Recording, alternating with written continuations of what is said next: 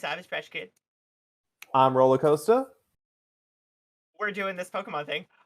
So before we're very quickly accelerating into round one, but like shout out to Geek Life Live and Elite Pokebox for helping us put this on. Wide, our amazing coordinator for all of this as well.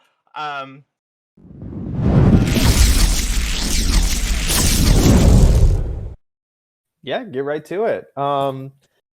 Want to talk about these teams a little bit? Kind of go through like quick bullet points of what we saw there. Were you able to see what restricteds we're working with? Let's see. I'm assuming we have a Sun team going on Adam's side.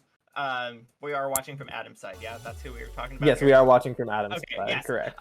So I'm assuming we're going with a Sun team here. Binu is like my #1 clue to that. And then we've got Lando and Yveltal on the other side. Okay, here we go. Okay, Lugia is always a fun choice for me to see because I'm a Gen 2 sucker. Absolutely, it's my favorite game.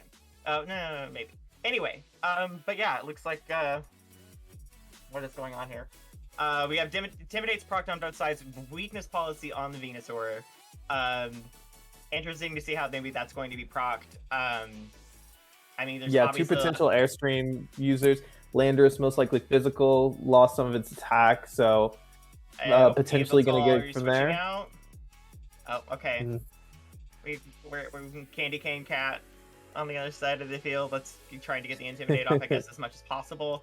Not that that's really going to do too much to the Venusaur. But we have another Incineroar switch for Groudon bringing in the Sun. Obviously going to help with Chlorophyll as well. Yeah, get that Sun up, double those speeds to get your quick sleep powders off. Oh, yeah, absolutely. Oh, and we see the safety goggles. And yeah. Okay. Yeah, really solid turn from 8-Bit. Not wanting to risk the sleep, getting your safety goggles on, and establish fake out pressure now because it looks like there are multiple Airstream users on this team. We've got Landorus on the physical side, and most likely special side Yveltal and Lugia, although some Yveltals do run physical. This is going to kind of put Adam into like a tricky situation. Unless that Venusaur has Protect, you're going to need to just go ahead and Dynamax, maybe get off a Max Quake, increase your special defense, go about that route because, I mean, like, you can't really afford to lose your Venusaur that quickly, and they're just like all these Max Airstream users.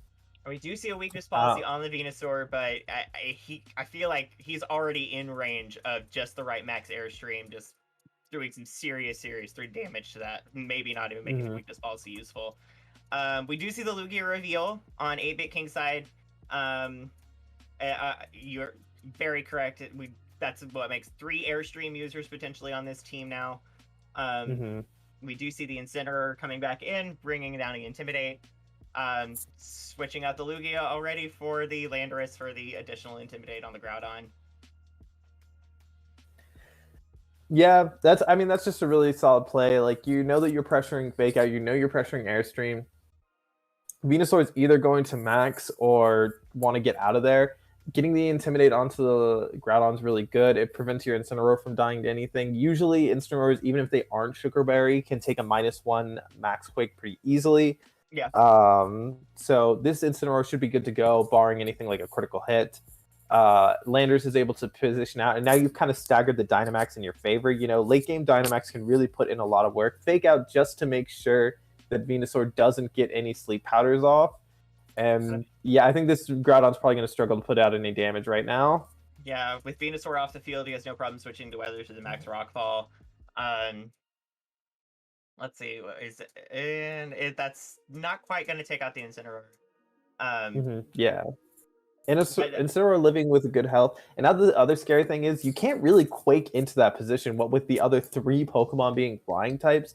Yeah. And also, a thing that could be problematic here, if the Landorus is faster than Groudon, Incineroar could switch out, Landorus can U-turn, get the Incineroar back in on that slot, and you've got another Intimidate onto that Groudon, and it's -2, and you're just not doing anything. Yeah, that's what I think one of the biggest reasons we didn't see that Incineroar go down, because I think he's -2 already at this point. He's already taken 2 Intimidates.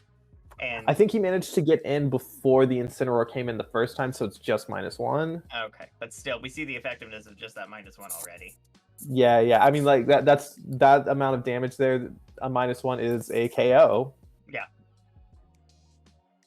Right, we see a Interesting. Max Rockfall into Adam's Incineroar. Or not a Max Rockfall, excuse me, a Rock Slide. Rock Tomb! Rock Hi, Tomb. Yeah. I know basic rock moves. Here we go. The Incineroar on 8-Bit King's side does finally go down. Parting shot into the Landorus now. So we have both Incineroars are going away, just in slightly different ways. Mm-hmm. And Adam bringing in a Focus Sash Shadow Rider Calyrex.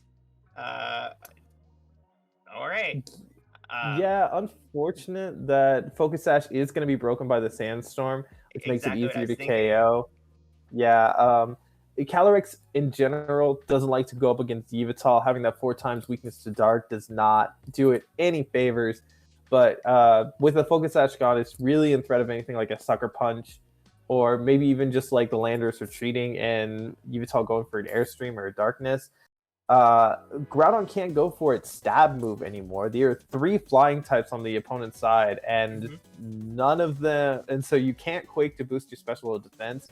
The thing that you're probably going to want to try to do is reset the Sun, which means Groudon needs to get out, and Venusaur needs to get back in so you can pressure these Sleep Powders, because without Max, Venusaur kind of can't really threaten that much into all of these flying types. Yeah, the 3 flyers against a Groudon-based Sun team seems to be really, really advantageous in 8-Bit King's favor here.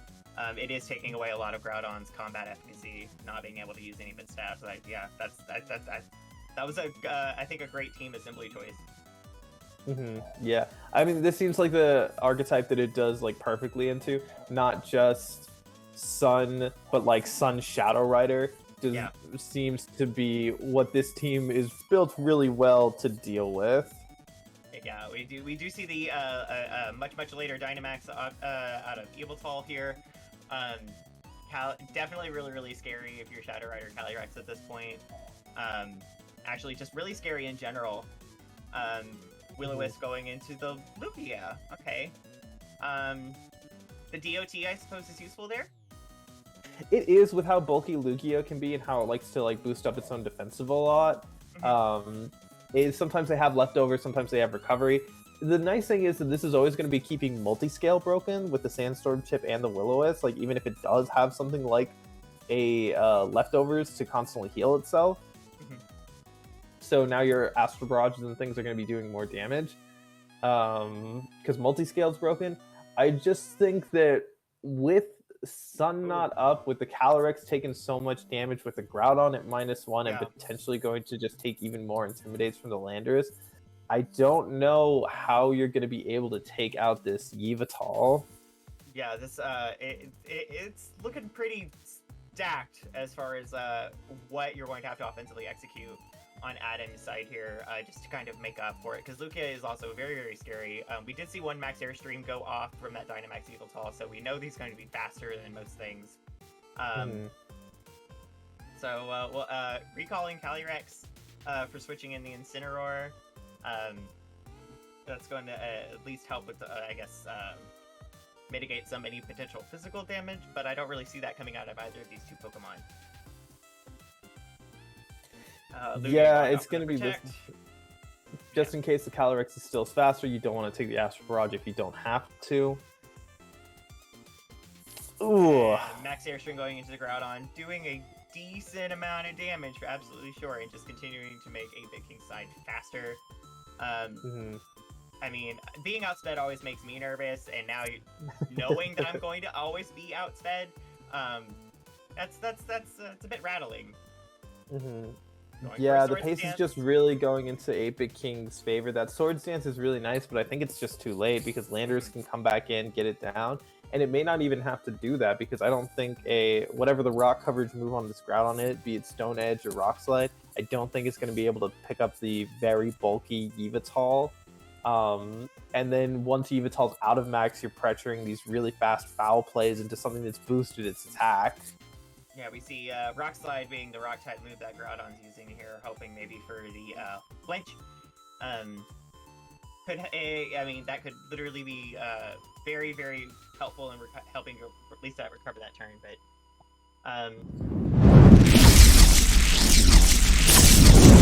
definitely becoming a more and more dire situation just for being able to do the damage you need to do here.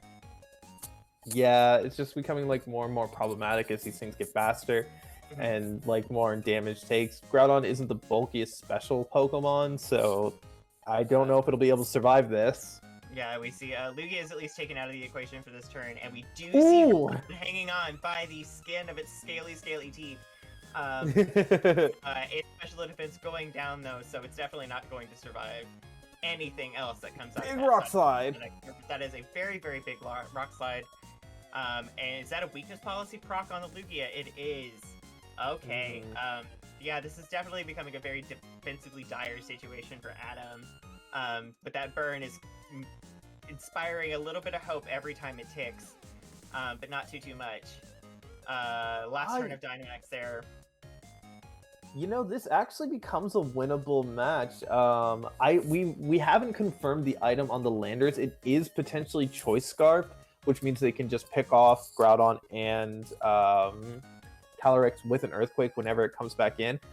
Incineroar, if it can survive attack from Lugia, or if Lugia doesn't target into the Incineroar, can just KO the Yveltal with a Flare Blitz, and then with the chip damage going into the Lugia, it'll just go out on its own terms. Potentially, Astral Barrage can take out the Landers if it's not Scarf. Maybe you can. It feels like it's going to be a little bit too difficult to get the Sun on the Venusaur. I agree. Yeah, it's definitely unless you're immediate. Oh no, that was a hard switch out of the Incineroar. Hard switch into Venusaur, and not really any sunlight to help it out with Chlorophyll. But Groudon protecting, most intelligent thing it can do this turn. Aeroblast coming off of the Lugia directly into the Venusaur wipes it out instantly. Didn't even give it a chance because weakness policy Venusaur I think is a really interesting choice, only because Venusaur isn't. I mean, I suppose you could build a particularly tanky Venusaur. It's just not something I've seen very much. That burn damage continuing to tick down on that Lugia though. I mean, as a person who frequently runs Leech Seed, like, it's so helpful. It really is. Yeah, Constant Chip's really good. I think Lugia's in range of another one. Potentially, if you protect the Calyrex, let Groudon go down, you can fake out and then get a big Astral Barrage off. So, and then like maybe you can take out the Yveltal. I don't know. It's looking pretty not in Adam's favor right now. I agree. It looks like we're going to see a hard switch of the Groudon back into Incineroar. Trying to keep that Groudon alive, maybe trying to really, I'm not sure. I guess keeping him alive for that extra turn is never not useless. You see another Intimidate coming off and Protect from the Calyrex. Does Adam have a way to recover? That's devastating. Yeah. Does Adam have a win condition here? If so, what is it, and how hard is it going to be for him to reach that? I don't think it's possible after that recover, which was, I mean, like, a pretty fair play on 8-Bit Kings, right? Like, 100%. Calyrex is going to die to a Snarl, Groudon is going to die to a Snarl. You have a pretty safe just Snarl and recover. I mean, like, maybe you miss, but you're so far ahead of the game, like, I feel like it's pretty safe just going for that. I think that Adam's win con was a few turns ago and was just hoping that Incineroar could survive the Aerial Blast from Lugia. But now with like both these Pokemon, I feel like you just always target the oh no, it's actually going against the Incineroar, not the Calyrex. Incineroar is out very, very quickly, and we got the flinch on the Yveltal. That is like that. How much can this Calyrex do? The Lugia, but not quite enough on the Yveltal. The Grimnay boost is definitely going to be helpful. Okay, so there now is a win con, and that win con is 1, Landorus cannot be Scarfed, but 2, Snarl dodge into Astral Barrage. Potentially this Landorus is Assault Vest, so it might like it might live. I feel like from 8-Bit King's perspective, you're pretty safe to just go for an Oblivion Wing into the Calyrex, pick up that KO there. Earthquake Easily, the yeah. Groudon, get that KO there. Groudon's not KOing Landorus with Rock Slide, so you're not really threatened there. But I mean, go for your opponent making mistakes. Maybe they go for the Snarl and you dodge, and there it is. But unfortunately, there's no dodge. Hits them both for the double knockout. Yeah. I mean, I feel like a good chunk of luck would have been involved in Adam's win condition there, and it looks like that's just not the way it shook down. Mm-hmm. Yeah, I mean, there was that very slight like a foul play, an Oblivion Wing, a Dark Pulse, whatever other coverage moves that Yveltal is going for the Yveltal has, and then you get your Astral Barrage off, and maybe you're able to win from there. But I mean, like, Snarl's like a 95% accurate move, so yeah, it's like I trust a 90% move to hit 100% of the time, and then I just get extra when that 10% kicks in. Like, Thunderwave missed the audacity. I'm interested to see how Adam's going to course correct here, knowing that Groudon's combat effectiveness can be so very, very, very quickly, like, removed with all of these flyers. So I'm interested to see how he's going to correct from that. Because I feel personally would like to see the Charizard come out. I feel like Charizard can do really well into the Yveltal, it can do solid into the Landorus, it can get that Wildfire set up, get your chip going up. I mean, I look, this is a little bit of disclosure here. This is my team that Adam's using. So as someone who has a intimate knowledge as to how this team operates, it does very well when you get those big turns off with either Gigantamax Venusaur or Gigantamax Charizard. You start getting that residual chip damage, and then Calyrex and Groudon can come in and finish out the game. One thing I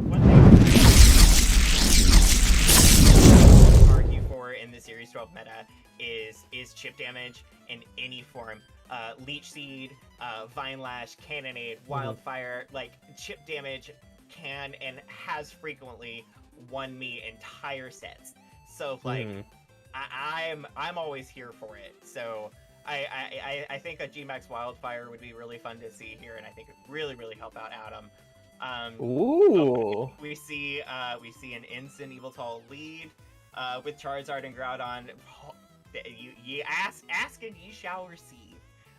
Yeah, I mean, this is exactly what you want, right? Like, you don't even something that is potentially on the table. We don't know for certain. It could be a Scarf Landorus, could be a Salt Vest, could be not Citrus Lumberry. Who knows?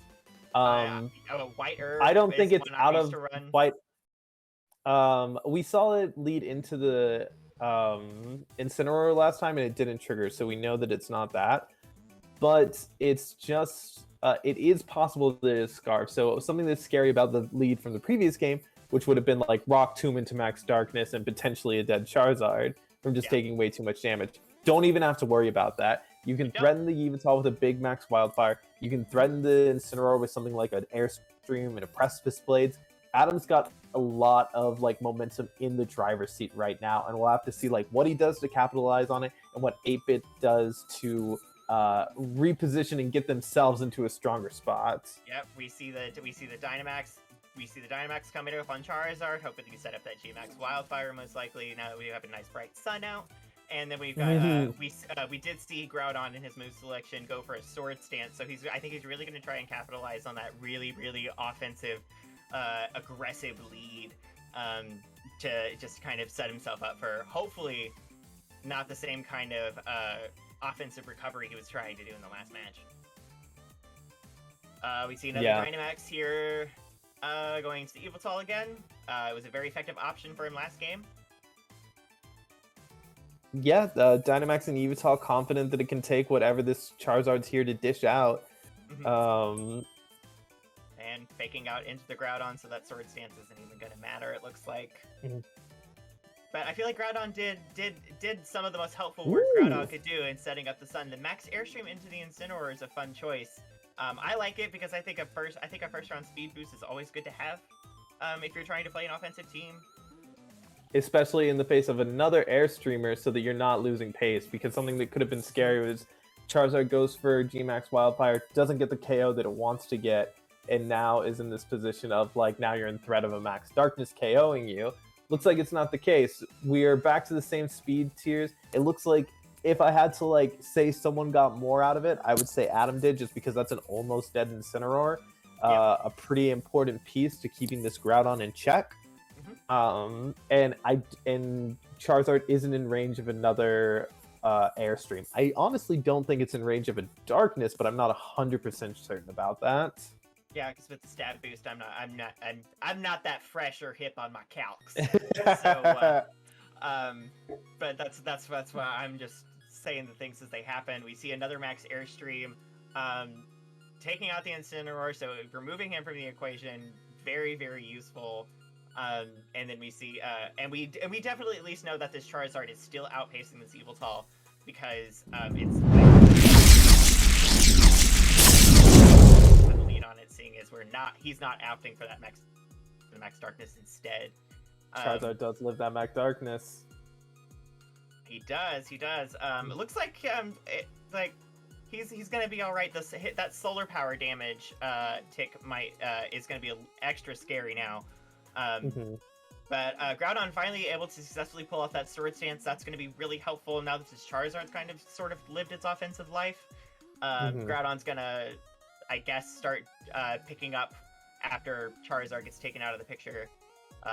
Landorus coming out with the Intimidate into the Groudon. No one's favorite. Yeah, at this point, it may just be better to switch out the Groudon just because you're at -1 special defense and you're at neutral. On your attack boost, so switching into like in the Incineroar or the Grimmsnarl, things that can take up moves from this Yveltal pretty well, and just nuking something with the Wildfire should put you in a pretty solid position for the game. I think that staggering, like delaying this Wildfire as long as possible is also a really good option. That way you're getting the chip on as many things for as long as possible, and that way Groudon has the potential to come back in for the late game and just finish things out. 100%. But yeah, I mean, like, this Yveltal is still at full health and is honestly kind of scary, so... Yeah, Yveltal's still at full health, and Landorus is now also being kept at full health, switching out into the Lugia. So he's got a full health Landorus with that Intimidate in the back pocket, and we do see the Wildfire going into the Lugia. Ooh. I mean, it did a chunk of damage, but just a testament to how thick Lugia can really be, especially knowing that this Lugia is sitting on a Recover and is not afraid to use it. Groudon barely making it past that Max Darkness. Now with a Citrus Berry, helping mitigate the tiniest bit of that. Still really scary. Yeah, that's kind of why I thought it might have been a good idea just to switch Groudon out. I mean, like, I respect the play going for the Darkness into the Groudon. Charizard's kind of dying to its own chip. If you have something like Sucker Punch on the Yveltal, you can just Sucker Punch it for the KO. And all of a sudden Charizard's not a problem anymore. Groudon, two things that are pretty noteworthy here. Groudon is still slower than the Yveltal despite being at +2 and Yveltal being at +1. The other concerning thing is it's really, really low. So yeah. It's terrifying. This is a very uneasy situation for Adam to be in as far as like stacking HPs against each other and what we're looking at as far as speed tiers here go. Groudon going into a Protect, trying to keep it on the field for as long as possible. Yveltal, the Sucker Punch, wiping out the Charizard with the Sucker Punch. Really, really unfortunate there. Lugia doing. And there's the Recover. That Recover every time, and that we did see that last turn. Its weakness policy was triggered by a Rock Slide. So we have a very scary, very thick, very healable Lugia on 8-Bit King's side of the field. Yeah. And choosing to keep a Grimmsnarl in the back pocket is an interesting choice here. But there is some potential I think it can do. Scary Face is always good. I like Grimmsnarl for that fourth slot prankster move, and it's always fascinating to see what people pick. It also does well into the Yveltal, being able to do things like Spirit Break it. I mean, that's getting big damage, but this is kind of suboptimal because now you're forced to go into the Incineroar. You're forced to fake out the Yveltal. That's a really bold, risky move, and I don't know if it's going to work out in Adam's favor. We'll see. Lugia, to me, is one of the hardest mons to take off the field once he's there, and especially when you're frequently holding things like Recovery in your back pocket. And man, I honestly see Lugia pop out of him and just like, well, crap. Like, feelings of resignation. But Incineroar faking out the Lugia, doing that little bit of damage and taking it out of the turn at least. Yeah. While playing the Groudon is enough to kill it. Adam's just kind of been ignoring this Yveltal for too long, and it's just been getting like way too much out of. Like, so you have last turn, it has the potential to KO. Like, Groudon can pick off Lugia based off how low it was and the speed boost it have. Charizard can also, I mean, like, basically the same concept. So you have to say, like, are you sucker punching my Charizard, or are you foul playing my Groudon? And I feel like you kind of have to call that. I mean, sorry, no, you don't really have to call that. You just have to attack with both things. And because you didn't, that gives Yveltal a chance to come in. And now on your next turn, you're like trying to say like, okay, well now you want to switch into Intimidate because you don't want to lose these two to fake out Rock Slide. But just going for the like, hey, I'm just gonna like attack with whatever and see what I can get, like, and then you get the knockout. So it's one of those things where you're like, you feel like your move is so obvious, you think that your opponent's gonna go for like something else. But if they're just comfortable with where they are and saying like, hey, like I don't think that I die to a Rock Slide, I can always Sucker Punch you, I can always Oblivion Wing. I'm cool just chilling here.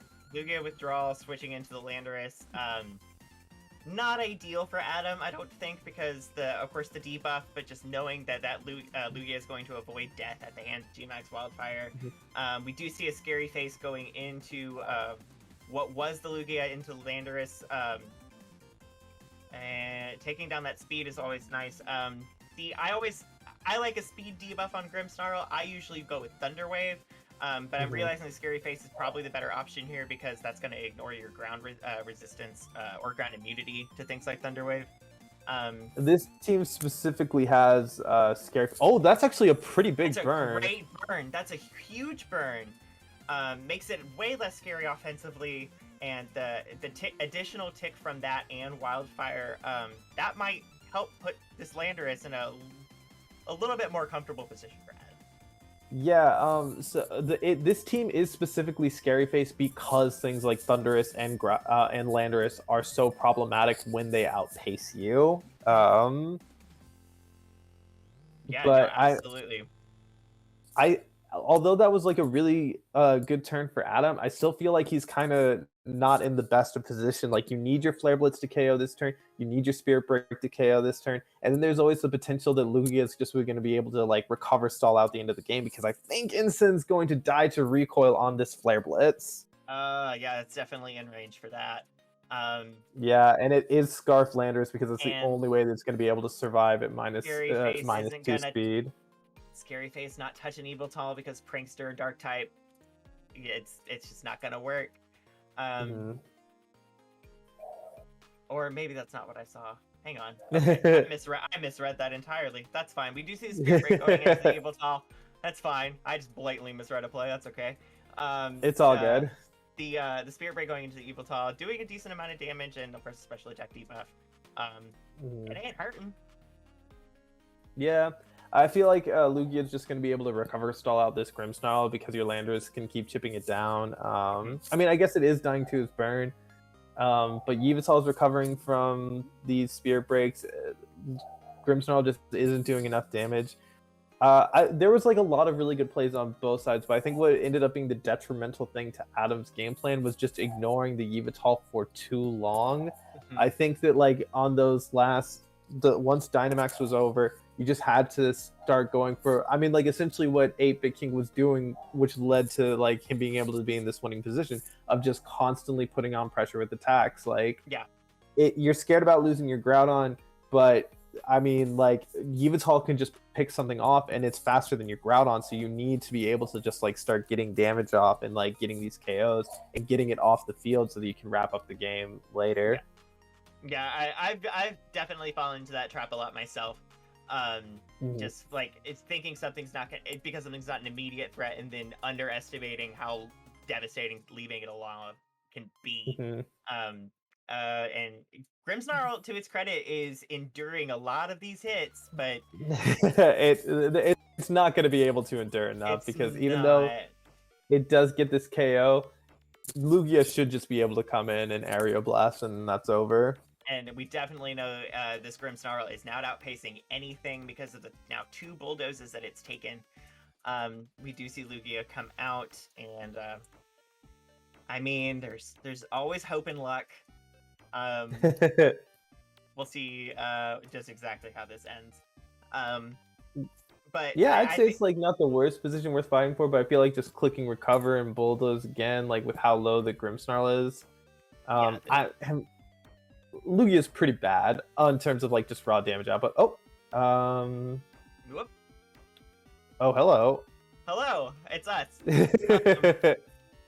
yeah, the Lugia throwing up the recover is very, very easily going to keep it alive, and then Bulldoze taking out the Grimmsnarl. Read it like a book, and a crit just to be, just as a tongue-in-cheek remark there from the RNG. But I think Adam put up a really good show.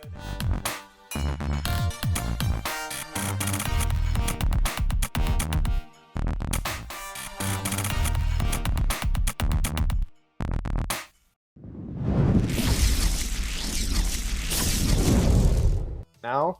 Yeah, Eviltall is, as the last match you saw, very devastating, especially if left alone for yes. Oh, yeah, no sound. Are we soundless on stream? I can't tell. We're just gonna keep talking anyway. Are we? No, you're good now. Yeah, just breeze through it. Just keep bulleting through. Going. So yeah, Eviltall Groundon is super fun. It looks like, yeah, so Olsen is... that screen transition is going too fast. Anyways, it looks like we're gonna put right in, and we're gonna just see what turn 0 is gonna come out of it.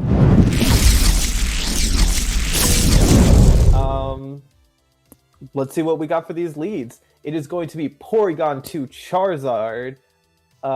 Very interesting. That's not really a common lead against Grimmsnarl and Incineroar. One of the most like consistent defensive leads that's been happening in this game for quite some time now.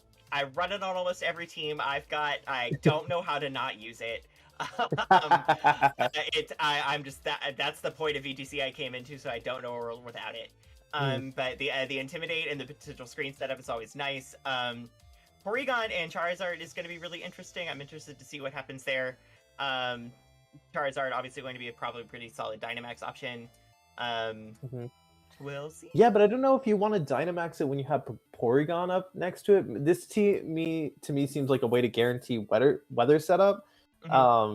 Like Porygon 2 is going to be most likely the slowest thing on there, so it can always switch out, and then you can get like the sun set up and get big wildfires off, which looks like what is going to be happening.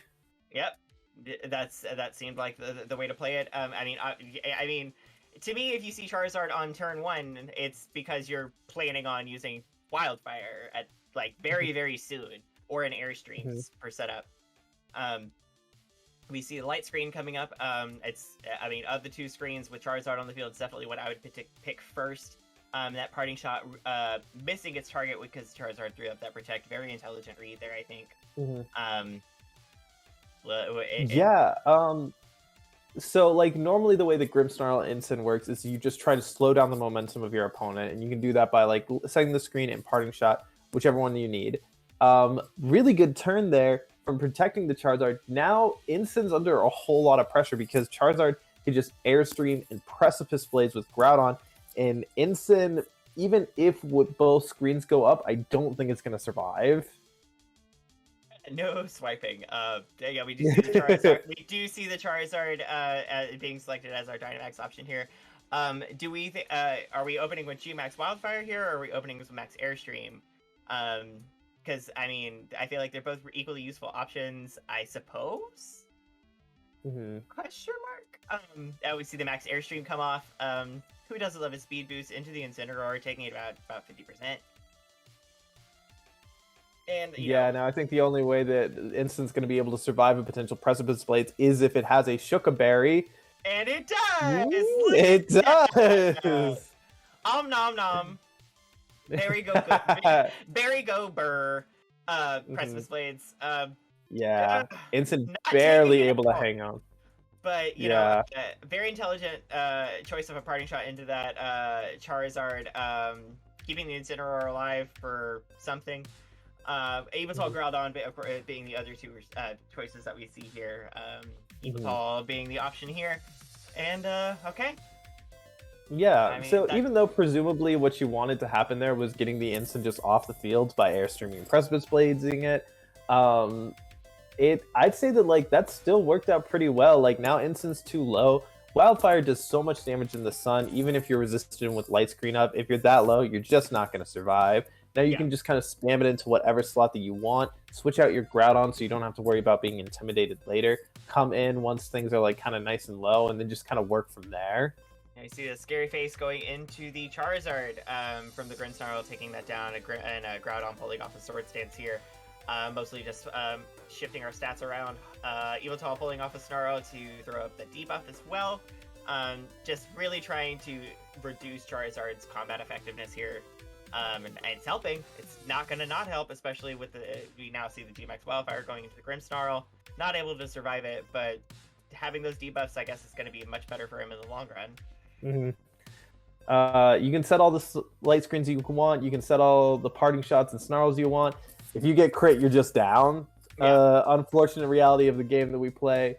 And it also is kind of one of the things that like, but now this is a really interesting position, right? Because Charizard is at -2 speed, or no, -1 speed, which means that Groudon on the opposing side can go for a rock move to finish it off, and Yveltal can go for something like a foul play into this Groudon, or maybe Max can go for a big darkness.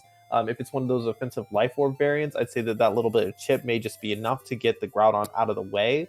Groudon should be able to get one hit in, Rock Slide, Stone Edge, anything that's kind of choice, but it may not be able to last much longer than that. Yeah, that's the swiping screen coming up a little late. But we do see the Dynamax going into the Groudon here. Probably setting up Max Rockfall, I believe, is probably going to the Charizard here. We'll see. Being predictive. Opposing Groudon pulling off a Rock Slide. Ouch. They're doing a decent chunk to that Yveltal, but Yveltal coming back with the foul play. Taking that Groudon out in a very, very big way. Like, no, don't start nothing, won't be nothing. And the Max Rockfall going into the Charizard, also taking it out. Solid double knockout from Olsen. And setting up that Sandstorm, which may not be the best with the Yveltal, but, you know, chip is chip. Yeah, huge double knockout. I didn't see how low Yveltal was. I don't know. Oh, no, it will survive even with the Wildfire and with the Sandstorm. Groudon hasn't taken any damage at all. Like, I mean, just the smallest amount of chip. Porygon 2, it will be able to set up a Trick Room because it's just very difficult to KO on Ice Rider. Ice Rider makes things really, really interesting here. Because what you've got is you've got to protect Trick Room. I don't think there's any double up that Groudon and Yveltal can go into. Bargaining form of, oh my god, Porygon copied the drought. Good thing that there's not a Charizard on the opposing side. I don't think this is gonna really kind of come down to how much Groudon's gonna be able to tank from these like incoming Glacial Lands, because Instant's really low. Even though there is already a Reflect, -1 Glacial Lands may just be able to pick it off. Especially if you do something. I switch. Not the Trick Room.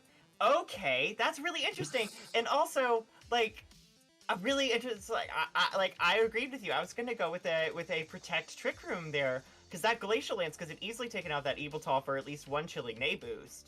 Wow. But we do see Porygon 2 taking a lot of damage from that Max Quake and getting that special defense boost. wrong Calyrex, but we do see a Glacial Lance take out that Eviltal, and well, or was that a Bulldoze? No, that had to be a. No, it was a Glacial Lance. Yeah, it hit a flying type. Yeah. We do see the Chilling Nade boost go off. Mm-hmm. I mean, always good if you're the recipient. So that was really really solid move. Here's the scary part now, though.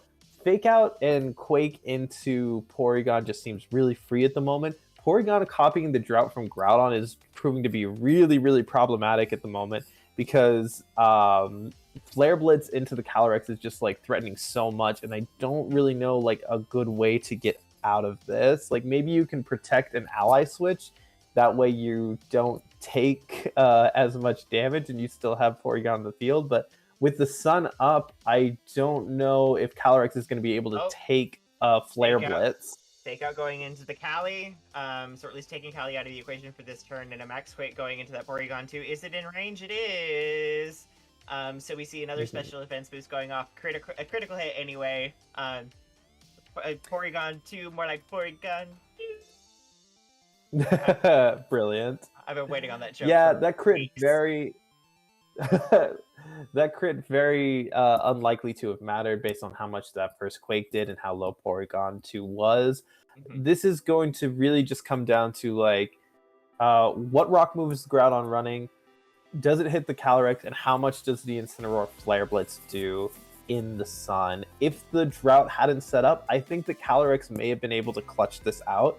But because the Drought is back up and the Flare Blitz is boosted, you're definitely going to need a Rock Slide dodge at the least, which it does get. Oh, let's go. What does Flare Blitz do? It lives! A lot, but not enough, and only one time with the recoil damage taking Incineroar out of this equation as well. Glacial Lance going into the Groudon. What will it do? No, it's not going to make it. What will he do? It will do exactly what it needs to. Another critical hit. It would not have mattered anyway. Oh my goodness. You know, look, we've all been there. We've all felt that. That is unfortunate because, like, what is the better play to go for in that instance? Rock Slide is the most accurate move that the Groudon had. Precipice Blades would have been more likely to miss. You just like came up short on that Flare Blitz damage, and it's just unfortunate. I mean, like you always play that out from the opposing perspective because, like, hey, maybe I'll leave the Flare Blitz, maybe I'll dodge whatever the rock move is. Maybe they don't have an 100% accurate move to hit me with, and I mean, like that was the case, and you're able to close it out from there. But I mean, like that's such a frustrating loss because you see yourself like just right there, be like, okay, this is all I need. Like, what the 10% chance that I miss Rock Slide, I lose, and then it just happens. Yeah, it's just, like I said, like I trust a 90% accurate move to hit 100% of the time, and just get mad at the 10% when it happens. Looks like we'll be popping right into the second round though, too. What kind of corrections we're going to see. Not that I feel like a lot of corrections necessarily need to be made. There were just some really unfortunate critical hits there that I felt like did a lot of work that no one expected. Yeah. I feel like if you're on Olsen's perspective, you're thinking like, okay, I mean, like I did everything right. I was in a winning position. Right on turn one, we see Trace picking up the Grimmsnarl's Prankster, which depending on Porygon's moveset could be strangely devastating. But we see the Grimmsnarl Charizard lead, and then we have the Gastrodon Porygon 2 lead on Killua's side. I will probably mix up Gastrodon and Groudon's name for the most of this match. Bear with me. Just refer to them as the Dawn. The Dawn. Which Dawn? The I'm right either way. Here we go.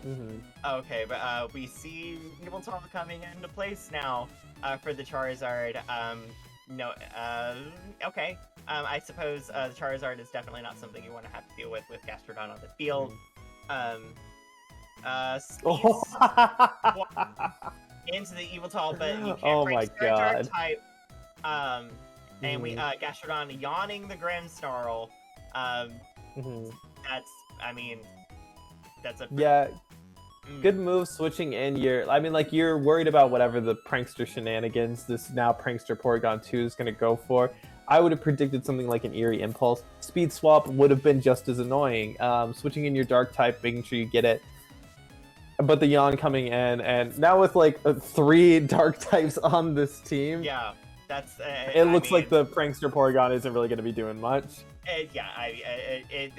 This is just as oppositional coverage as we saw in the first round when we had ground type moves against a trio of flyers. Like, Prankster's really not going to do a whole lot for Porygon 2 right now. Gastrodon yawning into the Eviltal. He is probably a very nice person, but a very boring Gastrodon, obviously. And a Trick Room coming off the Porygon 2 with that Prankster, proving just how ultimately useful Prankster can be on that Porygon 2. Literally the most useful thing it can do. Instead of being -6 priority, it was merely -5. That extra little bit of priority is gonna really put them in the driver's seat for this Trick Room.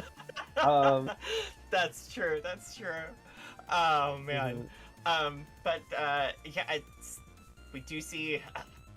I'm interested to see how this Porygon is going to contribute to this fight. Not to say that it won't do so usefully. I'm just think it's going to be very, very interesting to watch. Now that we've got Prankster, it has Prankster. We saw it pull off a Trick Room. We see it go away, swapping in for Ice Rider Calyrex here. Now we know that the Trick Room's already off. This Calyrex is really scary on the next turn, depending on how much Incineroar can do, and if it's going to do anything at all. Eviltal being switched out for Grimmsnarl. Yeah, the Yawn Trap is going to be very real here. You're just going to have to keep dancing around these two because, like, you don't want to fall asleep. Throat Chop shutting it down. Throat Chop does affect Yawn. Yeah. Okay, Yawn it does? is considered a sound-based move. So we... I thought it wasn't because it doesn't go through sub. This is a rule consultation I am kind of great on. So, where's Cheeky Chase? Like, I'm sure he would know. Anyway. This is when we need him, yeah. Yeah. I mean, so, like, now the thing is, this Calyrex probably wants to get this Incineroar off the field as soon as possible, but if you go for something like a Quake and the Yveltal comes in, you're in a lot of trouble. So, like, I honestly wouldn't be surprised if just the Glacial Lance spam begins. We do see Yveltal come out. Gastrodon with a substitute. Oh, wow. Okay. You take his Yawn away, he takes himself away, I suppose. We do see the Glacial Lance going into the Yveltal, and the Incineroar does a lot to the Yveltal, but not quite enough to take it all the way out. But still, that was a scary amount of damage. I think, thankfully, no chilling Nay boosts, I suppose. But we do see Parting Shot going into that and severely impairing any future Glacial Lances. And Charizard! Let's go! Yeah.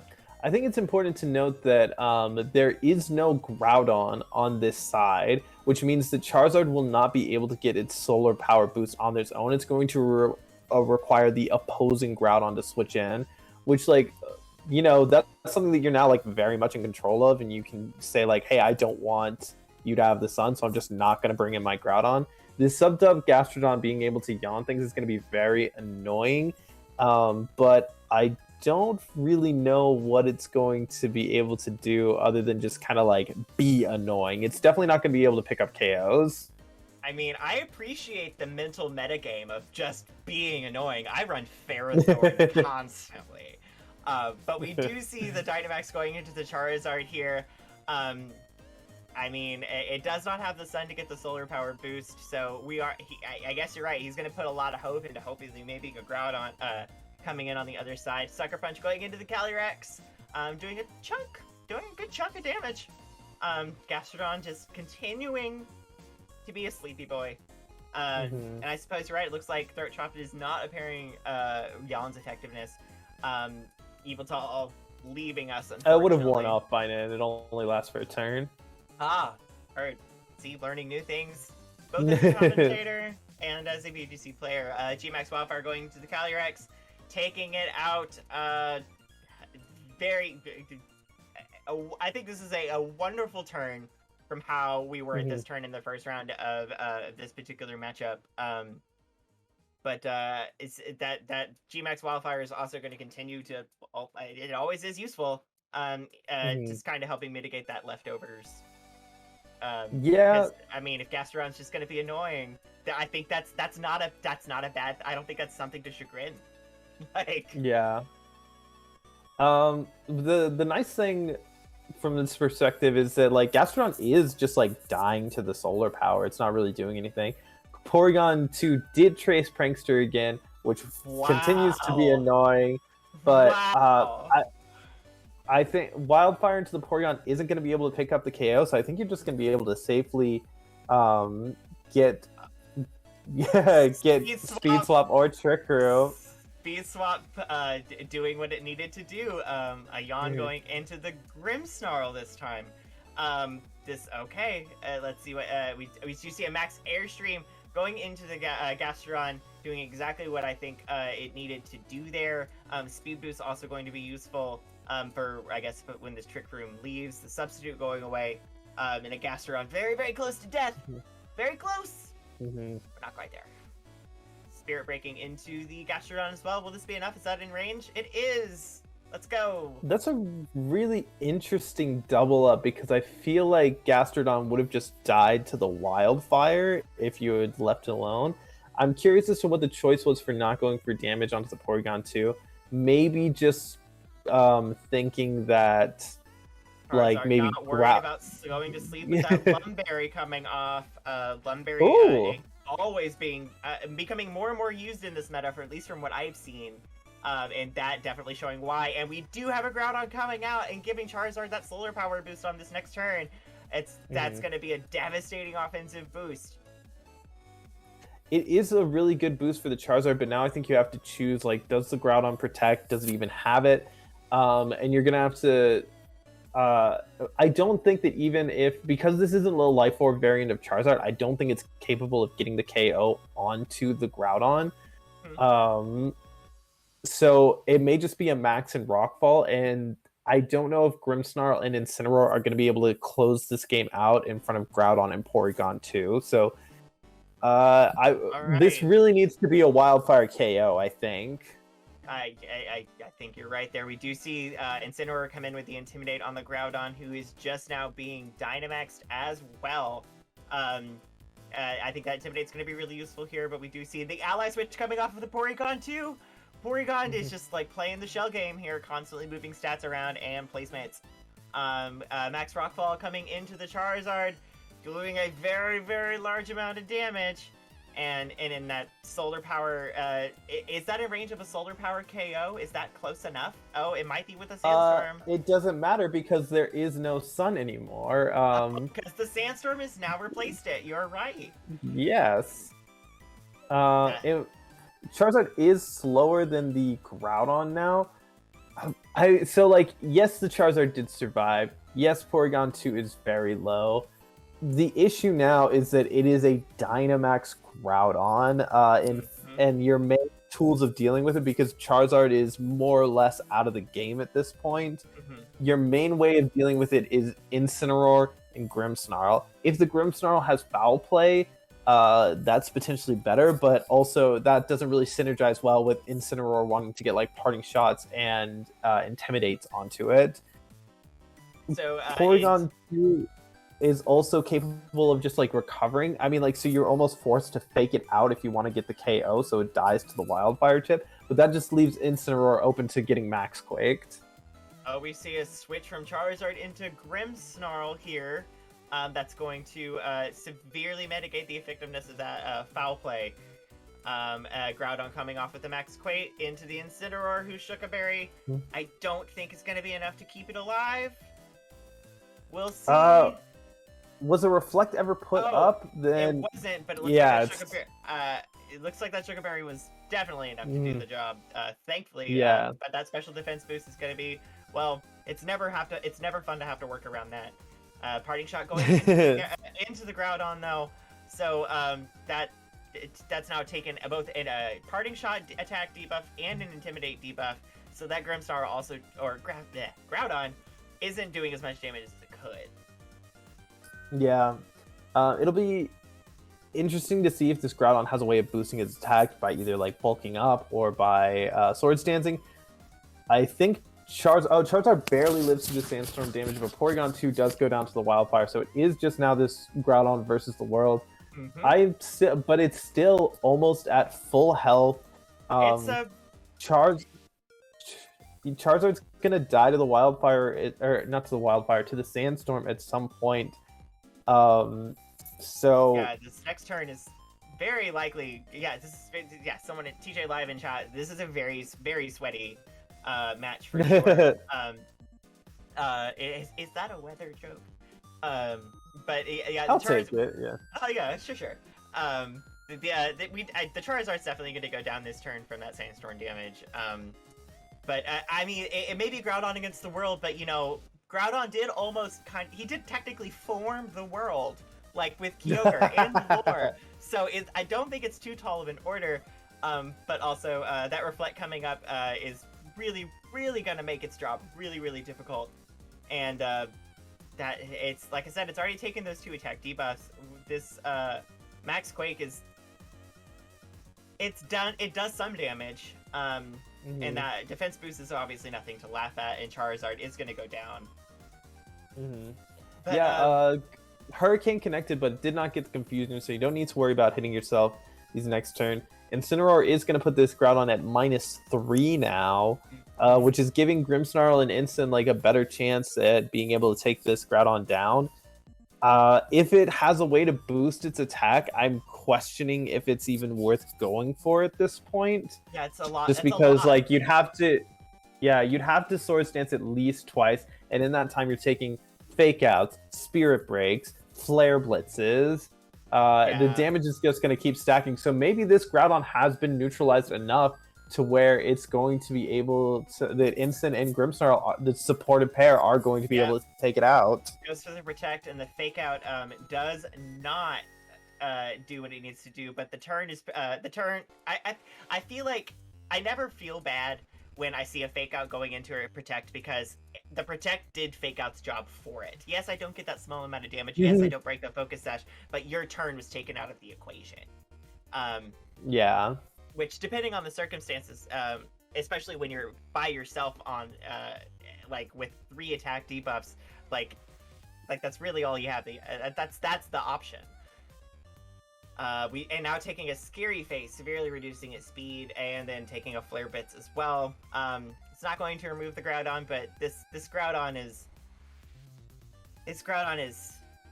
bless its heart. He's doing his best out here. I do really like the choice to Scary Face, because why risk something like a Professor's Blade's crit if you don't have to? It looks like it was enough to take out the Instant in general, which means it's just now up to Grimmsnarl, which has presumably gotten the speed advantage of it. Groudon is a Pokemon that tends to not run a lot of speed. It has a lot of health. It is a physically bulky Pokemon. I'm guessing you're gonna need like 3 or 4 Spirit Breaks to get this boy. Oh, that's pretty fair. Yeah, that's gonna probably take at least 3 more, and we do have a Swords Dance starting to reverse some of those attack debuffs. I mean, can Grimmsnarl at this point hurt Groudon fast enough to prevent its attack restoring itself, and then just clinching the match here? Yeah, you're gonna need a couple more Spirit Breaks. I feel like you just need to start going on the offensive with these Precipice Blades here. Let's see how much it does to Grimmsnarl. It lives with 1! A dream, a threat, and a prayer. Oh man, it's gonna take a whole lot of miracle for the Spirit Break to do the damage it needs to do. But, Grimmsnarl, my buddy. Oh man. I mean, Grimmsnarl's doing his best out here. Maybe a crit will take out this Groudon. But it was not enough. Unfortunately, there's always the miss of the You need to dodge! Oh no! Oh no, a total reversal here almost. Going from 1v3 to 1v none. Very good job on recovering that match on Killua's turn. That was very, very... Wow! Forgive me for this, but it was a bit of a roller coaster. I always enjoy hearing it. I mean, yeah, that was a really, really close set. It feels like just a little bit more damage on that Groudon. who knows, maybe like a higher roll on a certain attack would have taken it.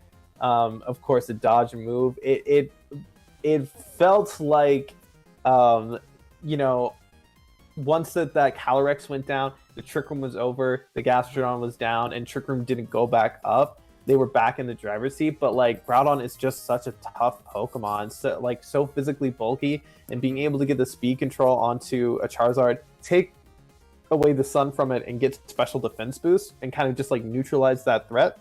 Yeah, we saw. Did make it so they could take down the Incin and the Grimmsnarl, which are their jobs are not damage dealing; their jobs are supportive. Far from it, absolutely. I mean, the 3 max Quakes, like, even though it was doing less and less damage every turn from all the attack debuffs that Groudon was taking, it was really doing the work it needed to do with those special defense boosts because Charizard just couldn't hit it back hard enough. And in the end, being able to survive all of those hits is what I think kept it on the field for as long as it did to eventually clinch the win.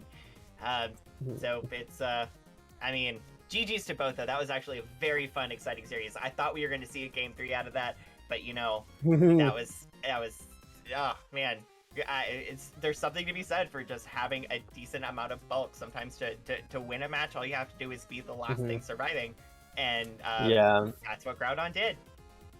Well, I wouldn't describe like this specific Sun comp as hyper offensive. I would say that like Charizard in this format, at its kind of like nature, tends to be a hyper offensive Pokemon. And the ways that you disable those is just by surviving the hit and firing back. They're not made to last as long. And Groudon was made to last for a while this game. It did that, and that's how it was able to clutch out this game too. Yeah, for not being assault vested, I think it really, really was able to take a lot of hits that would normally scare someone like me. But I also tend to run I'm more of the Charizard philosophy where I hope to get those first few powerful hits in, but this is evidence of just like, yes, like being able to survive those first 2 or 3 really, really super powerful hits like those G-Max Wildfires.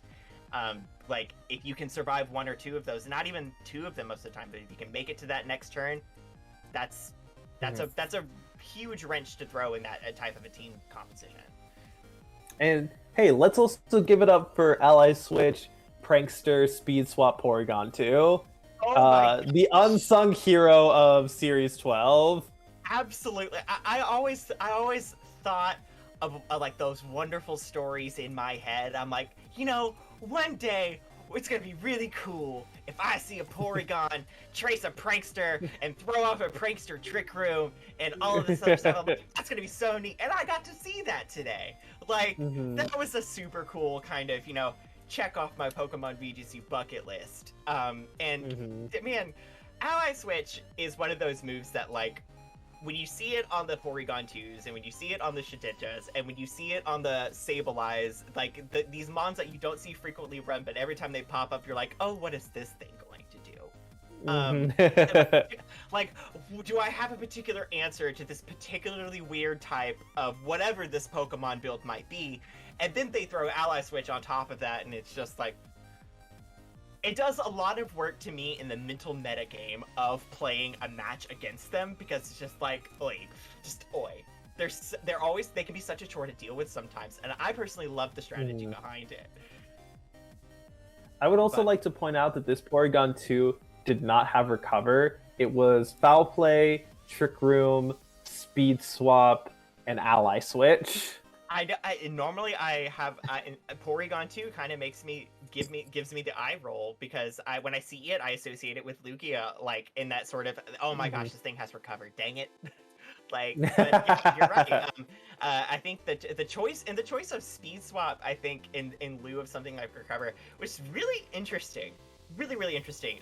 Like I'm not sure.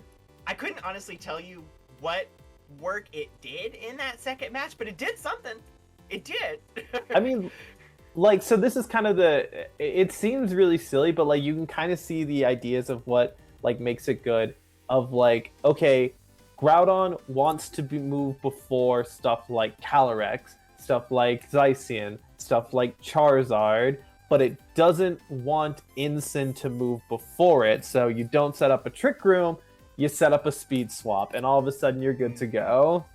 Yeah, it's one of those alternative forms of speed control that's not, Trick Room or Tailwind, because I feel like those two are like, I feel like if you're like, if speed control is something you want to emphasize very, very rapidly from the beginning, I feel like those are probably one of your two go-to moves there. But like some of these alternative forms, like Scary Face, which I feel like we've already seen a lot of, Thunder Wave, Speed Swap, some of these alternative forms I think I always very much enjoy when they're implemented, because like that unexpected element of suddenly changing speed parameters, sometimes even in the middle of a turn.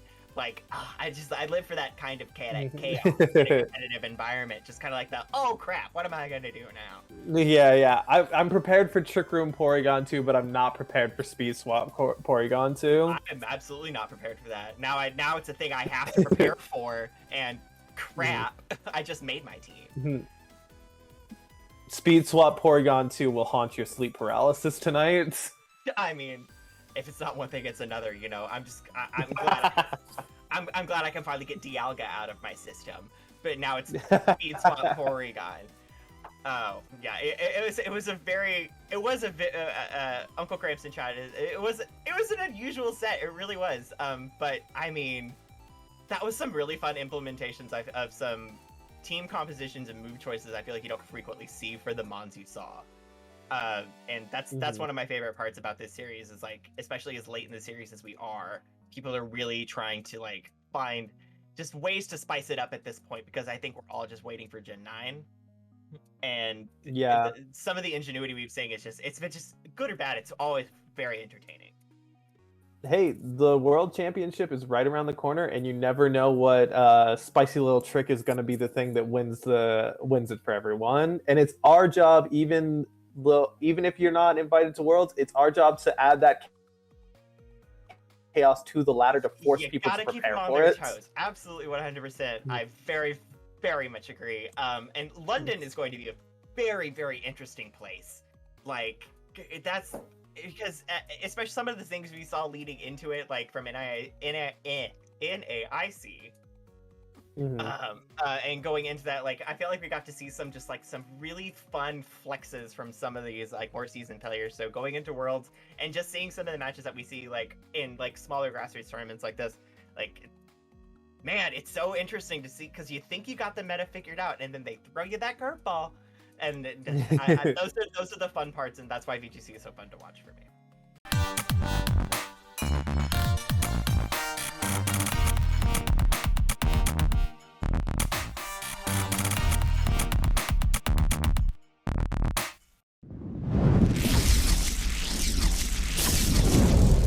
So far, what do you think of the tour? We're going to have some interesting things. Of course, we did see earlier in round one, I think it was Yveltal Lugia with 8-Bit King, so that was kind of interesting. So meta-wise, we've seen kind of some usual suspect, but surprisingly haven't seen any Ogre yet. Do you think we're going to see one this time?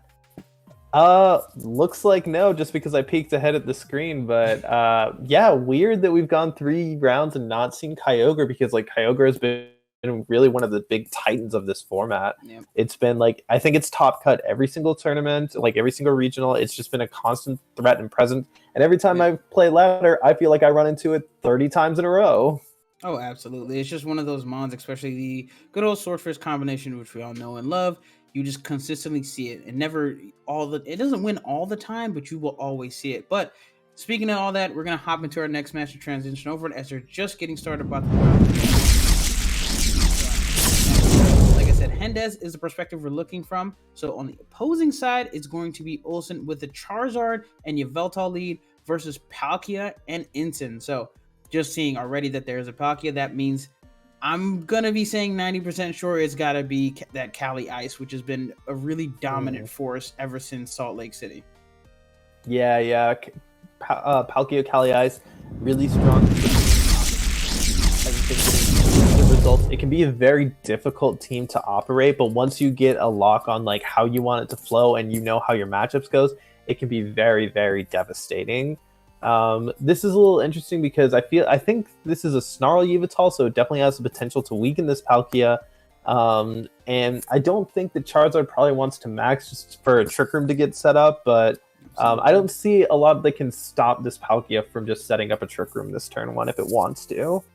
True. This is actually an interesting position because, like, normally one of those things you can try to be cheeky with is I know I've done this play before with, okay, I can set up Trick Room. So, what if I potentially like switch in my Cali Ice and then get the Snarl boost? So then I'm kind of set. But we do see the Gastrodon actually switch in. Good old Cindy the Gastrodon, that pink form. And we're going to see a max here of the Palkia. So, it looks like she's going to go on the offensive. No setting up Trick Room here. And probably just going to see a parting shot. So, what do you think we're going to see a max Geyser? Because that may be the bait. And could have taken it. Well, for Hindez's sake, I hope we don't see a max Geyser. Very interesting that the Charizard chose not to max. Probably just like wanting to feel things out and see what happens, or try to get an ancient power boost. Yeah, very interesting there. Kind of, I feel, and absolutely catches the max Geyser. That's the one thing you don't want to see here. So not really getting much out of that turn. Unfortunately, you waste a max turn. You do get a parting shot here, but I mean, so you do lose a max turn. The +1 is now just back to neutral, but the problem is, I mean, you're kind of in a really tough spot just because you wasted a turn of max, and we know how valuable those are. So what do you think you can do here to kind of make a comeback here if you do see the Amoonguss take the place of Incin? If it's something like the Life Orb Palkia variant, I've seen time and time again it get the KO onto Dynamax Charizard with the Wormwind, so you may just want to go for a Wormwind and get that KO if you can. And then Spore the Gastrodon, put it to sleep, neutralize it, prevent it from yawning you or anything like that. But obviously that turn 1, wasting a turn of your Dynamax, your opponent being able to stall out theirs, is a pretty rough start to the game. Yeah, and from what we do know, of course, we did see the Charizard before. It is Lumberry, so Hendez doesn't know that. We do just because we have seen this team on stream before. So I wonder if maybe this is potentially a Cobra Berry or even a Sash, and then we'll try to maybe go for a Spore here. But I definitely think you kind of want to really get rid of the Gastrodon, I think, just because you just have to kind of muscle back and forth between Charizard here. As you do see the Wildfire going to Amoonguss, does a good amount of damage. Unfortunately, able to take it, but still a lot of damage. But we're going to see, this should be a max Wormwind, but I wonder if it's going to be into the Charizard or into the Gastrodon. And it is into the Charizard, doing a ton of damage. My God. Yeah, a ton of damage, but not enough to knock it out. It looks like that is not the Life Orb variant of Palkia, because those normally do... Oh, wait, it is. Okay. It looks like either the Charizard has enough bulk, or the Palkia just does not have that much offense. I like the attempt to double up an Earth Power into the Amoonguss, just in case it's Sash. You want to get off the field. You don't want to deal with those spores. Now you have a pretty easy, just another Wildfire into the Amoonguss, start yawning the Palkia, neutralizing it. Charizard's kind of done the main thing it needs to, so as long as you can stop Trick Room from happening, if it's Cali Ice in the back, you should be good as long as Trick Room doesn't go off, as long as you have these tools like Yveltal and Groudon or Incineroar to neutralize it and just do big damage into it before it even gets the chance to move. Absolutely. So I think the one thing you have to do is just keep... unfortunately, you only have one turn of max. Of course, you got caught with the max Geyser here. But, I mean, if you do get to catch the Charizard, pick up that KO, it does make it easier, like, by far and away to set up Trick Room. We do see the Amoonguss leave the field. And that should be the Incin. It is Incin, the great friend. A friend to us all on every team, pretty much. So we do see an Intimidate go down, but, these are special attackers, so it won't really matter there much. Just kind of trying to sit here and just tank this amount of damage Charizard's pulling out. Does over half, doing a good amount of damage there. And this potentially could be an Earth Power, but we will see a Max Wormwind come out. It just depends on who's the target. I'm pretty sure it should be this Charizard. As we do see it come out, will it pick up? Yep, it is into the Charizard, so it does pick up there. So we'll have to see. This could be a yawn if it is. I mean, it's not the worst case scenario. You still can get up Trick Room for a turn. Yeah, you still can get up Trick Room. I do like the kind of reading, like half reading into the Amoonguss switch out. You know that it doesn't. You don't want to lose it. Your opponent wants to keep that. It's a very important piece to like finishing out this Trick Room and applying a lot of pressure, so you know it wants to get out of there. So getting the Airstream into the Incineroar, it's really, really helpful there. The yawn going into the Palkia means it will go to sleep, so its choices are either set up Trick Room and go to sleep, or switch out into either the Amoonguss or the Calyrex, neither one of which is going to be super thrilled to take on this Yveltal. True, but this is a good position to be in, because even if you do go to sleep, you can just hard switch your Incin out or Parting Shot, go into Amoonguss, and then you have all the potential to just put everything to sleep, just because Amoonguss is slower under Trick Room, and you can then make some kind of key choices there. We do see an Earth Power come out, does proc that Sugar Berry, so Ensign shouldn't go down to this, but will take a good amount of damage, and just survives with enough HP, and this should be a Trick Room here. So really good turn, even though you just unfortunately gonna have to take some sleep turns here, but that's okay. Yeah. Hopefully Palkia will be able to wake up soon to start putting out pressure on its own and not just be kind of dead weight in this Trick Room. You really want to capitalize on these four turns as soon as you can. Ensign's probably going to want to get out of there as soon as possible, maybe even just hard switching into the Amoonguss so you can start pressuring those sleep turns and get your Calyrex in and do the real thing that you want to do, which is just click Glacial Lance until you win the game. Yeah, absolutely. We do see another yawn come out, but it fails. So trying to make a read there, and Palkia's just opting to take the sleep turn in. We do see a foul play. Okay, so a bit of a hard read there, but luckily worked out. Amoonguss got in pretty much scot-free. He did have to take a little bit of damage. Of course, Wildfire keeps ticking away, but you burn the sleep turn, you got an Amoonguss for free. So this is a pretty good position to be in, because now you can make that hard switch on that play where it's like, oh, I tried to catch the Cali. So this could be potentially where Palkia just swaps in for that, and then you put the Yveltal to sleep. Yeah, I think that was kind of calling like Calyrex coming into one of those slots, but unfortunately didn't come into either. If it comes in for Palkia, it gets sleep pressure. If it comes in for the Incineroar, it just dies to a foul play, or takes like 90%. Now this Amoonguss is going to start sporing things and putting things to sleep, and then Calyrex is just going to try and take the game from there. Absolutely, and that's exactly what happened. So Palkia does take that one turn to sleep, benches itself, and now here comes Calyrex trying to make maximum amount usage of these Trick Room turns. This is probably going to be a yawn though, but a great switch there, getting an Intimidate down on the Calyrex Ice. But I mean, you're still in a tough spot unless the Ensign is Goggles, because Amoonguss does put on a lot of pressure here. But it is White Herb, which really makes a huge difference here. As you do see the Spore go into the Incineroar, and that is not no Goggles. Yeah, no Goggles on the Ensign's going to make things difficult. Ooh, and even more difficult is that Gastrodon did not yawn the slot that the Calyrex came into, which it gives Amoonguss a great excuse to just switch back out and get some more Regenerator health. The potential issue is that I don't think this Gastrodon is just going to die to a Glacial Lance, so maybe Amoonguss even wants to stay in and Spore. Looks like no, though. Yeah, absolutely. Understandable here, just because you just want to keep regenerating and get that health back, and you can just Glacial Lance here and then burn another sleep turn after this. Yveltal does switch in, but if this is a Glacial Lance, this is going to be devastating. You won't kill the Gastrodon, but you'll definitely pick up the KO on the Yveltal. Ooh, and Gastrodon just goes for Protect. So are we going to see a Glacial Lance? Yes or no? Oh! Well, would you look, ladies and gentlemen, trying to the get tech. a little spicy there. And you know what? Yeah. Perfectly understandable, especially if you're that White Herb set. You know, it can be pesky. Kyogre is kind of annoying, even though sometimes Palkia is like the perfect thing to lead into it. And Gastrodon's is something that kind of bothers Palkia. So really like the tech there. So as you can see, we got, I'm pretty sure it's going to be Quake, Glacial Lance, and Seed Bomb, and of course Protect. So no Trick Room. So only one Trick Roomer on this team. Yeah, which means if this Palkia doesn't wake up or goes down anytime soon, the Trick Roamer is going to be off the table, and that's going to make it really difficult for this Calyrex to take on this Yveltal if Amoonguss isn't able to put it to sleep. Yeah, and like the old saying goes, a revolving door of Pokemon. Ensign does come back out, even though it is sleep. Amoonguss comes in, just trying to threaten more spores here as Palkia tries to hopefully wake up. It has taken one turn of sleep, and there's another one, so a little unlucky, but you're still in an okay position. But this Oblivion Wing, if it does go into that slot, will be huge, and it does catch the Amoonguss, doing a good amount of damage there. Really great call there.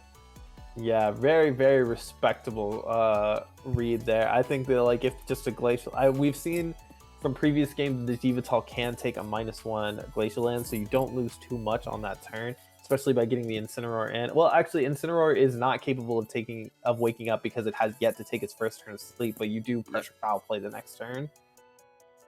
Oh, we do see Amoonguss just go for the Protect, hoping to get the Palkia to wake up, and Incineroar does take a turn of sleep. Could have been a potential fake out there. We do see Yveltal just go for the Snarl, opting to do a little bit of damage reduction. Palkia does avoid and wakes up, and we're back in Trick Room. So, lucky turn. Back in the game. Hey, you save some damage, and you didn't, everything's kind of going right. Now you can threaten Spore onto the Yveltal slot. You can get some nice damage, or you can just make a hard swap potentially into your Cali here, and you can make some things happen. Yeah, sporing that Yveltal is going to be pretty big. It looks like that is the Assaultless variant, so something has to take a Spore in that slot. Hopefully the Incineroar is able to wake up and get a Flare Blitz off soon, but even if that does happen, things are going to be difficult. Absolutely, and Gastrodon, of course, Incin takes another turn to sleep, so a little unfortunate there. Playing with sleep turns is never fun, and we do see a Spatial Run come out. We'll go into that Incin. And oh my goodness, that is a lot of damage. No crits needed, just pure damage there. And right now I would say Hendez is really in the driver's seat.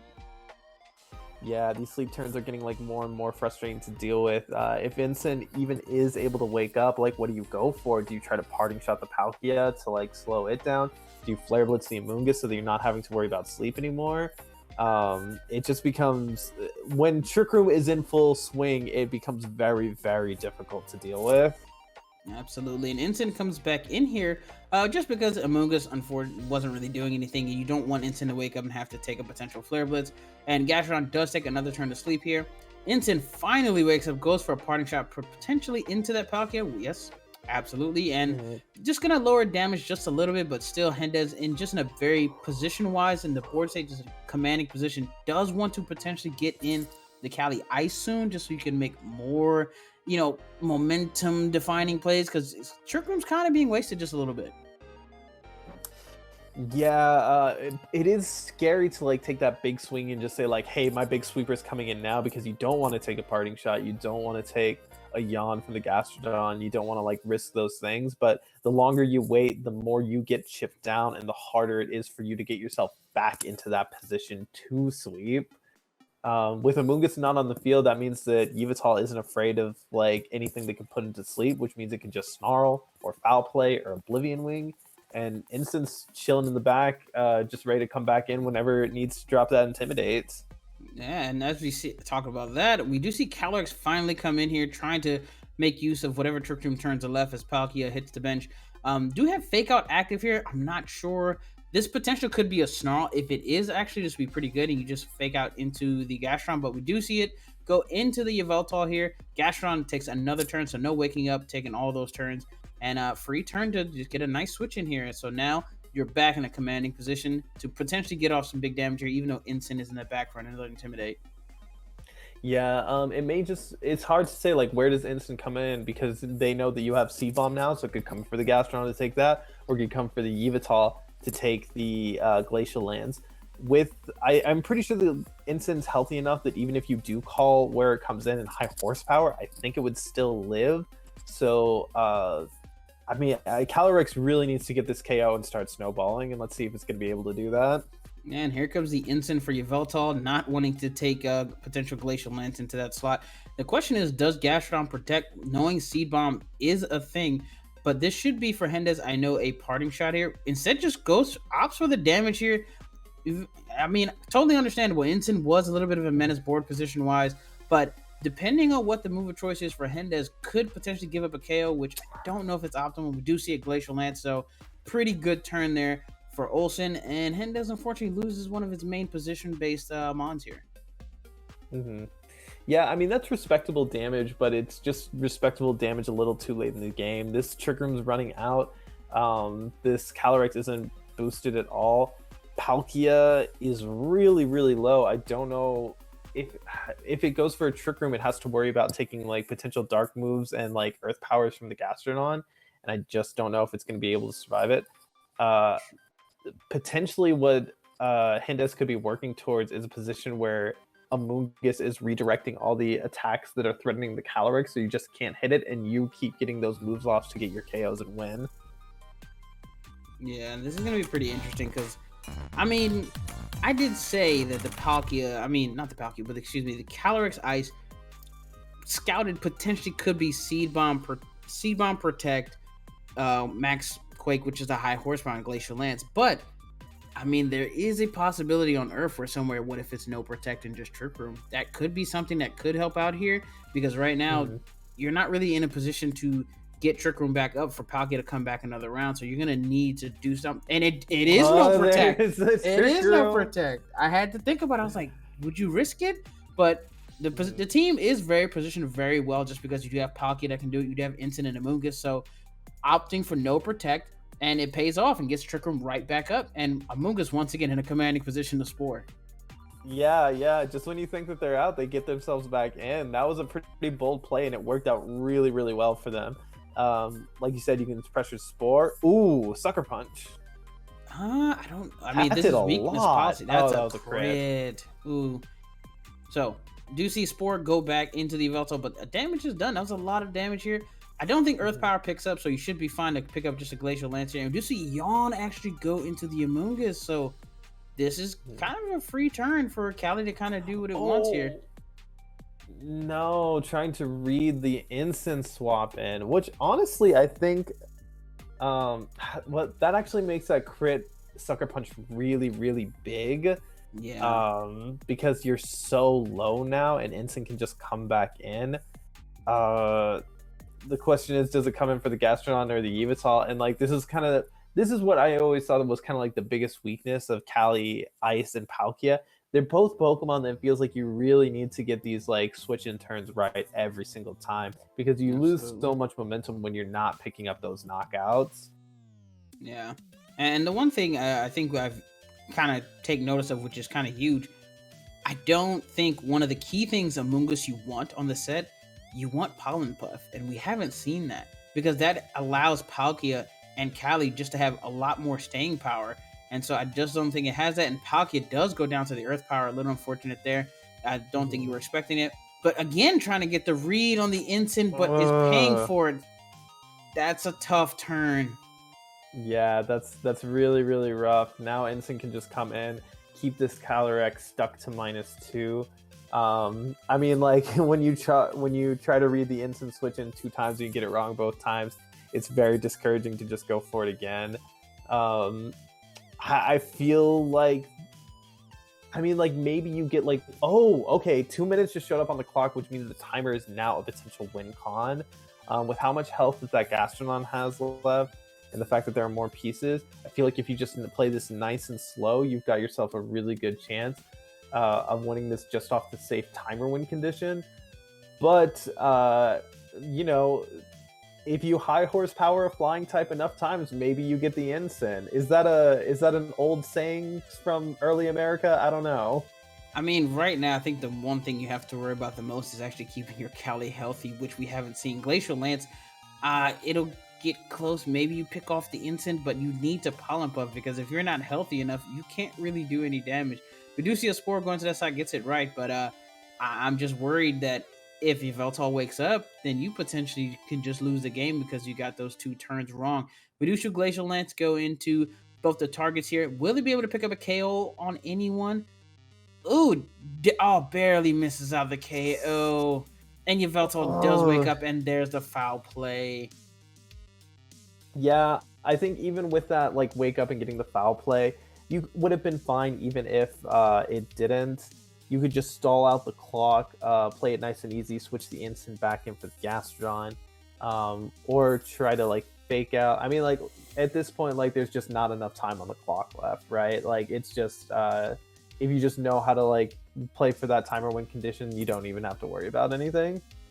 Yeah, absolutely. And the one thing is, I mean, depending on HP, Amoonguss could win this, but, like, the problem is you would need to pick up KOs because there's 3 mons versus 1, so that's kind of the issue. And I don't think you have enough time to do that, which is unfortunate. Yeah, I don't think Amoonguss is getting 3 KOs in 12 seconds. Exactly. So well done there. Just a really, really great, solid game of board positioning. And unfortunately, it came down to some reads that just went a little left here for Hendez. Just 2 turns, not Glacial Lancing, just opting to try to catch that instant, but the sneaky instant just would not show up until the last second, and Amoonguss unfortunately.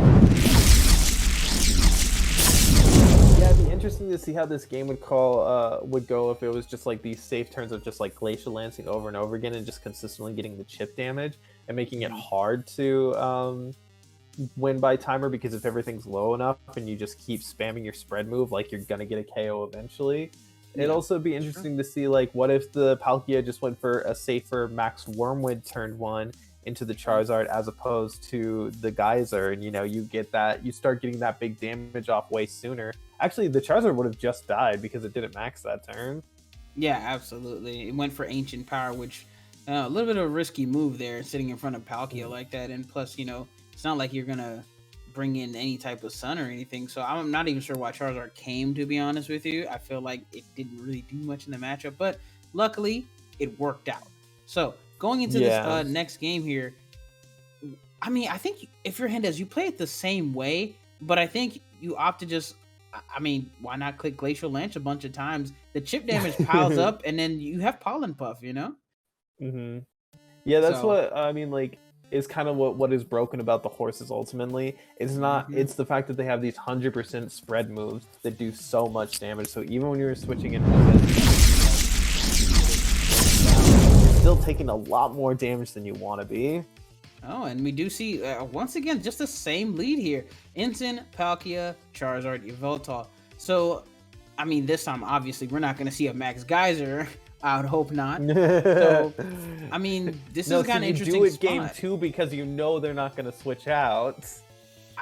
I'm not going to lie. I've done crazier things, so I can understand it.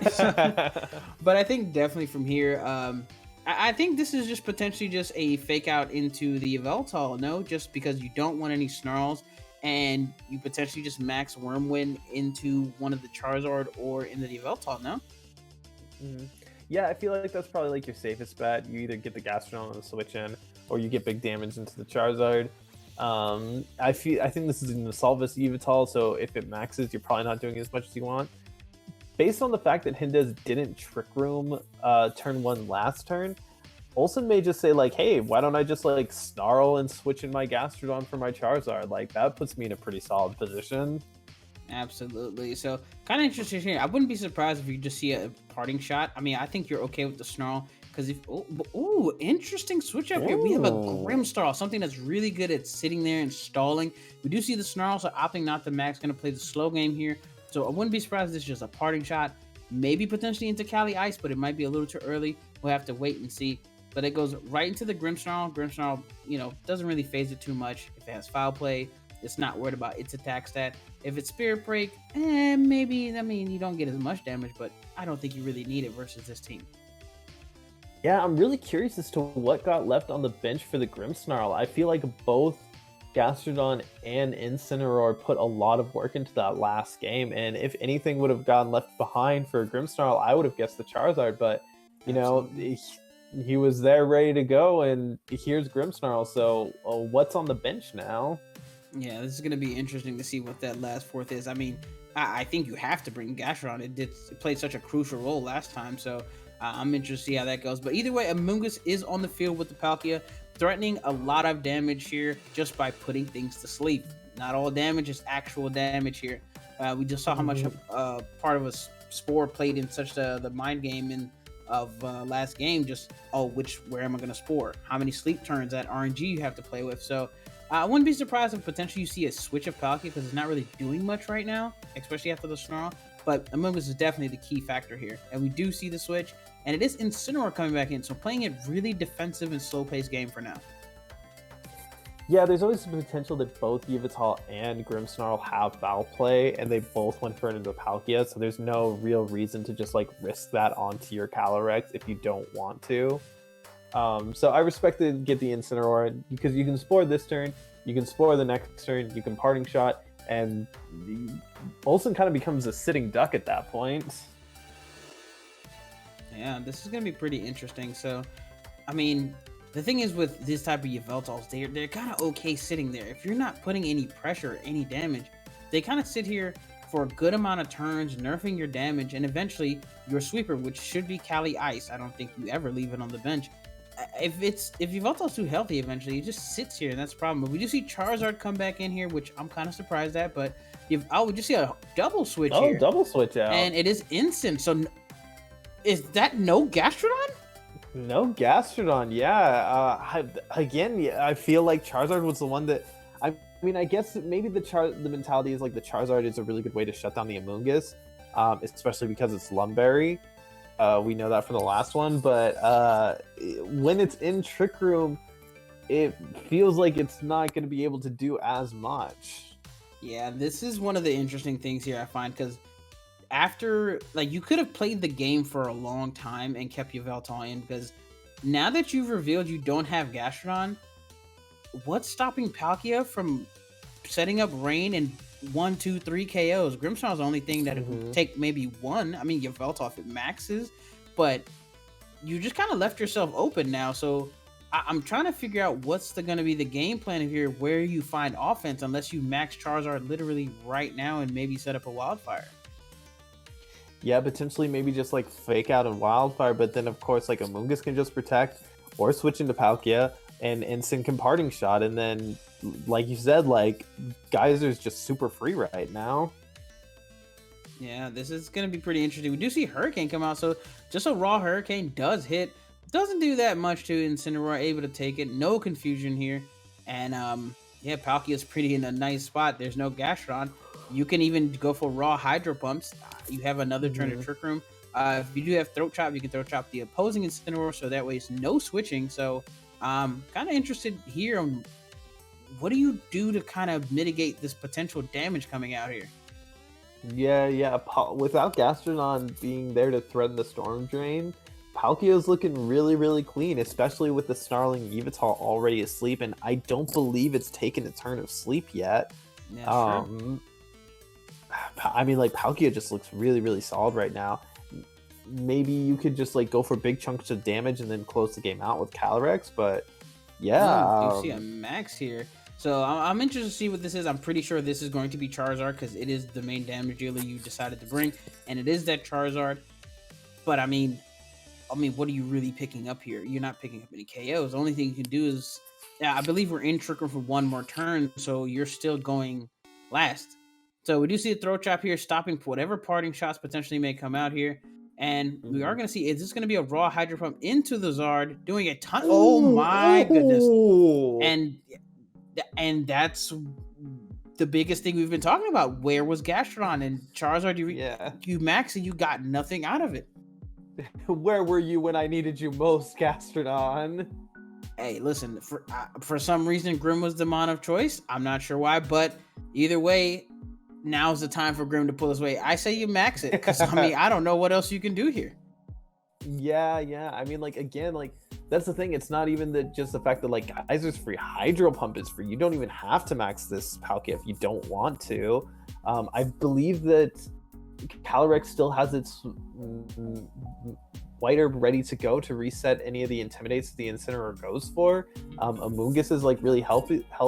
Yveltal is still asleep. Like, life seems good for Palkia. Yeah, we do see a Flare Blitz go into that slot, trying to get whatever damage it can, but not really much happening. But there's a Spirit Break coming out, which should do a good amount of damage and almost picks up the KO. So, I mean, I'm not necessarily the biggest fan of just taking free damage like that. I mean, I know Palkia... I mean, okay, I'll be honest. I think Palkia should be the win con, because nothing's stopping it. So taking that damage seemed a little unnecessary, in my opinion. Yeah, especially when you have like a Amoonguss in the back that you could switch into. But I do like the Flare Blitz Spirit Break 1-2 combo, just because, like, okay, either Palkia stays here or Amoonguss stays here, comes in here, or like maybe even Calyrex, and like either way you get a good chunk of damage off. But it like depends on how much like Palkia is going to be able to do with this Hydro Pump if it went for it. And I guess it missed. Yeah, I'm not sure. I believe maybe I thought it was going for Trick Room, since I did see it go last, so I thought that's maybe where it was going for here. We do see a Spore. Okay, so the Trick Room is active here, because the Amoonguss just went first.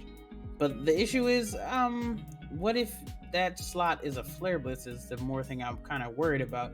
We do see a Throat Chop does go into that Cali. It does take a good amount of damage, but I mean, you're still okay just because you do have Amoonguss besides Cali, and now you kind of get to do what it does best, which is spam damage. I mean, you could max if you want, go for a Quake if you want to, but I mean, to be honest, you can just Spore and just keep Glacial Lancing. Eventually, Yveltal has to come in, or you're gonna chip down. Yeah, there's not much you can do here.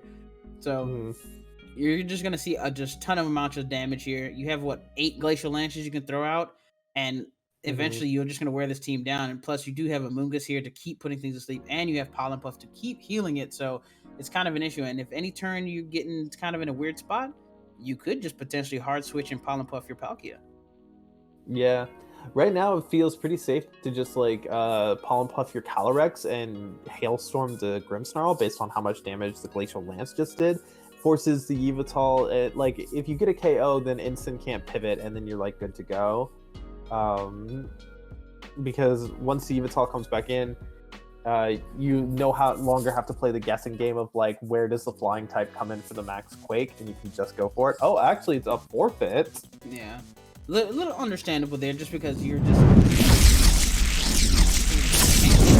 and if one of these goes down, you're kind of pinned. So understandable there, just opting to say, you know what, I made a little bit of a wrong choice. Not bringing Gastron is never not the call. So let me go ahead and I've thought about this. Let me go ahead and redo, especially after losing my max turn 1. Yeah, the Hydro Pump, it's important to remember that Hydro Pump is only 20 base power difference from Magic Geyser, and it will still hurt your Charizard quite a lot. Oh, absolutely. Absolutely. It's a life for a Palkia, so it still hits like a truck, so it wasn't the most optimal choice we've seen today.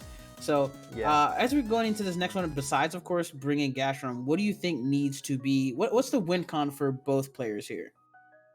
I mean, like, getting that first KO and that Calyrex boost is usually just how you snowball these things. So, like, the two biggest games where, like, I mean, obviously, you win the game by getting KOs. That's how we do this. But the two biggest games where the KOs are, like, that one first KO is the biggest are the Weather Wars and the Trick Room turns. Because once you lose the ability to pivot those things out and get in your resist, it just becomes like, oh, okay, well, the Yveltal isn't there anymore, which means Quake is free, or the Incineroar isn't there, which means Hailstorm is free. And once you can just keep spamming the same attack that does so much damage into one spot over and over and over again, it's so hard to come from that immense amount of damage pressure that a Pokemon like Calyrex is capable of putting out.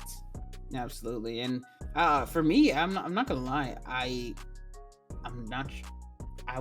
why not just lead Sun and blow something up? I don't see any, that's what Charizard's meant to do.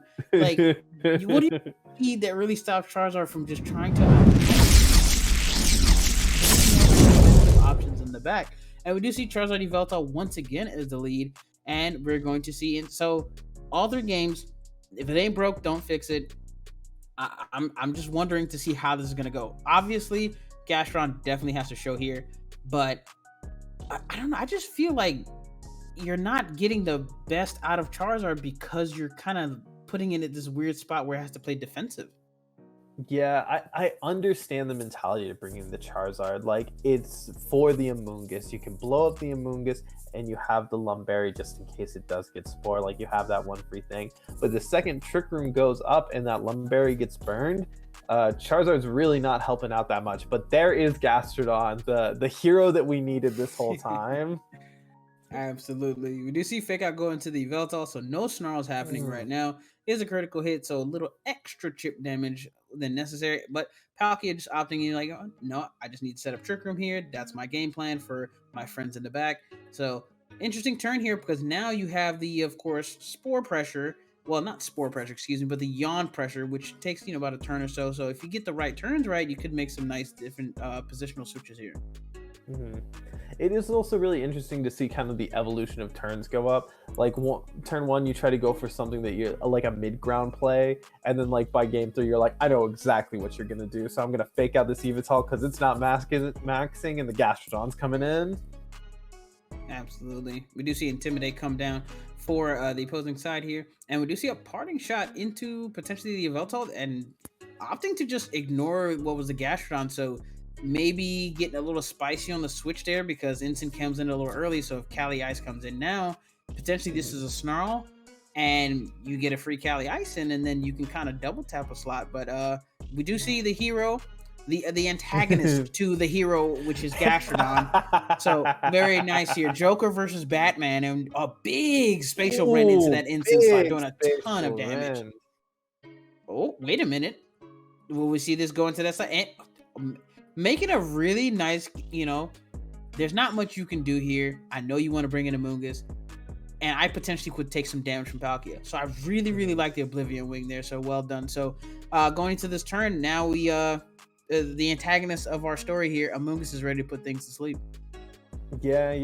And the other thing that's important to note is that, like, you can't stop Amoonguss and not die to a Spatial Rin this turn. Like, your options are either fake out Amoonguss and try and reposition, but if you do that, you just take a Spatial Rin. So either something's going to sleep or Instin's going back to its Pokeball. Like, you kind of can't have both options here. It feels like we're in the full pressure of Trick Room right now. Yeah, interesting enough, we actually see Amoonguss take a step back, not opting because Fake Out was active that turn. So Vincent comes in and just getting Intimidate down. But my biggest question is, who do you try to preserve? We just see a Fake Out does go into that slot. So it looks like opting just, you know what, I'm going to have to let my Instant go down. I don't really have a choice here. And that's exactly what happens. Picks up the KO. And this potentially could be another Oblivion Wing, but I think a Snarl will probably help a little bit more. And that's exactly what we see. Yeah, trying to get that chip damage onto the Palkia, just in case, so you don't feel like you have to switch in Gastrodon in order to save your Charizard.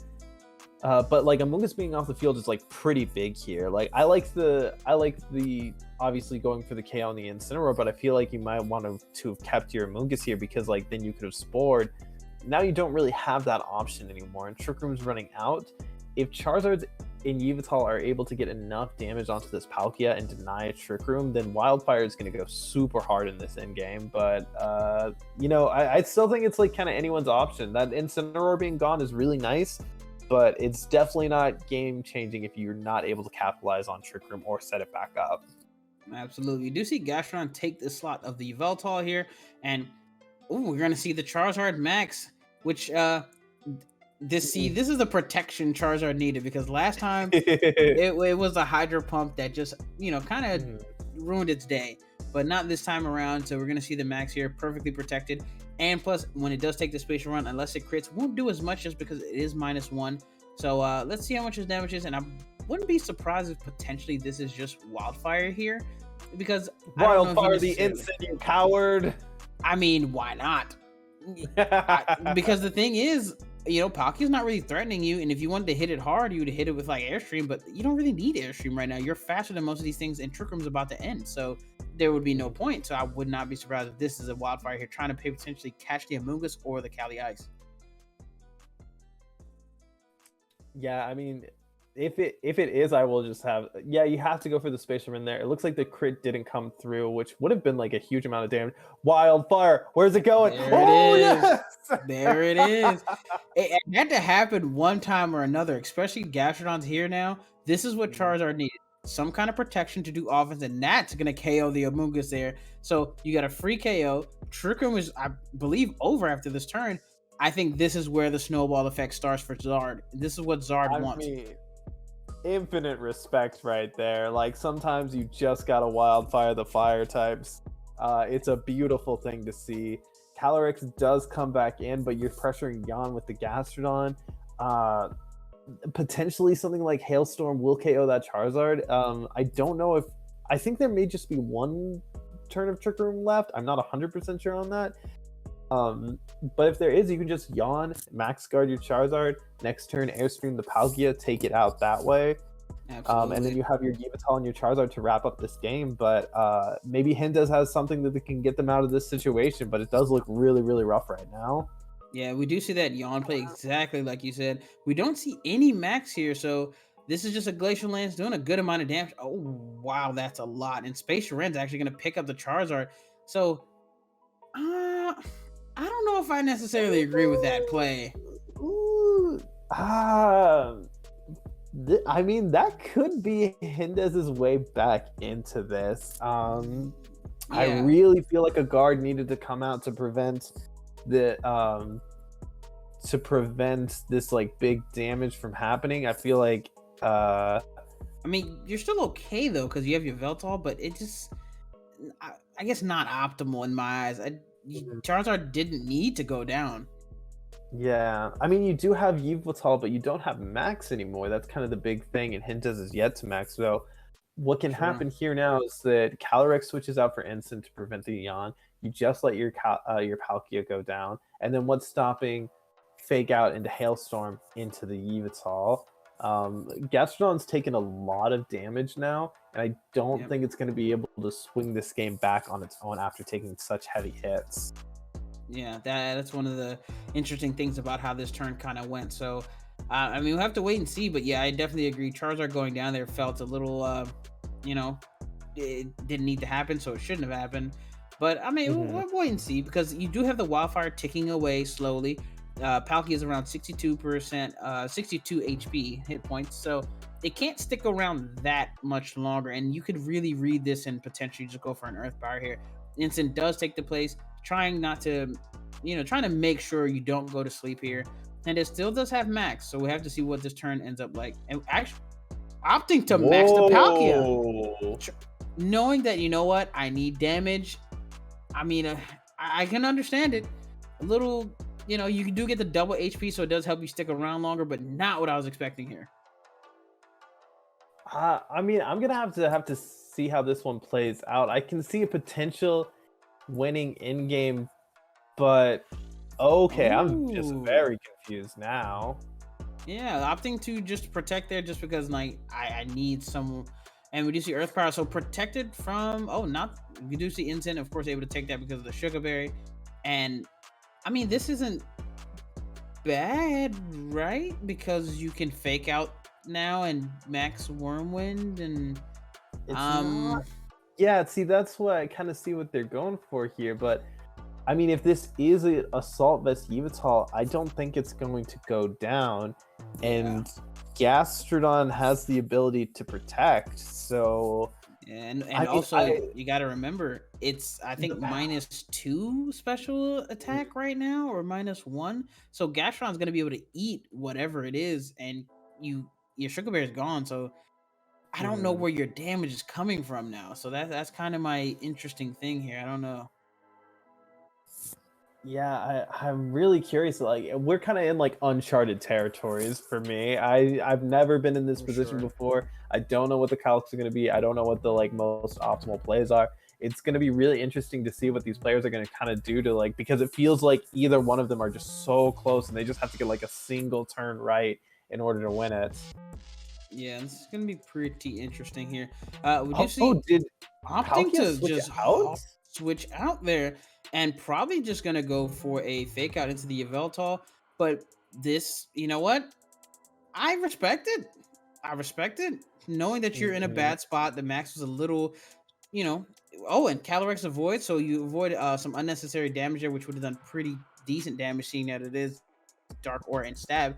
And we're gonna see a potential parting shot here right into the Yveltal. So, you know what? You didn't get much out of your max, but you kind of... Some would say you got nothing out of your max. Yeah, but it worked out because you're in a much better position here, because you should be able to take a foul play, and Glacial Lance is it's a lot of damage you have to worry about here, and you can't just ignore Palkia. But actually, you get to, because Palkia goes down to fire. So this is kind of the position that it seemed like they were working themselves to earlier. You get your Instant. Actually, this is potentially brilliant because Gastrodon just used up its Protect. Instant comes out. You can Fake Out Yveltal now and Glacial Lance, and Gastrodon may not be able to survive that. This is true. Was that actually secretly the most genius play I've ever seen? It might be. It really might be.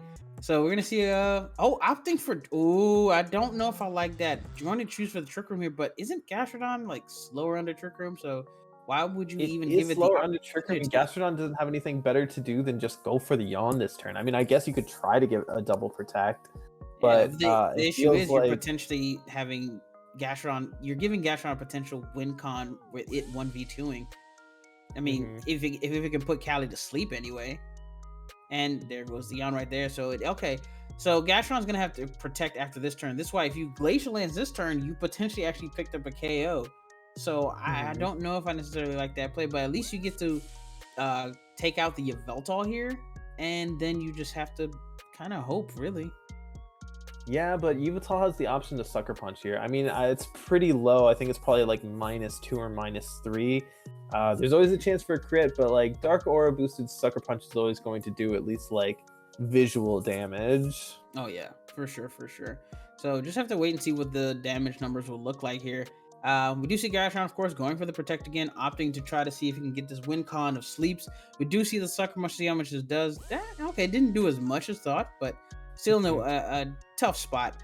But you should be able to take out the Yveltal here with Glacial Lance. I mean, I haven't met one. I use Yveltal a lot that lives this, but I mean, maybe. And nope, it does not. So now you're in an interesting spot. Yeah, exactly. So, I mean, you have a win con here for both sides have a win con. It just kind of depends on sleep turns, which is the issue. Yeah, I think Gastrodon really has to just keep spamming into this Calyrex because it is important to remember that this Calyrex does have Seed Bomb. Yep. So, and like Calyrex is a pretty bulky Pokemon. Gastrodon isn't famous for its damage output. So, it is possible that like even 3 Earth Powers just aren't enough to KO it. Yeah, we do see the Earth Power go into the Calyrex. That's not enough. This is getting slight, and then you're gonna Parting Shot as well. So I think Hendez with the brilliant move of actually maxing the Palkia, switching it out, bringing it back in for it to die, may have just won this game because unless Gastron gets a crit, that is not nowhere near enough damage, and we all know as soon as Hendez hits Seed Bomb, that's GG. Yeah. I think Gastrodon's gonna need a crit or something like that. That is definitely not it. Calyrex stays asleep, but it only has 2 more turns of sleep to potentially happen. Instin's still going for these Parting Shots. Yeah, definitely. And if you're here, what you can do actually, you just protect. You protect your Calyrex just to get that extra turn to just like, because if you protect, you don't have it. You have Trick Room. It doesn't have Protect. Yeah, it's Trick Room. That is something I have to get used to. I'm so not used to having Protect. It's like the best move in the game, especially on the horse. But I mean, Gastrodon just absolutely has to get a crit this turn. There's no other way around it. Even then, if it does get it, I don't know if that's going to be enough. Earth Power coming out into the Calyrex. Is it enough? Nope. And taking a full turn of sleep, so guaranteed to wake up. Guaranteed to wake up next turn. And throw trap. Yeah, that's not enough. You have to this turn?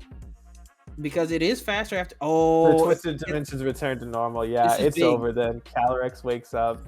Because remember, Gastrodon was faster. Outside of Trick Room because it got the yawn off. But maybe that's only because it went for Trick Room. It does wake up finally. Yeah. Gets the Seed Bomb. And there's the Seed Bomb. Yeah. Almost. That was a heck of a set, I must say. I enjoyed it. It's very impressive. Yeah. You got to give Hendez all the credit in the world because to see that out, just to be like, not get anything out of it. So I die and then get Parting a fake Shot out. So it can go down, come back. Like that is Galaxy Brain plays that can win you a lot of sets because no one can see that end game coming. So really well done. And unfortunately, I do think one thing we have to point out is just like that one turn though. If the Charizard had max guarded, do you think it would have swung the way this game gone? Yeah, I mean that was just such a big KO to get. There may have been the mentality of like, well, I don't want to max guard in this Calyrex hailstorms my Gastrodon, or it just got it. But I mean, like the spread damage is just so free there. It's also kind of like your only option, right? Like you can't stop the Charizard from max guarding, but you can just like spread your damage out and just get the most out of your Trick Room turn while you still have it. Yeah, that is true. And I think we got to give credit to where credit is due. Shout out to Palkia. Like the little Palkia that could. Palkia gave itself up, sacrificed himself just for Cali to win. And our little match between Gastrodon and Amoonguss here. The hero and the antagonist, it was a side character that played the most crucial part. It's sacrificing that 16 HP to Wildfires really put Hendez in a position to win this game. And I got to give credit also to a set I haven't seen on Cali just because we know how important Protect is. The set pulled through. Having that grass move and having Trick Room as well, really well done there. Really well done there. I think it's important to remember that the thing that always leads to victory in Pokemon is friendship, and no one showcased that more than Palkia in that last turn. Absolutely. Knowing, like, you know what? I'm going to go down for my friends. And Roots are really well done. And, Elbris celebrated victory. So that was it for our round here. And, I've been Big Slim. Well, of course, I believe this is your final cast, correct, for today? I think I have one more. If it is my final cast, goodbye, everyone. Thank you for having me. I miss commentating so much. Yeah, we're going to have you working overtime nowadays, now that you're back. But either way, that was it for now. For this round, we'll be back with another round. So just stay tuned. Of course, you got to plug Geek Life, got to plug Elite Pokebox, because, they've been helping out. And of course, to our Tio who organized this whole thing, the widest gamer in all the land. And we'll be back with our next round, and we're going to kick it over.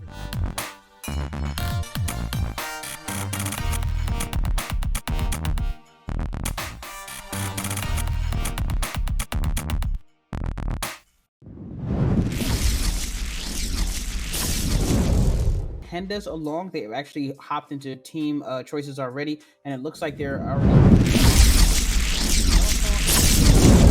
which you're about to see in 1 second here.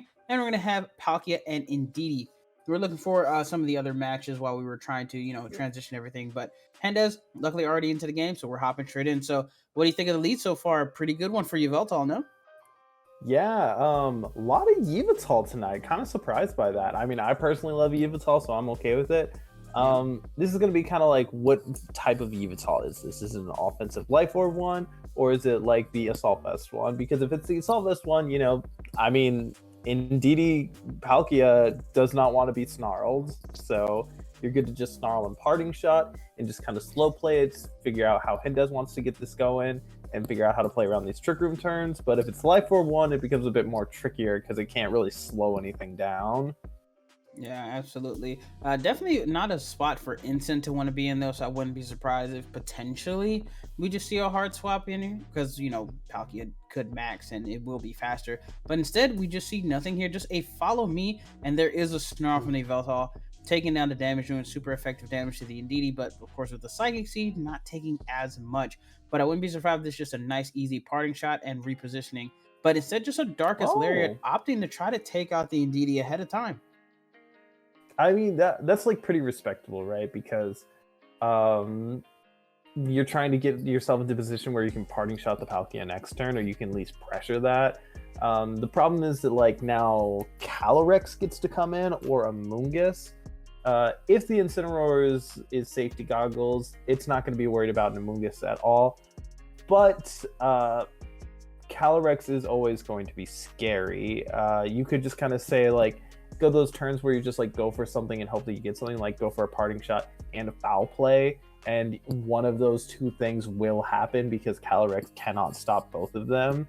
But I mean, maybe it's not really the game that you super want to be playing.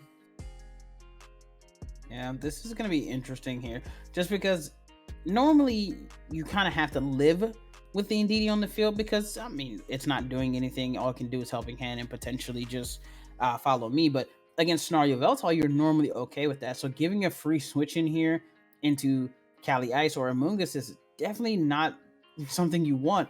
If this is potentially a Hailstorm, that could be an issue. But you see Landorus come in trying to get that double Intimidate, because, that little combination. But I don't think they know this is White Herb. So if this is a Glacial Lance, that's just going to be just kind of the worst turn that you possibly could have had. I'm really worried about these two flying types for a bunch of ice to just start coming towards them, but it is a max.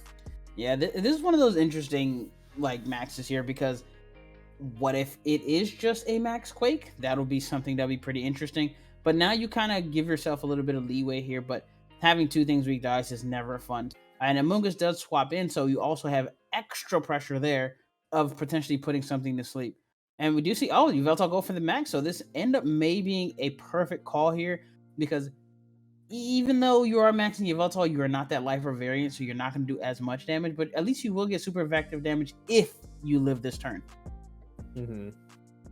Yeah, I think this is all going to come down to where the hailstorm is going. If there is a hailstorm, where it comes into, and there is a hailstorm. See how much it does. It might be able to take it. We have to see. And barely takes it. Did it barely live? Barely takes it. But the one thing is, you do have a Mungus to Pollen Puff, even so you will take a lot of damage, but you can offset it. But actually it goes into the Palkia slot. Funny enough. Wow, so Calyrex just kind of has like, I mean, like the only way that you could have had a better turn, you just fired off a Glacial Lance and got your boost. This Yveltal is going to start taking the hail damage, confirming that it is not Safety Goggles. It is just going to die this next turn. I mean, like, do you just go for the attack into it because you know that you will get the knockout? But like, it also may just be a better idea to just switch your Yveltal. I mean, like, why let it die when you can preserve it? Absolutely. I But mean, also, Landorus doesn't want to take ice moves either. Yeah, exactly. I was thinking about that. Yeah, you really just need to call like exactly what's going to happen is like the hard truth of it. You like if the hailstorm goes into Landorus, you're in trouble. If it goes into Yveltal and you don't switch out, you're in trouble. So I mean, like, we'll see what this Calyrex is going to start doing and like what kind of pressure it's going to be putting on. I mean, like, there's definitely going to be some rotating. We know that much, but I think that this Yveltal would have not like to have gotten hit as hard as it did. Yeah, this is going to be pretty. I mean, to be honest, I guess Hendes was so ahead, just opting to max there, because I think the Glacial Lance was probably been a bit more optimal. But I mean, everything worked out pretty okay here. So now it's just a matter of just maximizing turns. You still have a Mungus, you still have Palkia in the back, you still have all your resources, Joe. So just kind of like, okay, do you kind of be risky and go for a Quake Spore? Because to be honest, what is Landorus really doing? Nothing. So you have some options here. You can kind of roll the dice, especially because you still have a lot of Trick Room turns left to play with here. Yeah, there's also the potential that like Landorus does have something like Protect and maybe you can switch to Incineroar and protect your Landorus, but Landorus is 4 times weak to Ice, and there is no stronger Ice type than Cali Ice. So I mean, like, I honestly wouldn't be surprised if it went down to a max Hailstorm through Protect, even if the Calyrex was -1. Absolutely. This looks like probably one of those turns where maybe Hendes forgot to kind of switch the screen over. So there's probably a lot happening right now we just don't know about. So we'll have to kind of wait and see. This, of course, is, you know, unfortunately part of the culture of VGC where a lot of people, you know, sniping has happened. So you try to protect yourself. And, you know, when you're live, you know, there's no other way except to just kind of put the screen up here. But we get to hang out with the Savage SpongeBob here. But there is a Lugia. Okay. Oh, yeah, okay, so this is like Calyrex's Ice's field dream. You know where the Incineroar is now, so you can just keep hailstorming that spot over and over and over and over again. This should be a hailstorm right into the Landorus. I would not be surprised just to cover it, but instead offers to just double tap instead, which I don't know, out of all the moves there, I don't know if that's the one I would have done per se. Kind of interesting there, but yeah, I mean, that is kind of a weird call because like literally the only thing that can take a hailstorm is in that slot. So you know that like nothing can switch in over there that can take one. So you might as well just keep hitting into it. Maybe they were worried about like triggering a weakness policy on the Lugia. Because it was -1, and if Landorus came in, it would have been -2, so potentially that. You do end up getting a KO this turn because Yveltal just does go down to the hailstorm. But now it's maybe kind of like time to just say like, okay, well, my Dynamax isn't doing anything for me, so I might as well just switch the Calyrex out now. Yeah, I think, like this is one of those turns where it's like, you overthought a little too much. Sometimes the easiest play is the simplest play. There's nothing that wants to switch in. Just take a KO somewhere. There's no, I mean, what was the Landorus slot really going to do? Yveltal couldn't do anything either. So just take what you can get and make the most out of it. But instead, you didn't really get much out of it at all. But luckily, Psychic Terrain still is up. You are intimidated. And like you said, Landorus is still 4 times effective, so I don't know how well it'll take a Glacial Lance regardless. Yeah, I mean, like, honestly, I think you could just do the Glacial Lance right now if you wanted to. Start pollen puffing up your Calyrex. You're gonna get damaged off, that's for sure. Yeah, absolutely. We do see the Palkia come in for the Amoonguss and opting just pretty okay there. And we do see 8-Bit King does remove, and we do see Lugia come back in to take some damage, which is Sleep. So still will be, relatively good damage. Not great damage, but good enough. Glacial Lance is going to come out. Let's see how much this does. And that's pretty decent. You take those. That's and you get respectable damage for being like -3. Exactly. And plus you get a little bit of hail damage as well to go along with it. So not a bad turn. Of course, not, the best, but we do see the Flare Blitz come out. Does go into the Palkia trying to get rid of the Amoonguss. So actually ended up being a pretty good turn. Yeah, I definitely take that turn like any day of the week. And also, I believe the Lugia is still has yet to take its first official turn of sleep, just based on kind of like where things were at when we did come back in. So it's not going to wake up anytime soon. Palkia can just go for, I mean, like, you can just keep spamming Glacial Lance, like, you're -3, but like, what are they going to do? Like, they can't really stop you at this point. Exactly. You really can just kind of spam here. One of your mons can set Trick Room while the other one just goes for damage. And you still have a Amoonguss in the back, which is a big threat to this team. Incin can't win this by itself, so that's kind of the issue here. Do see a Hydro Pump come out. Raw hits the Incin, will be able to pick up a KO. There's nothing saving that one here. And you could see a Glacial Lance, or you could see a Trick Room. I mean, to be honest, the choice is yours. Lugia still has to take a turn of sleep, and you still have hail damage going around, and Cali does set up the Trick Room here. Yeah. Now you have the option of switching out your Calyrex, resetting all of those nasty little Intimidates, and then you can just start firing off the Glacial Lance again. Honestly, you could probably even just do it now. Like, I cannot understand like how strong Cali Ice is and how weak to Ice Landorus is. It's not a good combination for Landorus. But I think the best play would just be to switch out your Cali Ice, go for Spatial Rend onto the Lugia.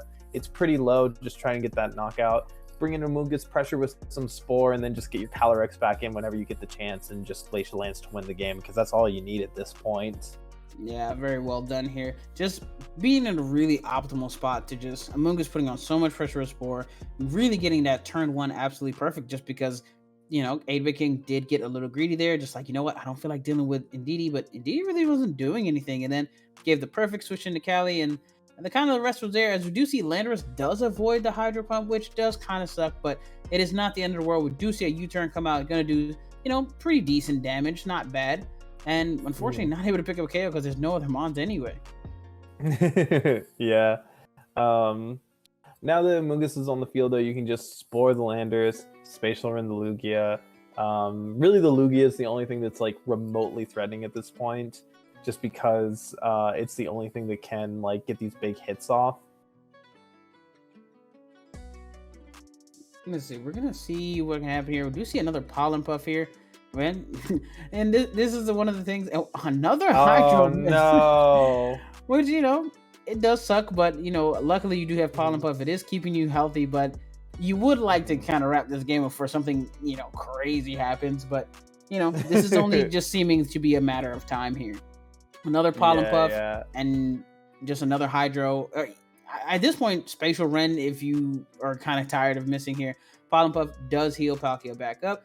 Should be at almost full HP. Yep, almost. Just a tad hair off. Finally hits the Hydro There Pump. it goes. So Landorus will go down, and now it's the Lugia versus the world, which I don't know if it has enough offense to kind of push through here. Yeah, it is boosted by weakness policy, but Lugia does not have fantastic damage output. So I honestly don't think that even though it recovers, even though it gets its multi-scale back out, I don't think it has enough offensive ability to KO Calyrex. Yeah, you've got so many turns to just click Spore and then click Spatial Rend until the chickens come home or whatever. Any turn you can think of right now. It's just a matter of jogging and actually getting to the finish line at this point. So, 8-Bit King's going to try to stall as much as possible because this is what Lugia is built for. Stalling as much as possible. You can potentially try to pick up a KO here. I don't know if you really can, which is the issue, because as you can see, Protect is just really easy. And I mean, unless you get a crit, I don't think you're KOing Palkia either. Yeah, Lugia just does not have that much capability. Be interesting to see what. Yeah, it did go for the Amoonguss because it kind of feels like you have to, but like, it just kind of like it's one of those things where like, well, I know you can't KO me, so like, why not just protect the one thing that you can KO? Absolutely. And this is just Spore, and you click Spatial Rend as many times as it takes, and there's unfortunately not enough recovery time or any regeneration you can do to stop that. But we do see actually Palkia just switch out and go into Calyrex, so opting to be bringing a bit more of a heavy hitter, just because we do know Palkia does have a lot of damage, but Lugia kind of offsets that with really good special defense here. So opting to just, you know what, I'm going to bring in something heavy hitting and let's put this thing to bed. Yeah, I like this way of kind of like speeding up things more. Palkia's main way, or like best ways of hitting the Lugia, are inaccurate. So it's just bring out the monster, like bring out the thing that has the 130 base ice move and just like spam it into it. And Lugia kind of really can't do anything. And like potentially you could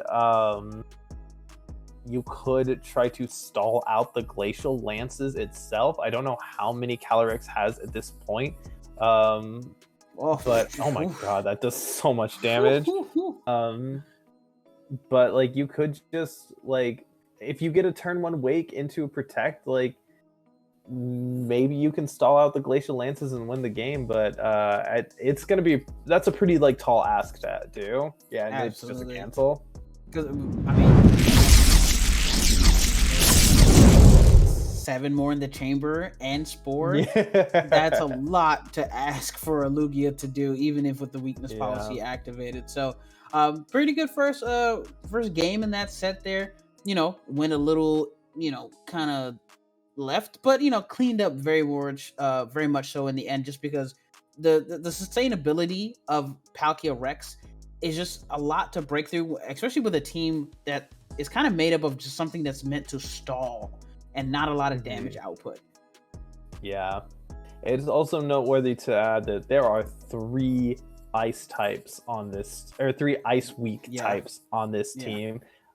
Glacial Lance is not exactly what it's gonna want to go up to, and your other options for it are Raichu and Tapu Fini. Tapu Fini potentially can eat those Glacial Lances pretty good, but like Raichu, it's neutral, but like it might as well be weak to Glacial Lance with how easy it would be going down to it if it got hit. Absolutely. And I mean, to be honest, I think you kind of have to play it the same way. I think you do have to lean more into your kind of just stally ways. So leave the Indeedee there. It really can't do anything to you. But what you will need to do is those first couple turns, just, okay, I'm going to snarl. But the one thing that can sway the game, if 8-Bit King can make one read and catch the Amoonguss, I think that can really sway the battle. Because in Trick Room, because of how stally it is with Incin and Yveltal, you do have the capability to win this game, but you have to check the Amoonguss because you have no switches in the sleep. Your only one is Incineroar, and Incineroar really doesn't like Palkia. Yeah. You're right. Like if you take care of that Amoonguss, because like it's a lot to ask for these ice weak types to like try to dodge these Glacial Lances and the Spores. Like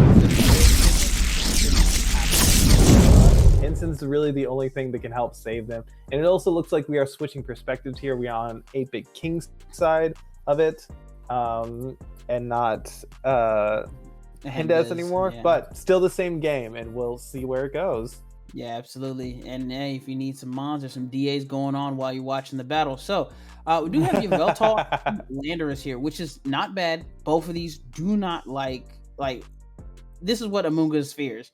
2 things that can hit you with max Airstream, even though it's kind of counterproductive going into a Trick Room matchup here. But I'm pretty sure this is potentially just a nice moment to just potentially just stall as much as possible. You do a lot of chip damage with maybe a U-turn, and you can, or I mean, hey, there's the old saying, if there's a rock slide, there's a way. If you're afraid of Trick Room, rock slide your way out. Classic win con. Hey, it works. If it ain't broke, don't fix it.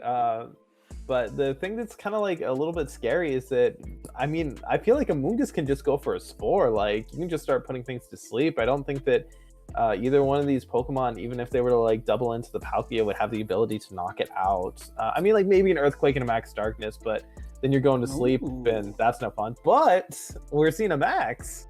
Yeah, not what I was expecting here. Just expected a kind of the slow pacing of just like, hey, you can't really stop me. But instead, this time, Henda's opting to go a little bit on the aggressive side, knowing that, you know what, if you do Snarl, I potentially get something to go to sleep. So opting to go for that. We do see Bulldoze here, which is very interesting, opting to knock down the speed, doing a lot of damage to your own Ensign there. But I don't know what that truly does for you. We have to wait and see. Amoonguss, everybody, of course, get their speed drop. We do see Max Geyser. This might be into that Landorus, and if it is, that's just an easy KO, which it is. And yeah, I mean, this probably is a Spore, which is a great switch in, but at what cost? The rain is up, and you lost your Landorus, and you did almost half to your own Ensign. Yeah, that the big damage on the Ensign is the concerning thing. It's going to be interesting to see if that Bulldoze did slow down Palkia enough to where that Incineroar is capable of parting shotting, because Amoonguss cannot Rage Powder away anything from the Incineroar. It is safety goggles. So being able to get off a Snarl and a parting shot into this Palkia can be pretty huge. Getting rid of that one pivot though in the Landorus, I mean, like, honestly, like, it is a good KO to get. I mean, that's how you win Pokemon. You get KOs. Yeah. But at the same time, like, I feel like that's the thing that you would have wanted on the field the most. The thing that just immediately dies whenever it gets hit by a Glacial Lance. Yeah, so this is going to be pretty interesting. We do see a Max here, and it will be most likely than not that Yveltal. And you're going to need a nice KO here, or else the Amoonguss is going to put on too much pressure. But this could easily just be something as like, hey, I'm going to Max Geyser your Ensign, and I'm just going to click Protect. So that means you have to, once again, double tap that slot. And that is exactly what happened. Amoonguss goes for Protect here. But let's see, like you said, is the Incineroar faster? But opts for the Fake Out instead.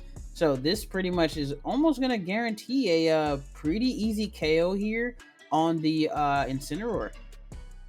Yeah, I mean, like, there's no way that this Ensign, even if like some uncommon set like Pashleberry Ensign, Focus Sash would have already been broken. Like, this Ensign's just going down to the geyser and it can't be stopped.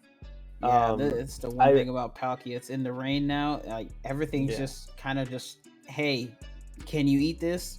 And that's kind of the issue here. I don't think so. Yeah. And what's really big about that turn is that now Palkia has taken no stat drops, not parting shotted, not snarled.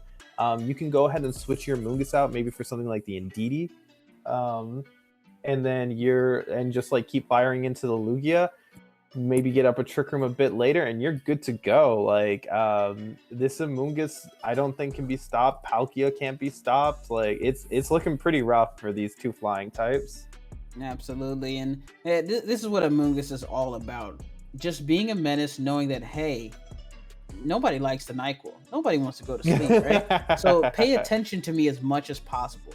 And now here, you bringing in the Indeedee, absolutely marvelous play, just like exactly like you said, because once Max is over, either this Indeedee is going to be alive, or the Amoonguss is coming right back, and we set up Trick Room, and then we all know the menace that is Cali Ice waiting in the back. Yeah. And then, like I said too, like, Palkia hasn't taken any stat drops, so it's putting on an insane amount of offensive pressure too. Like, this is kind of when like Palkia Cali Ice is just like really into full swing. They're just doing so much damage. They're so strong and they're such heavy hitters, and the only way to slow them down is really to pivot into their resist and the things that they don't do so much damage to. And when those things are gone, they just kind of bulldoze through everything. Yeah, and even, oh my goodness. Wow. That is so much damage. I mean, granted, I know it's, I believe that's an AV Evolve. But yes, that's my biggest thing. It's AV. So the fact that it still took that much damage, I just find really impressive. Yeah. And the only thing that's like potentially going to save you, right, is that like the fact that Calyrex that Lugia can live neutral Glacial Lance while it has the multi-scale up. So let's say that, like, kind of, because what's going to happen this next turn, right? Amoonguss is going to redirect the attack. Palkia is going to set up the Trick Room, and then Calyrex is going to get to come in. After that, your hope of winning is like surviving the Glacial Lance, dodging whatever the Palkia goes for, and then firing back. But I don't think Lugia +2 is capable of KOing Calyrex. Yeah, and I must say, as cool as it is to have Lugia on the stage, but just not being able to even get close to KOing the Amoonguss is kind of one of those things where it's like, this is why, unfortunately, this mon is just not that good. It doesn't really have any offensive pressure. If you there was a chance, maybe if like Aeroblast was strong enough, of course it does have a crit chance. If it would have picked up, then of course with the special defense drops of Max Darkness, hey, you're gaming. But unfortunately, like having to rely on crits and from a Pokemon that's not really known for offense is kind of the downfall here. And Cali Ice is in, and I mean that pretty much wraps this up. I mean, Lugia will stay alive, but for how long is more of the question. Yeah, and you know, I just don't believe in Lugia's ability at +2 to get knocked either one of these Pokemon.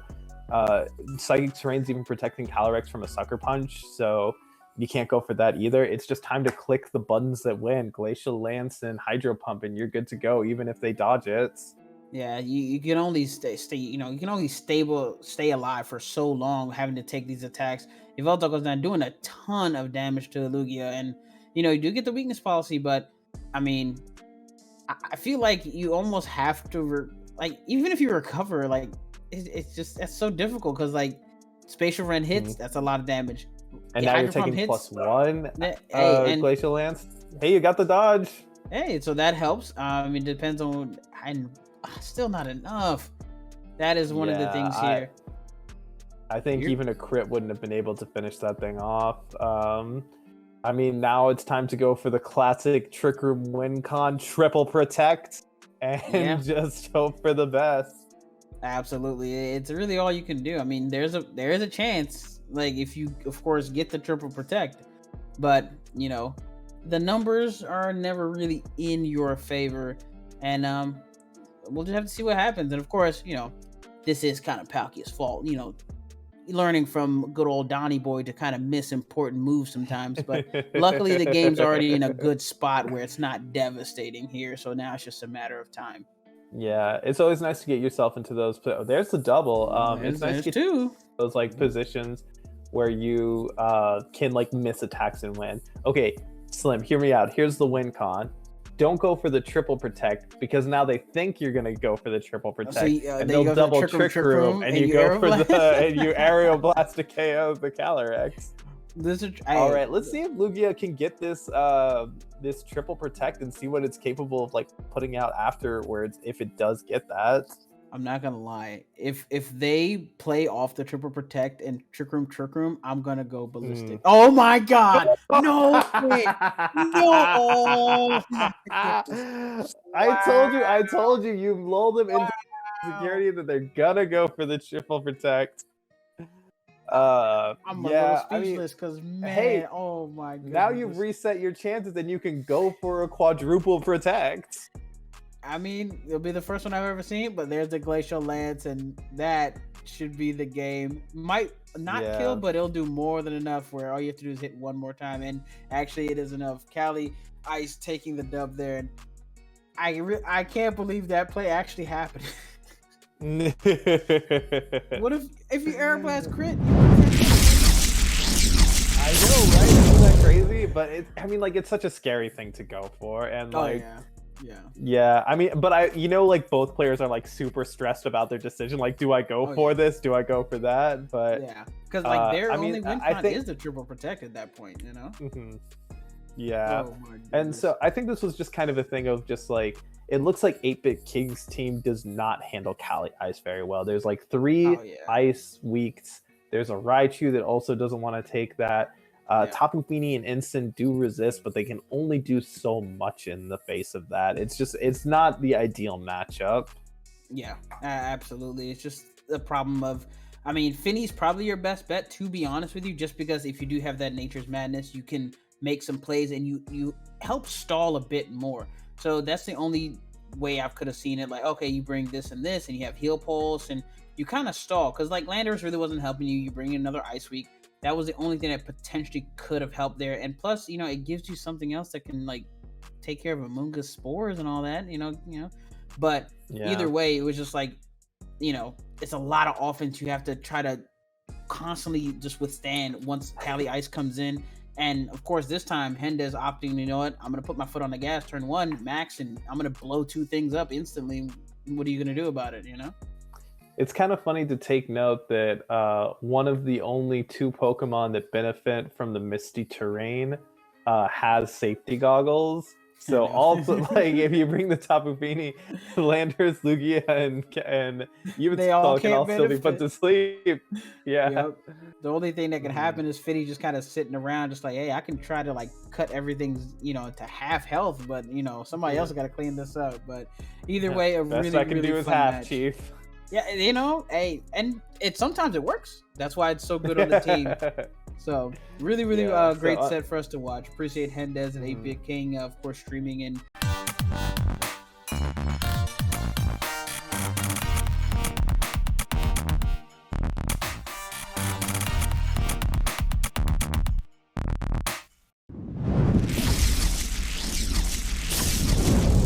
The other things, Silphco Sports, a lot of those things. I'm here with Big Slim, and we've got round 5 starting up here.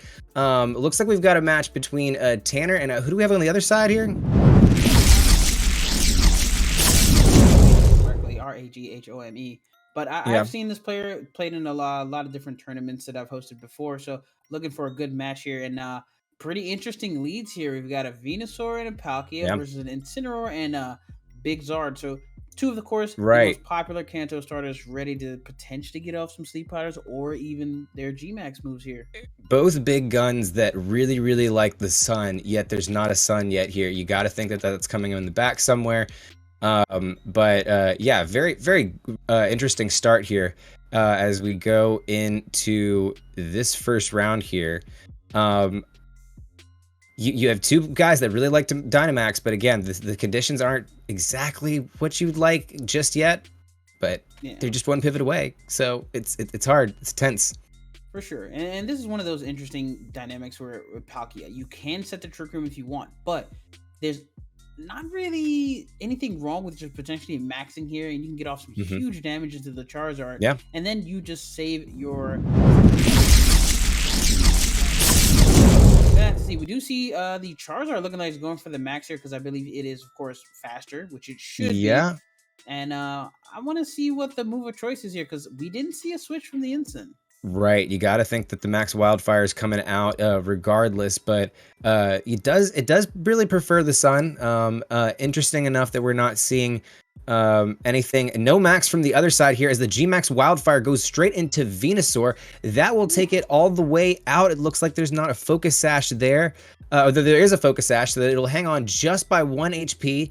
But of course, we know that Wildfire is coming at the end of the turn. Venusaur is going to come in with the Sleep Powder, and it will connect onto the Charizard. So Charizard, even though it's getting off that Wildfire, also getting put to sleep immediately. Flare Blitz coming off the Incineroar, skipping on that Fake Out to make sure that Venusaur is down.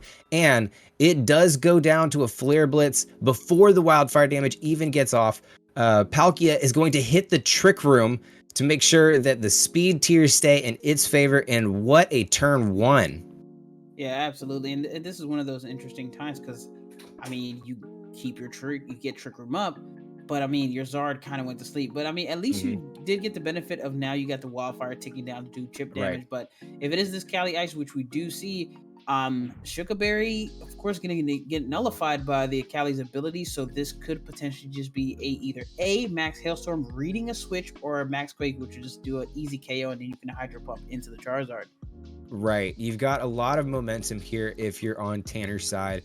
The Charizard, at least you get off the Wildfire, but you're still in the precarious position with your Charizard reading asleep, and now the Trick Room on top of it. So, not an ideal circumstance here, and of course, Ice Rider in there loves that Trick Room and is going to be able to get off, you know, potentially even a max move or just spread moves that can really chunk into the rest of the team. So it might have been a good first turn 1 for Tanner's opponent here, but it really wasn't for as that turn ticked out. As we see this Dynamax coming out from Tanner's side, and that's actually pretty toss-up. It's going to be Palkia going up for Tanner. Trick Room's already set up. Might as well get out the big guns here. Palkia really liking this setup with the Charizard being asleep on the other side. And we see a Glacial Lance coming off from the Calyrex into the Charizard, taking it about down to 50% damage. Incineroar taking it a lot nicer. Parting Shot coming off of the Incineroar into that Palkia. It's going to get a critical special attack drop on it, which might help, you know, kind of slow the momentum down on Tanner's side. Yeah, Charizard still asleep here as this pivot happens. Don't know exactly what you could bring in here that's going to really switch the momentum. But, you know, everything's on the table. There's still as many Mons as you need on the table to turn this around. No, we haven't seen any KOs quite yet. Well, other than the Venusaur. Interesting pivot here. Yeah, we'll hopefully see soon.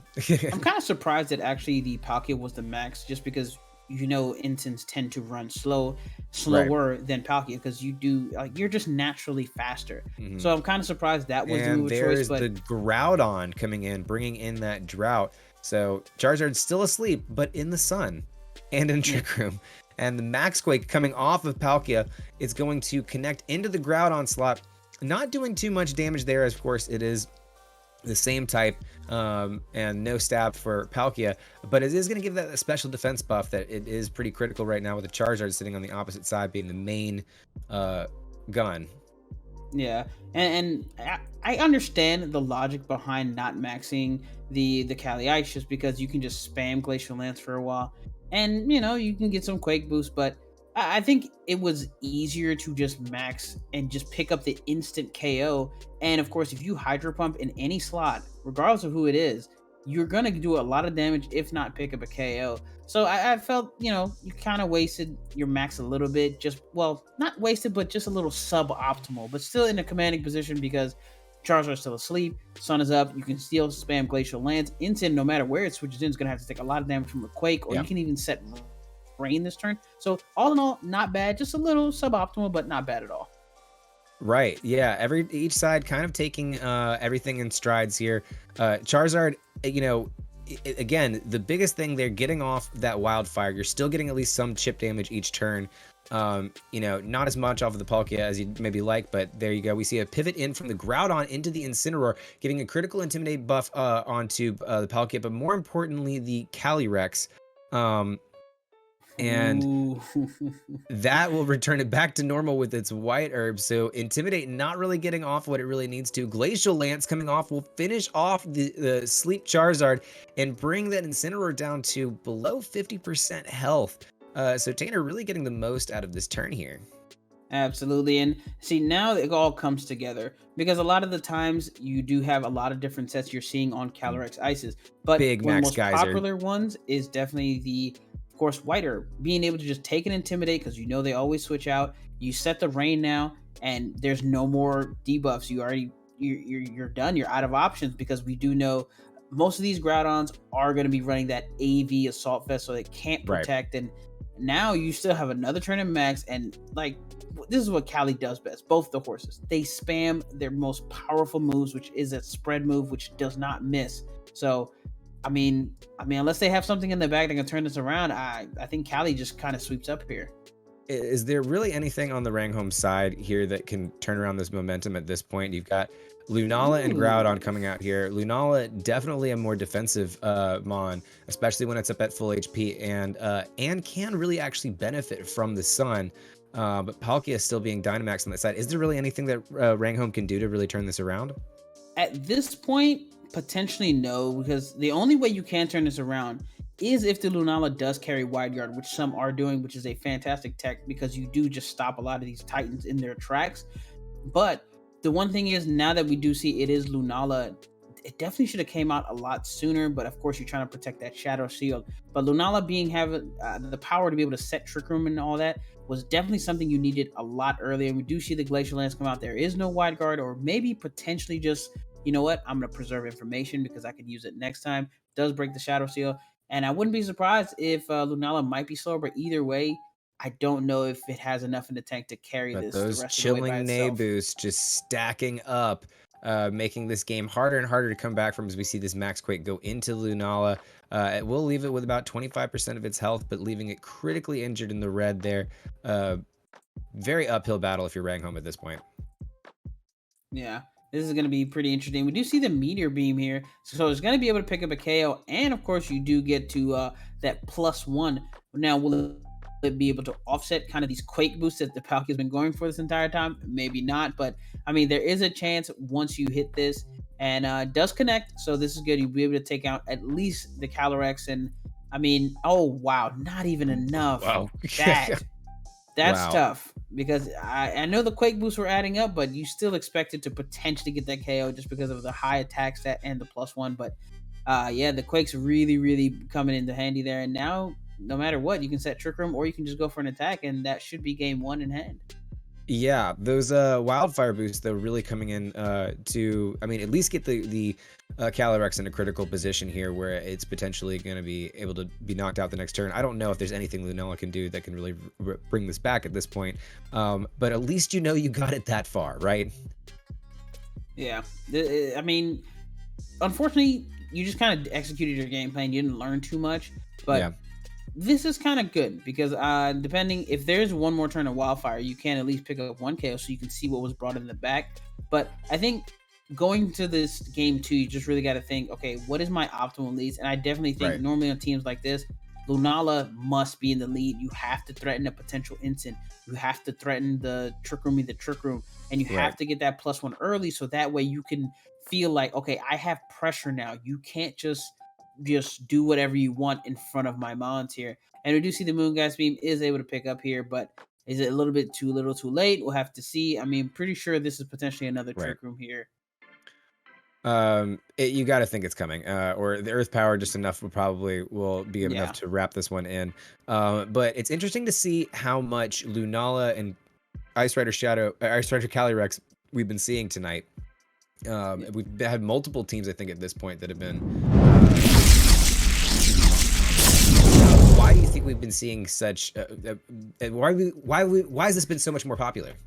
I think Calyrex is like one of the titans of the format because even back when events first came back, it was kind of like it's really strong, but you just didn't know what to pair with it. And now you're kind of seeing it. You've seen, of course, the Reshirex first hit the scene when it was Gilgamesh who brought it, and then of course you saw Alex Underhill and that crew. They really pushed it as far as they could with the Palkia Rex version, and this is just like what it is. It has so much control, and with the amount of different assortment of items between weakness policy and white herb, you can just outposition your opponents most of the time to get it in such a position. And you got to think Reshi and Palkia both are things that just cover Cali's weaknesses very well, whether it's setting rain, getting quake boost, so that way it can kind of do whatever it wants and just spam moves at you. So that's really the power of the combination. It's not just a one mon, but what all these mons can do to support Cali to do what it wants to do. Yeah, it's funny because every time you see, especially Ice Rider Calyrex, it loves to Dynamax, right? But on this combo, it's like it has that option, right? You can absolutely do that if you need to. But ideally, you're actually Dynamaxing Palkia next to it, because then you can just also feed it. And while it's getting this chilling Nay boost, you're giving it special defense boost, or just covering things like Incineroar and knocking that off the field. And I think that this combo has a really good way of like snowballing off of each other. Absolutely, and that's what's the strongest thing about it. And you have all the pieces you need. Sometimes you'll have an Amoonguss for the redirection, and of course Pollenpuff for the healing for the Palkia or the Rex. And you have Incin, of course, to mitigate any physical damage you may have to encounter. And Parting Shot also helps with special damage. So there's so many things that can add to the snowball effect. And that's what makes this team so scary. Because as much as you think you're in a great position, all it takes is 1-2 turns. They just put themselves in the right position. Once one KO or one Quake boost, that's when you're just like, okay, this is a problem. They're cranking out consistent damage, but I'm not being able to do enough damage in return. Right. And when people are running things like Groudon everywhere, right? Because it seems that Sun meta is equally as popular. I mean, yeah. And looks like they've already actually started. We have our leads here on the first Nala on the opposing side here.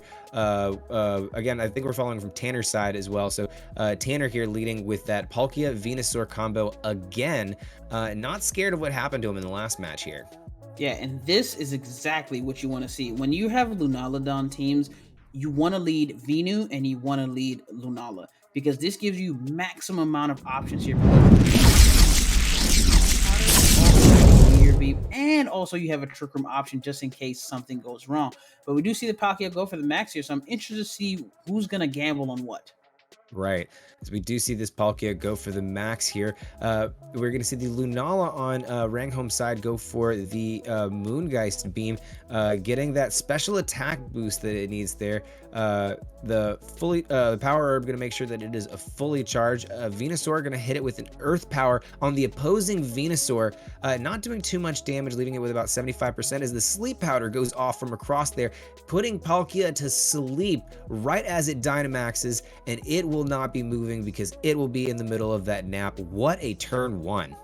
That is one of the biggest things with Venusaur in this format.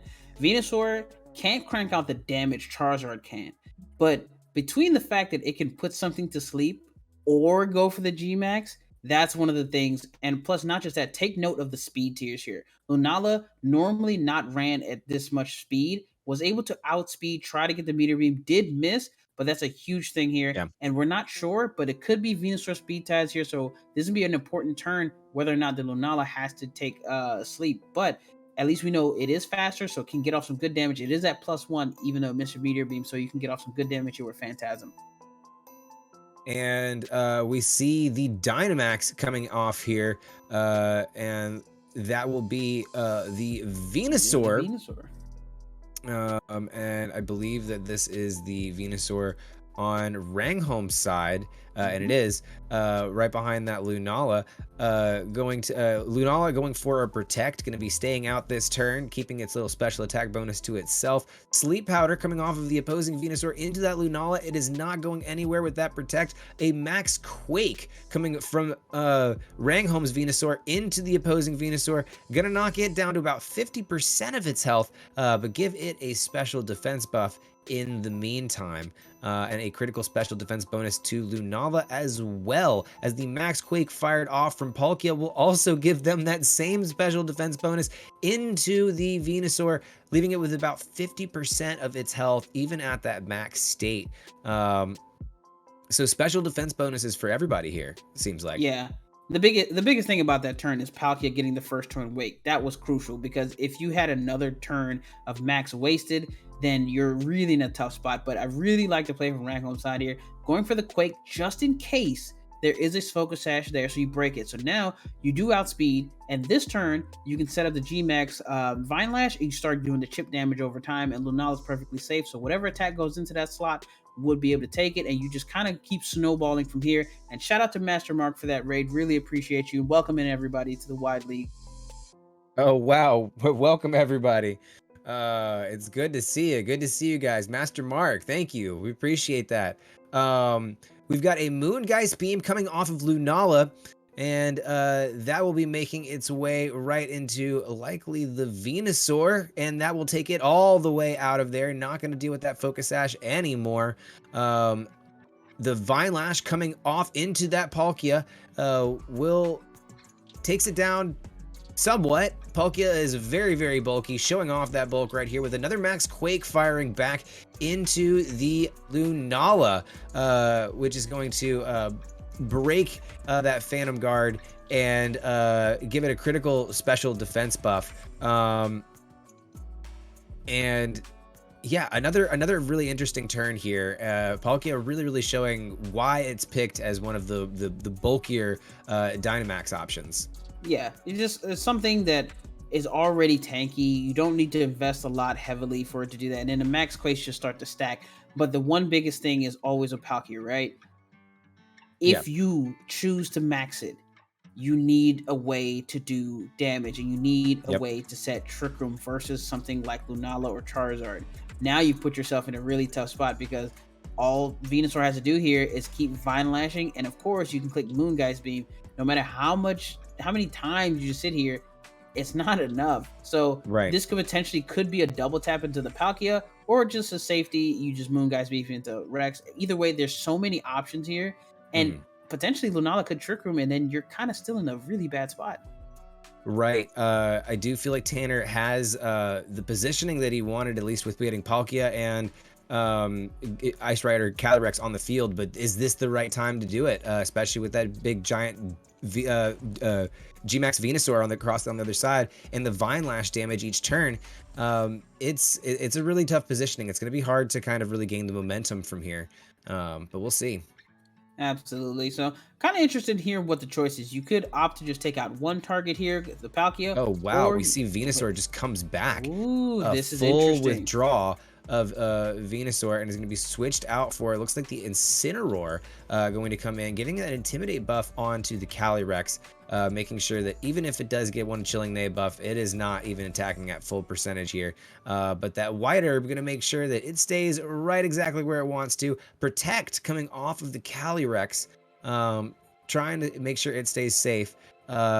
And a Moongeist Beam coming from Lunala would go into the Calyrex, but of course that Protect goes off, and the Trick Room coming from Palkia, really putting Tanner here in a lot better positioning, especially with that Venusaur being taken off the field. Yeah, the Venusaur being taken off the field early, perfectly respectable there, because it's done its job.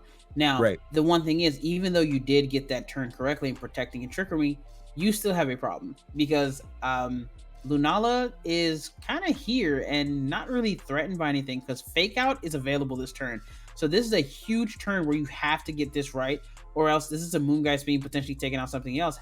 Or you could even potentially just see a Parting Shot and a Trick Room just to counter this, because right now Lunala is such a dominant force on the field right now. Right. Lunala, it's really hard to figure out what you're going to do to get rid of Lunala, but it seems like even with that White Herb, they're going to switch in for a Torkoal here, bring in that Drought. Really interesting play here with Palkia being the other Mon that you have on the side there. Parting Shot is going to go into the Palkia, giving it a special attack drop that it does not need right now. And Rangholm going to pivot that Mon in for, I mean, honestly, anything that it has in the back right now. This is going to be huge if it's Venusaur and a Trick Room. Venusaur and a Trick Room now is kind of caught there, because, yeah, it's going to be the one attacking first. So we see Groudon coming in here, which means that, you know, you're not getting as many turns off that Sun as you want to, because the Sun was already being set, but, you know, maybe not that big of a deal this much later in the game. But it does handle that ground type attack pretty normally, and then the Trick Room being reversed here by Lunala is huge. Absolutely, and this is what really you wanted. Lunala was such a threat, and then Fake Out was such a threat. You really didn't have any options. You need to take out the Instant. There's too much you needed to do, and Lunala could honestly sit there and be like, hey, I have a Venusaur in the back, I have a Groudon on the back, I still have my Instant, because you can't KO me right now. I'm gonna just get rid of Trick Room. I'm faster, because we've already seen the speed tiers here. I can get off a Moongeist Beam and also a single target Precipice Blades. There's nothing that wants to take this. Lunala really doing what it does best, which is be on the field, take up that slot, and do chip damage where it can. Moongeist Beam coming off of this Lunala into the Torkoal. It's going to take it all the way out. Does not like that Moongeist Beam one bit. Palkia gonna fire off a Spatial Rend into the Lunala, not doing too much damage, even leaving it with over 50% of its health. Palkia hanging on by just barely a thread here as this Precipice Blades comes and knocks it out. So a double KO for Tanner here. All you got left is the Ice Horse. Without Trick Room, this is looking like this is going to be going to a game 3. Yeah, definitely. Unfortunately, a bit of a rough spot here, just because Lunala just was allowed to do too much, and this, you know, not to, you know, say anything was done wrong, but this is always what you want to do with Lunala. And anytime you have Sleep Powder, depending on speed tiers, of course, this is what you want to lead. You cause everybody to like, okay, you know what, I need to make a read here, or I can a satisfaction in knowing like, hey, you know what I can do, you have to counter what I do. I have more resources than you, and if I get to +1, I have so many options. I can max a Dawn, I can max Lunala, I can max Venu, I can Sleep Powder, I can Trick Room, I can Meteor Beam. So many options you have to think of how do I get through it, that, you know, unless you lead something heavy into the Lunala, you kind of put yourself as, you know, kind of fodder for it once it gets the boost up. Right, right. It's one of those things that Lunala, it just stays on the field, and when you allow it to stay on the field, it's going to pick up those little KOs every now and then. It's not a big damage dealer on its own, but I mean, of course, with that one little special attack buff, especially everyone running it with Mental Herb right now, it can really get a little bit of momentum. It can get a lot of momentum once it has something next to it really hitting those KOs, and that's what they were doing the entire time, either through the maxing the Venusaur or hitting with the Groudon. At the end of the day, they were really the way they played Lunala, I think, really brought this to the game 3. Absolutely. So now the interesting thing is, of course, we have to play this game again. Yeah. Lunala, Venusaur versus Venusaur, Palkia.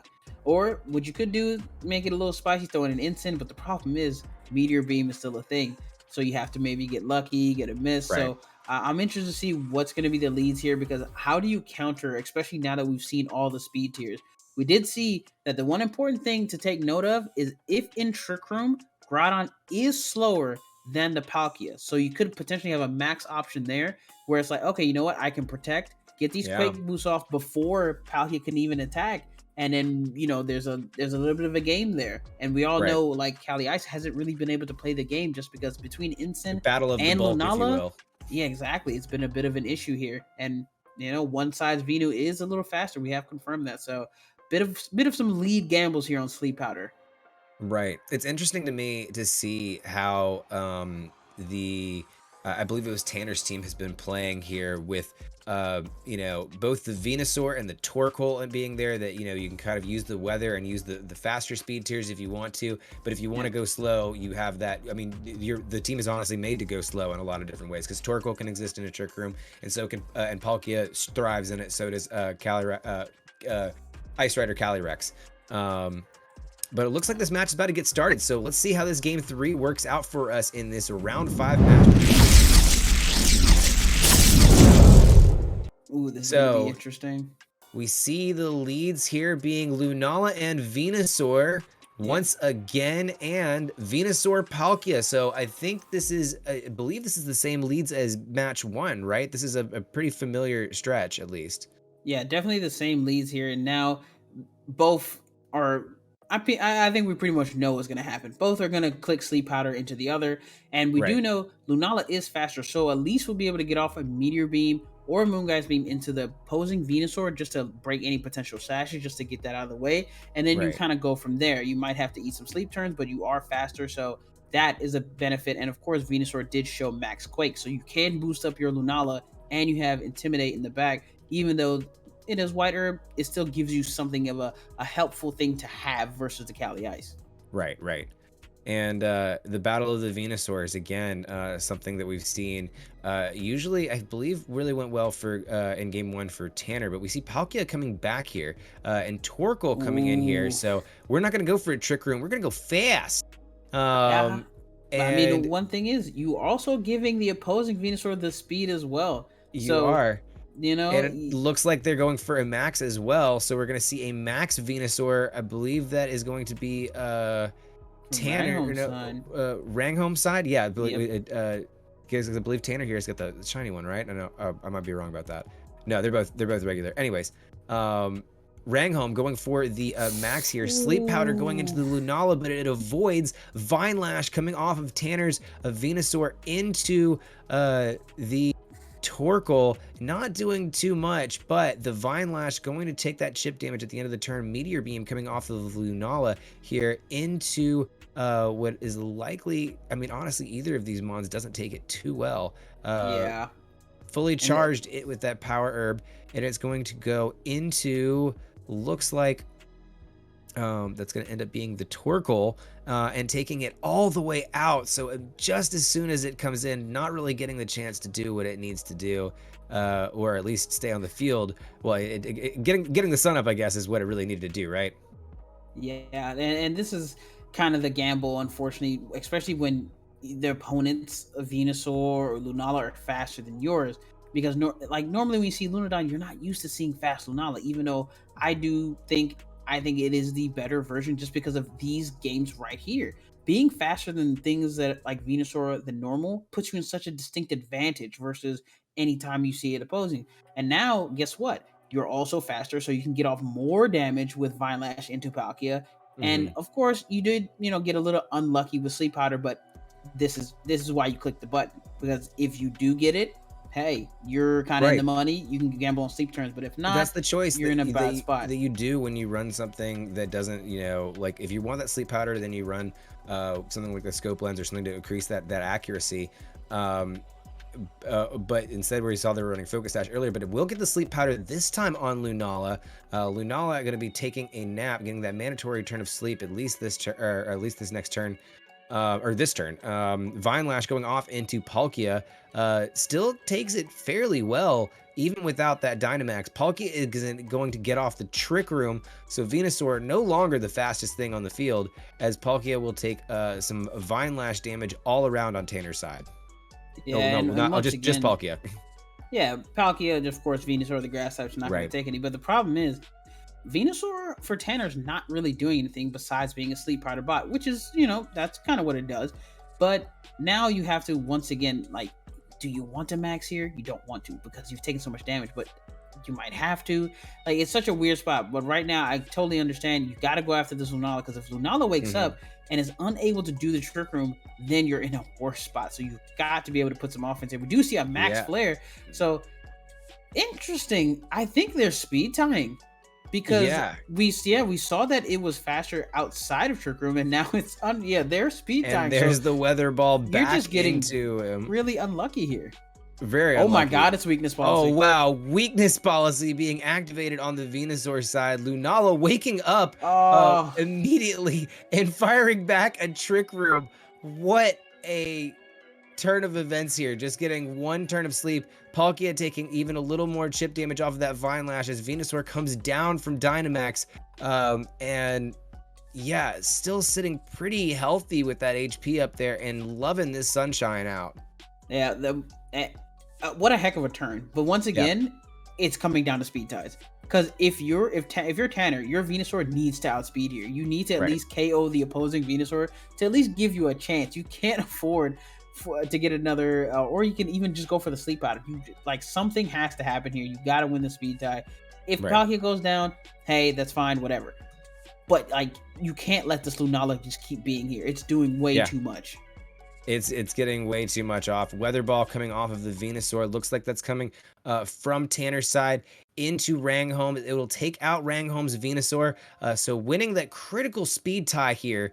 And we see Lunala firing off with a Moongeist beam into Tanner's side here. I believe it's got pretty good choices here. Venusaur taking off that 1 HP. This is the moment.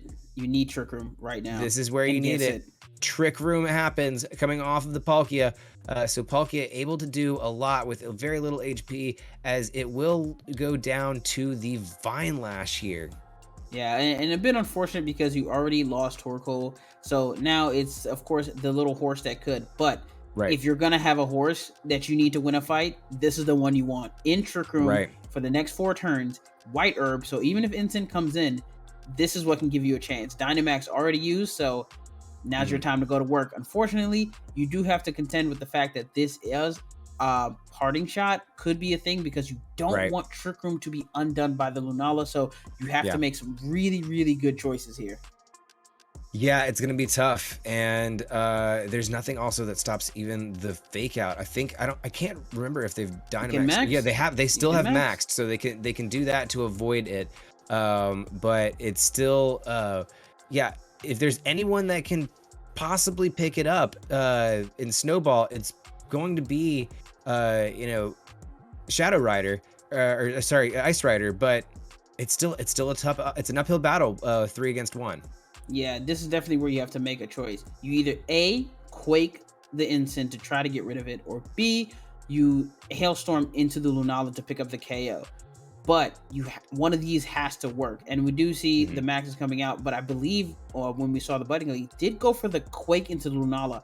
I don't know if that picks up. I think because Yeah. it's not stab, I don't think it picks up.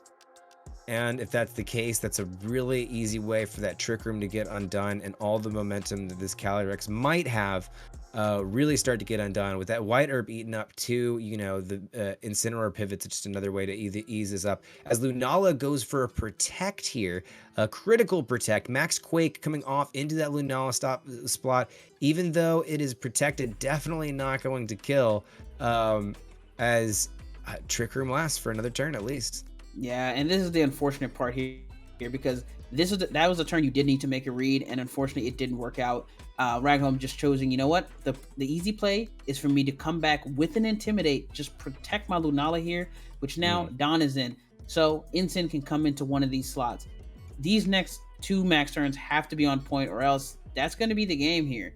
So we're going to see, it looks like he's going to go for Max Quake, trying to maybe potentially read the Incin coming into that slot, but you got to get this turn right no matter what, or else the game will pretty much end, because it'll be too much of a situation for Glacial Lance once Max is over to be able to clean up. Yeah, they could.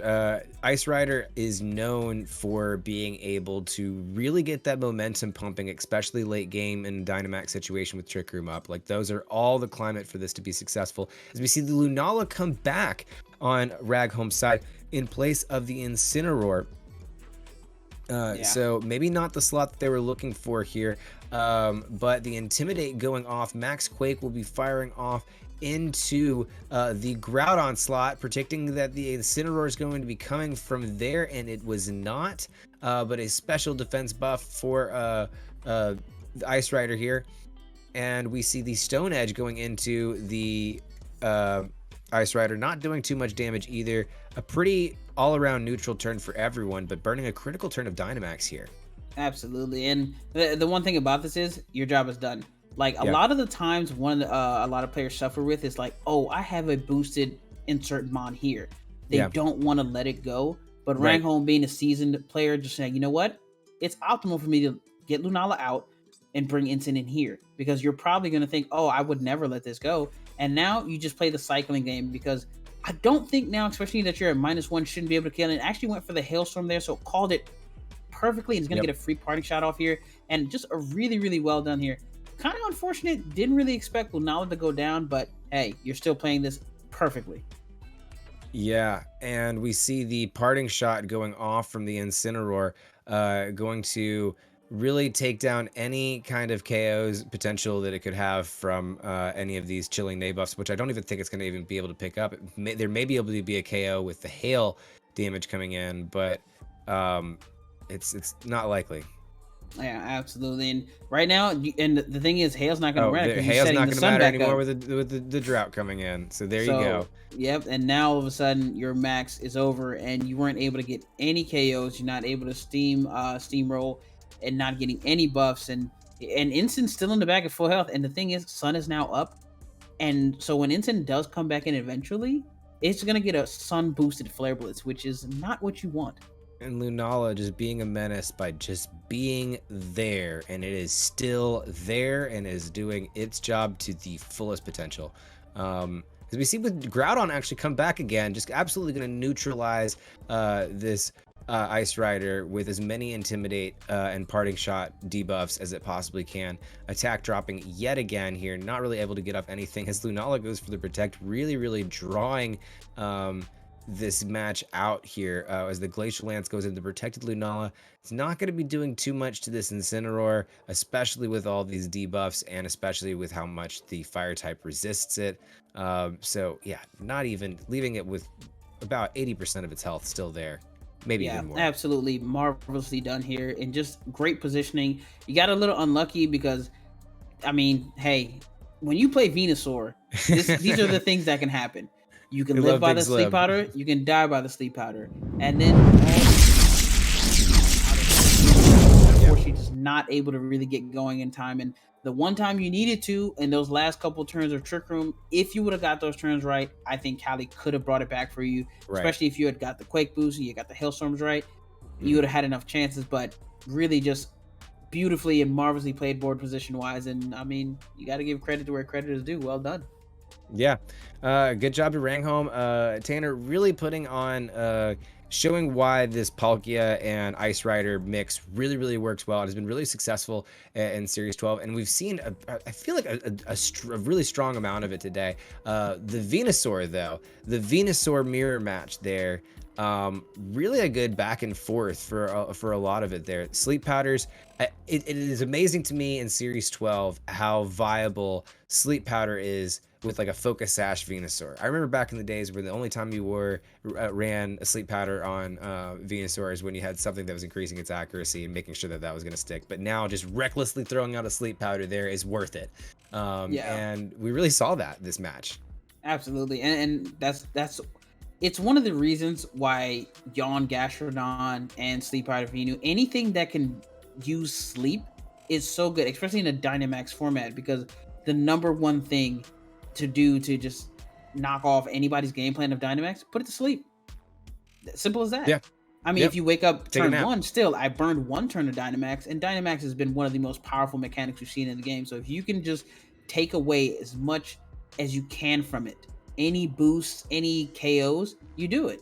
And Venusaur is one of the optimal things at that. And plus, not just that, I mean, if you do hit the Sleep Powder, like you said, you get off a free G-Max Vine Lash, and those turns start ticking away. You're taking a lot of damage, and it puts everything in range for something to come and clean up. So showing the power, we've seen the power of Charizard, now we see the power of Venusaur, full display here in the Wide League this tonight. Those G-Max Vine Lash, G-Max Wildfire, they really add up a really oppressive force in this meta, and continuing to show its supremacy there. I mean, that Palkia, the real winner of that last match was G-Max Vine Lash, taking out that Palkia, because once that Palkia was out of the way, all the momentum on the Tanner's side was really lost. It was all put on that Calyrex, and though he was in the optimal situation to do what the Ice Rider things that Ice Rider does best, still just not able to catch up on that deficit.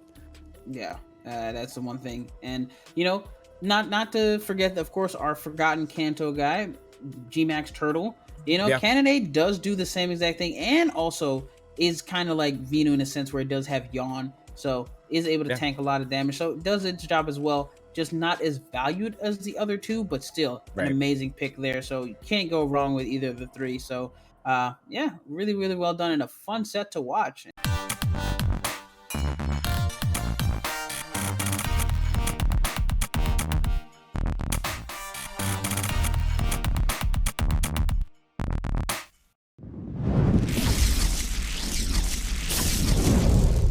No Kyogre at all has been very interesting. Like not one, and it's been the King Cali Ice everywhere.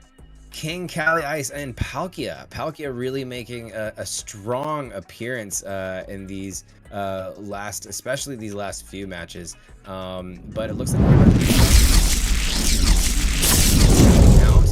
Dialga making its appearance here on stream with Grimmsnarl, Indeedee, and Palkia on the opposing side.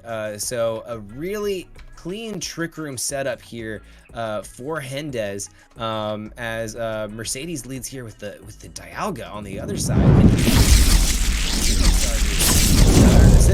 The box legends here on the field. And this is by far the first time we've seen Dialga today. We have seen Grim a little bit. You know, Grim is always one of those box of chocolates. You just never know what you're gonna get.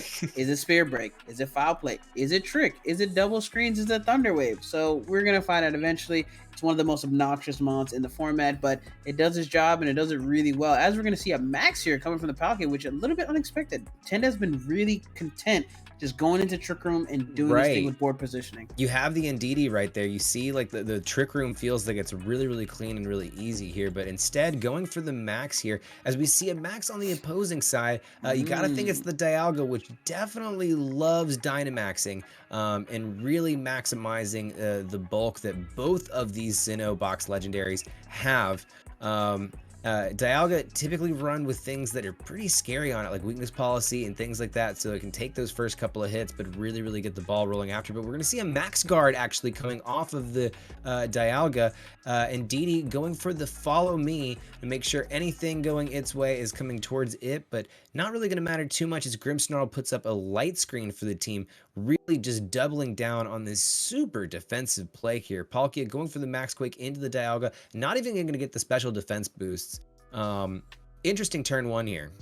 Yeah, I kind of dig what's going down just because you're putting up a screen, so you're denying just that initial max quake, which still would have done a decent amount of damage, and you're denying more bulk to this Indeedee Palkia lead here. So it's kind of, you're trying to just stall it out as much as possible. Of course, this turn you got to go for some damage, but we do see actually not Palkia, excuse me, Grimmsnarl switches out into Ensign here.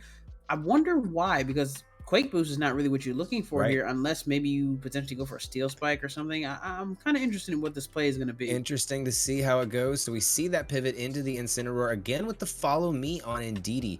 Gonna make sure that it is the center of attention as we see the Max Quake going off from the Palkia into that Dialga.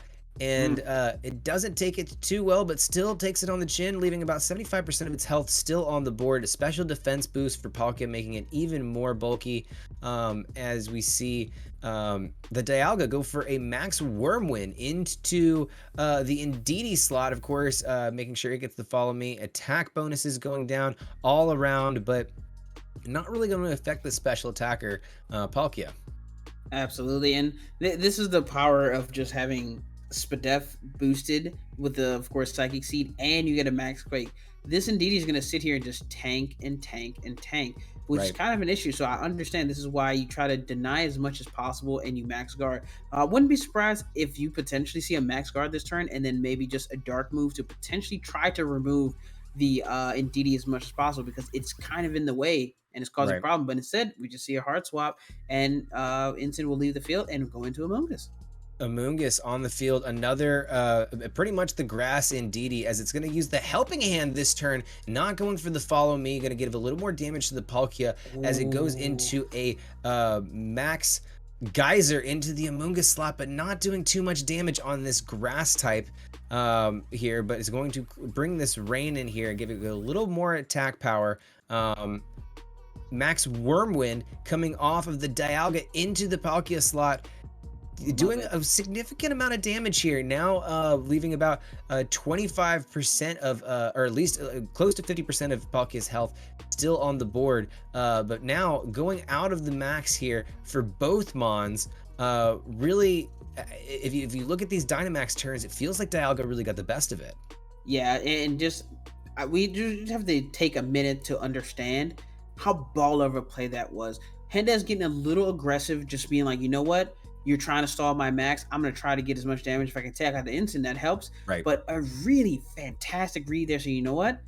Nothing is going to KO me because I have light screen. Let me throw in something that can take anything you've got, which is Amoonguss. And now Amoonguss is the key attention. You can't just set up Trick Room because you don't want to deal with Spore. So a marvelous positioning play there. And now Dialga's pretty good in a nice, comfortable seat where you could potentially do some damage here and try to get this Palkia down a little bit more. And of course, it's Indeedee that's just a wall.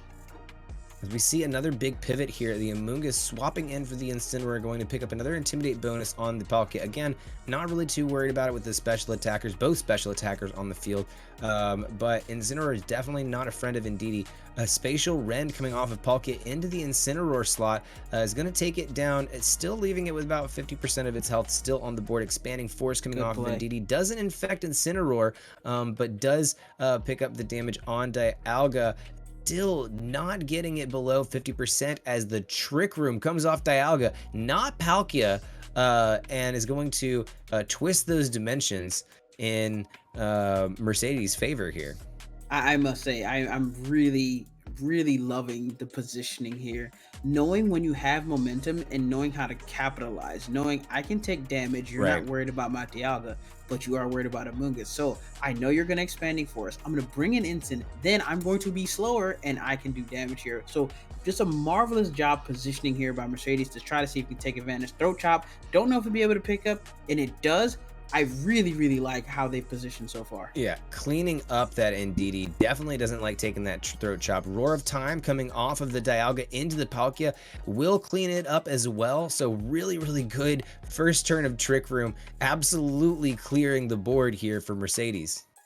Yeah, just a marvelous job, because now not only did you get two things that kind of threaten some of your other stuff. Expanding Force was threatening, and guess what? Palkia was threatening as well. So you got them off the field really easily. And now you also have Grim, which could switch in at any moment. And you also have a Mungus in the back, which threatens so much under Spore Pressure, under Trick Room. Right. But an interesting bring here, was not expecting to see Urshifu Dark. Yeah, Dark Urshifu. It still has a lot of oppressive force against the Incineroar with, of course, its stab on attack and things like close combat, but not the best in a Trick Room. Usually really able to take advantage of that Sucker Punch, but not against another Dark type across the field.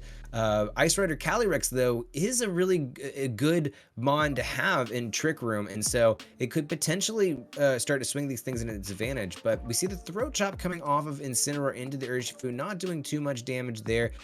Even with the crit, Dialga recharging after that big roar, close combat going off into Dialga. It will take it all the way down, leaving this Ice Rider as the last thing on the field here with a free turn to attack however it pleases. And we're going to see it go for a Trick Room and deciding, no, it actually likes it to go faster. Yeah, absolutely, because right now your win con, if you're Hendes, you need to have Urshifu carry you. Because right now, if you're under Trick Room, that's a really bad spot. Everything goes to sleep. So really like to play there. Because Roar of Time, the way it works, there was no way you could protect. And I understand Mercedes' play there. It's just like, you know what? If this thing is Sash, I need to break it because it's such a hard thing to deal with. But now, it's going to be interesting. It is close combat. We don't know if it's locked in yet, but Spirit Break could, of course, KO the Urshi, but then you'll have to play a little bit of game. I know it might be locked in. Close combat going into this combat. Grimmsnarl. It's going to take it down to about 55% of its health. Of course, Urshifu putting itself in a more vulnerable position each turn. A Glacial Lance going off into both of these slots, may be able to pick up a double KO here, and it does, really swinging the momentum here back in Hendes's favor here as we go into a 2-on-1 situation. Yeah, that was a tough ask there, just because I think the one thing you can definitely take note of, if you're Hendes, your Cali was faster than the Grimmsnarl. Yeah. That's not normal unless, ding, ding, ding, it is that Iron Ball. So that could be a trick Iron Ball Grimmsnarl with screen. So that's something you do have to take note of. And you haven't seen the Urshi switch out of close combat, which normally you would want to. So that could potentially say that it may be banded. So a lot of information you can gather here going into this next round. But Hendes with a really, really clean end game of knowing, like, you know what? I have Urshi. Trick Room is not where I want to be. Yeah, and that's what we see there. I mean, honestly, that was a match that was all about positioning, and Urshifu really being a surprise comeback there. We don't see a lot of single strike Urshifu. Really, I mean, single strike Urshifu was really the lesser picked of the two when it comes to as far as meta viable mons. Stuff like Surging Strikes was just too great against things like Landorus. But really showing its viability here, especially even against Incineroar, being able to clean up everything with close combat. The choice band on there, I think that you're right about. We haven't seen it using anything other than close combat, and it was hitting so hard that it just had to. It seems like it had to be getting a boost from somewhere. A lot of interesting, a lot of interesting success with mons that we don't see a lot. Absolutely. And listen, even though we don't see single strike Urshi a lot, it is one of the stronger things in the format. That fighting, stab, close combat, and of course Wicked Blow, able to crit and of course go through protect, always makes it a strong candidate, especially if you have some matchups you need to have our leads. And we've seen a classic lead that we all we're used to. The good old Ensign Grimmsnarl. Yeah, Grinsim right here for them, and we've got the Palkia Indeedee lead as well. Again, the play that looks like the most secure Trick Room in the world, but the question is, do you really want to bring Trick Room, especially with how eager Mercedes was last match to activate it themselves? Yeah, and it's an interesting spot because if it is that set of the Trick Grim, then normally they don't have Spirit Break. They'll have Foul Play. So, you don't really get much damage out of that slot because Spirit Break would have been better because then you could hit Urshi. You could also have Palkia, but if you're not, you have to Foul Play, which is only really, I mean, it's okay versus Indeedee. It's good versus Calyrex, but, that's really not the issue you're dealing with right now. You have to find a way to break through this lead of Follow Me, Helping Hand, and insert move that Palkia wants to do here. Right. And it'll be we'll see how that ends up working out for it. Again, it seems like it would be the more tempting position just to go for that easy Trick Room, but we're gonna see the max yet again for this as we go to an inconvenient ad break here. And couple of turns. You got to think the max is going for Palkia. Yeah, absolutely. I mean, to be honest, in just the position it was, for Hendez, this is a pretty clear Helping Hand Max Geyser. You set up the rain, because even if screens come out, Inton's not taking Helping Hand Max Geyser. And then next turn...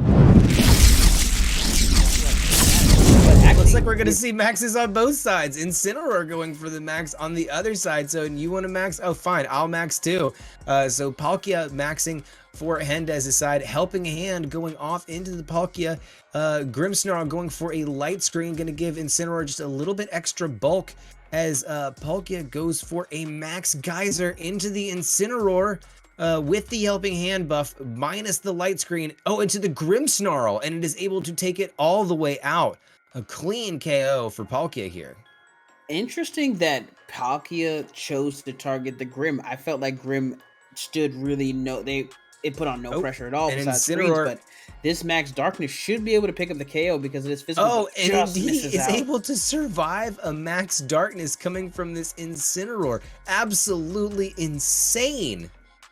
Yeah, this is definitely not what you expected. I'm pretty sure you maxed the Incin with the intent of, you know what? I think I can get this because of how much damage it did. Right. But not being able to pick up the KO really hurts here. And we do see Rilla. Now, isn't this interesting? Rilla is in the back. I'm pleasantly surprised just because we haven't seen Rilla all game, but this is an interesting time to bring him in. Now you have priority over the Indeedee. Now you have a really good grass type across from a water type. I think that really does swing a lot of momentum in Mercedes' favor. Yeah, but the one issue I have here is what's stopping Helping Hand to continue to just kind of do what it does. But we do see a really key max guard here. We're going to have to see what the move of choice is. We do see a Grassy Glide trying to get rid of Indeedee. But if Hendez calls this correctly and opts to go for the Incin, then and takes the bait and gets into the max guard. So into it. Still not the best situation, but at least you get to keep your Mon and you did pick up a KO. So now you just got to kind of work your way to figure out how do you stall out this last turn of max from the Palkia. Yeah, and we will see the Calyrex come in. Again, the positioning that this team really likes, having Palkia on the field maxed behind that Calyrex, but still in a position where it's just not ideal with that other Rillaboom on the other side. Now, again, one Glacial Lance is going to do a lot of damage to that Rillaboom. But is it enough? I don't know. Actually, that probably is the right counter for it at this time. Yeah, definitely. I really do like the position you're in, but having to max the Incin, of course, is really the kind of detrimental thing here because it just can't crank out a lot of offense versus Palkia and Urshifu. So, I mean, I don't know what else you can do. Like, do you switch it out and potentially have to take a Max Geyser into something? I think you just kind of have to roll with it at this point and just keep going. But then, I mean, you're leaving yourself open to what's in the back. So I'm trying to figure out how Mercedes really gets out of this. We do see a Grassy Glide and maybe just going to see if you can potentially double tap the Calyrex. Just going into the Calyrex there, not able to really pick up the damage that you want to. Max Geyser is going to go into Incineroar and it leaves it with just a sliver of health, left less than 25%, even in its max form. A big Max Flare coming off of the Incineroar into the Calyrex, and it does not do enough to take it out. That is incredible. That is a misplay. There's no ever reason in rain to click Max Flare when Max Dark is superior. And the Glacial Lance will absolutely clean everything up here, cleaning up the Rillaboom and doing the last little bit of damage that is needed to that Incineroar to take it out. But that's a misplay. Yeah. It's unfortunate because Max Darkness with that combination should have been more than enough to take out there, because Sun is not going to help you. The thing is, you have Rilla versus Palkia in terrain still. that should be the 1v1 you're going for, but you have to make sure you get rid of the Calyrex no matter what. And we do see, and here's the thing, Shun doesn't matter because you brought out Kyogre anyway. We finally see a Kyogre, ladies and gentlemen. Bring the rain. Right, Kyogre making its grand appearance here. Hendez in a pretty secure position with only Kyogre on the other side and a strong lead here Mon-wise. And that is going to be a cancel there for that. So this round, really well played. Yeah, and remind me, where are we at there with that? Does that go to the round 3 here, or is it the first match? No, that is a 2-0. 2-0, very clean. 2-0 for Hendez. 2-0 for Hendez there. So great matches there at the end. But that will we've seen an absolute supremacy today with Palkia and Ice Rider. Although that was that last match kind of got that pair on his heels in more situations than one. Yeah, absolutely. And I commend Hendez for knowing just when to press the go button, because a lot of the times this team is really slow paced. We're just going to stack up boosts, we're going to chip, do all these things, but knowing like, you know what, I can just go, like, and there's nothing stopping me. But really quick thinking and great gameplay from Mercedes there, knowing, okay, I have to max the instant here.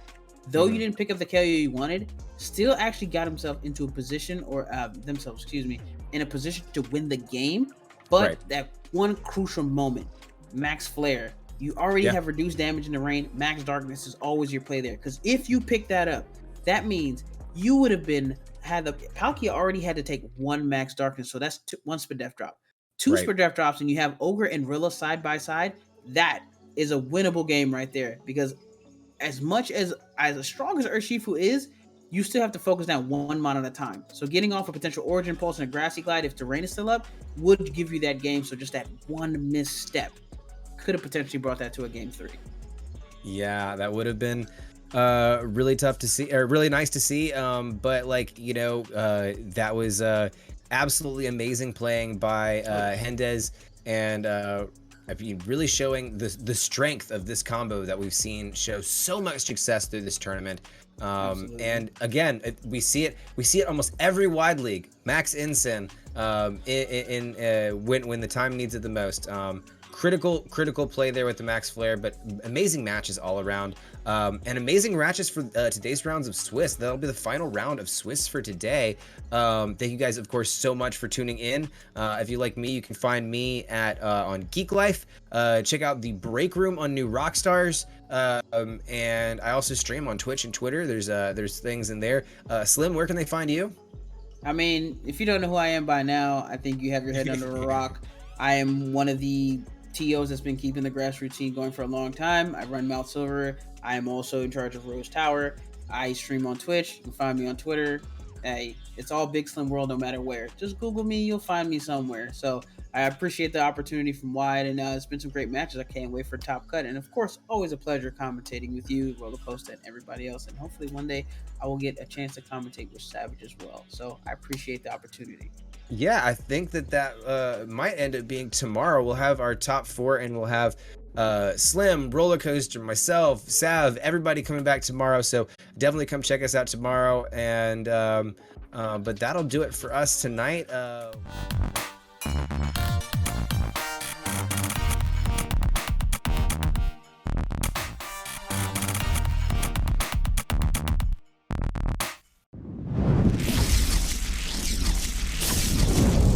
Welcome everybody to the Wide League, and we are here with the Top Cut for an amazing Wide League match here. It's been an incredible tournament so far. We've seen a lot of fun things. My name is The Dodd, aka Roose Bane. You may know me from the Break Room on New Rockstars, Geek Life Live, or Silphco Sports. Anyways, I'm here, and I'm super excited to bring some of these amazing matches. I'm joined by the most savage of the Patch Kids, Savage Patch Kid. How are you doing today? I'm doing well. I'm still soft crafting what the intro line is going to be, obviously. But yeah, for sure. It's doing really well. Really excited to see what Top Cut's going to offer us today. I know we're about to get started here really quickly. But what are you most excited to potentially see today, Dodd? I'm potentially most excited to see what we've been seeing so far. We've been seeing a lot of things that were just typically off meta. We didn't see a single Zacian yesterday. We were talking about that a little bit before the match, but an Did absolute not. dominance of Ice Rider, Calyrex, and Palkia. And I think that we're going to continue to see that more. We've got a match between Hendez and Rangholm up next. Which is, I think, a matchup that we even saw yesterday, but somehow Top Cut has allowed for another opportunity for these players to come together. Some interesting matchups here. Hendez, of course, we've seen yesterday bringing that Calyrex Ice Rider combo, and Incineroar, and Didi, Urshifu, and Among Us. There's an Among Us among us. Rangholm, of course, being more of a Sun team with both Charizard and Venusaur, Groudon, of course, Lunala, Grimmsnarl, and Incineroar. Definitely an interesting matchup here. What do you think about this matchup, Sav? I'm loving more and more of I call it the Lunar Eclipse team, where we have like the Sun team, but just like we have Lunala on that front end lead. I think there's a lot of really fun offensive things you can do with that, and Lunala, if left alone too long, we saw this several times yesterday, can prove to be very, very devastating presence on the field. All right, and it looks like we're about to just pop into the first round. We have Rangholm opening up with a Groudon Charizard, pretty classic Sun team lead. Hendez opening with the Incineroar Palkia. Again, Palkia, it is the season of Palkia. What do you expect to see out of this side of the team? Well, Palkia is still a viable Dynamax option here. It does counter the Charizard pretty well. There's not very much that it can do to really take it out of the way. And of course, its bulk is going to work towards its advantage here. But Groudon and Charizard, obviously, this is a great offensive position to be in. Charizard with the Max Wildfire can really take away a lot of HP per turn. One of the most powerful offensive pressures that's available to anybody in VGC right now, with Dynamax being an option. And Groudon just making that even worse in the sun with that solar powered boost, especially if it's running something like Life Orb. But it can be an absolute incredible offensive pressure. So very interesting leads here, but I think that they do kind of cancel each other out in a lot of ways. Oh, we see Groudon being pulled back. It set the sun and kind of did its job for turn one. Being Lunala coming into its place. That Shadow Shield being a really, really defensive presence this early on. And Charizard going into the Dynamax here, capitalizing on the sun that Groudon has already set up for it. Very likely setting up a G-Max Wildfire here, getting that damage over time, possibly. But we'll see. The offensive pressure on Rangholm's side of the field is becoming very, very real very, very quickly. But it's interesting to see how Palkia is going to counter it with just how thick it can be, and being a very, very viable Dynamax choice, which is very possibly what we're going to see here on Hendez's side of the field. I mean, if it ain't broken, don't fix it, and Palkia has proven many, many times over this series that it can do exactly what it needs to do whenever it's Dynamax. It can handle a lot of the damage and dish it out equally. Absolutely. Incineroar here is going to go for the fake out, but it's not going to affect Lunala as a ghost type. Into the ghost type. It happens to all of us at least once. Max Airstream going into the Incineroar, setting up a speed boost to the other side of the team, and doing a devastating amount of damage with that solar power boost in the bright, bright sunlight. Absolutely devastating first turn of Dynamax from the Charizard. Their Wormbrain going to Charizard, though, and returning every single point of damage that Charizard just dished out.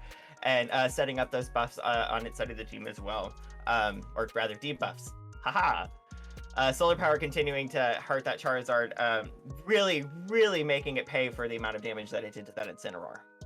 Yeah, Palkia really feeling like it got the best out of that turn, even though it didn't change the weather. That Solar Power is really starting to take away at Charizard and leaving it with just a sliver left on the field.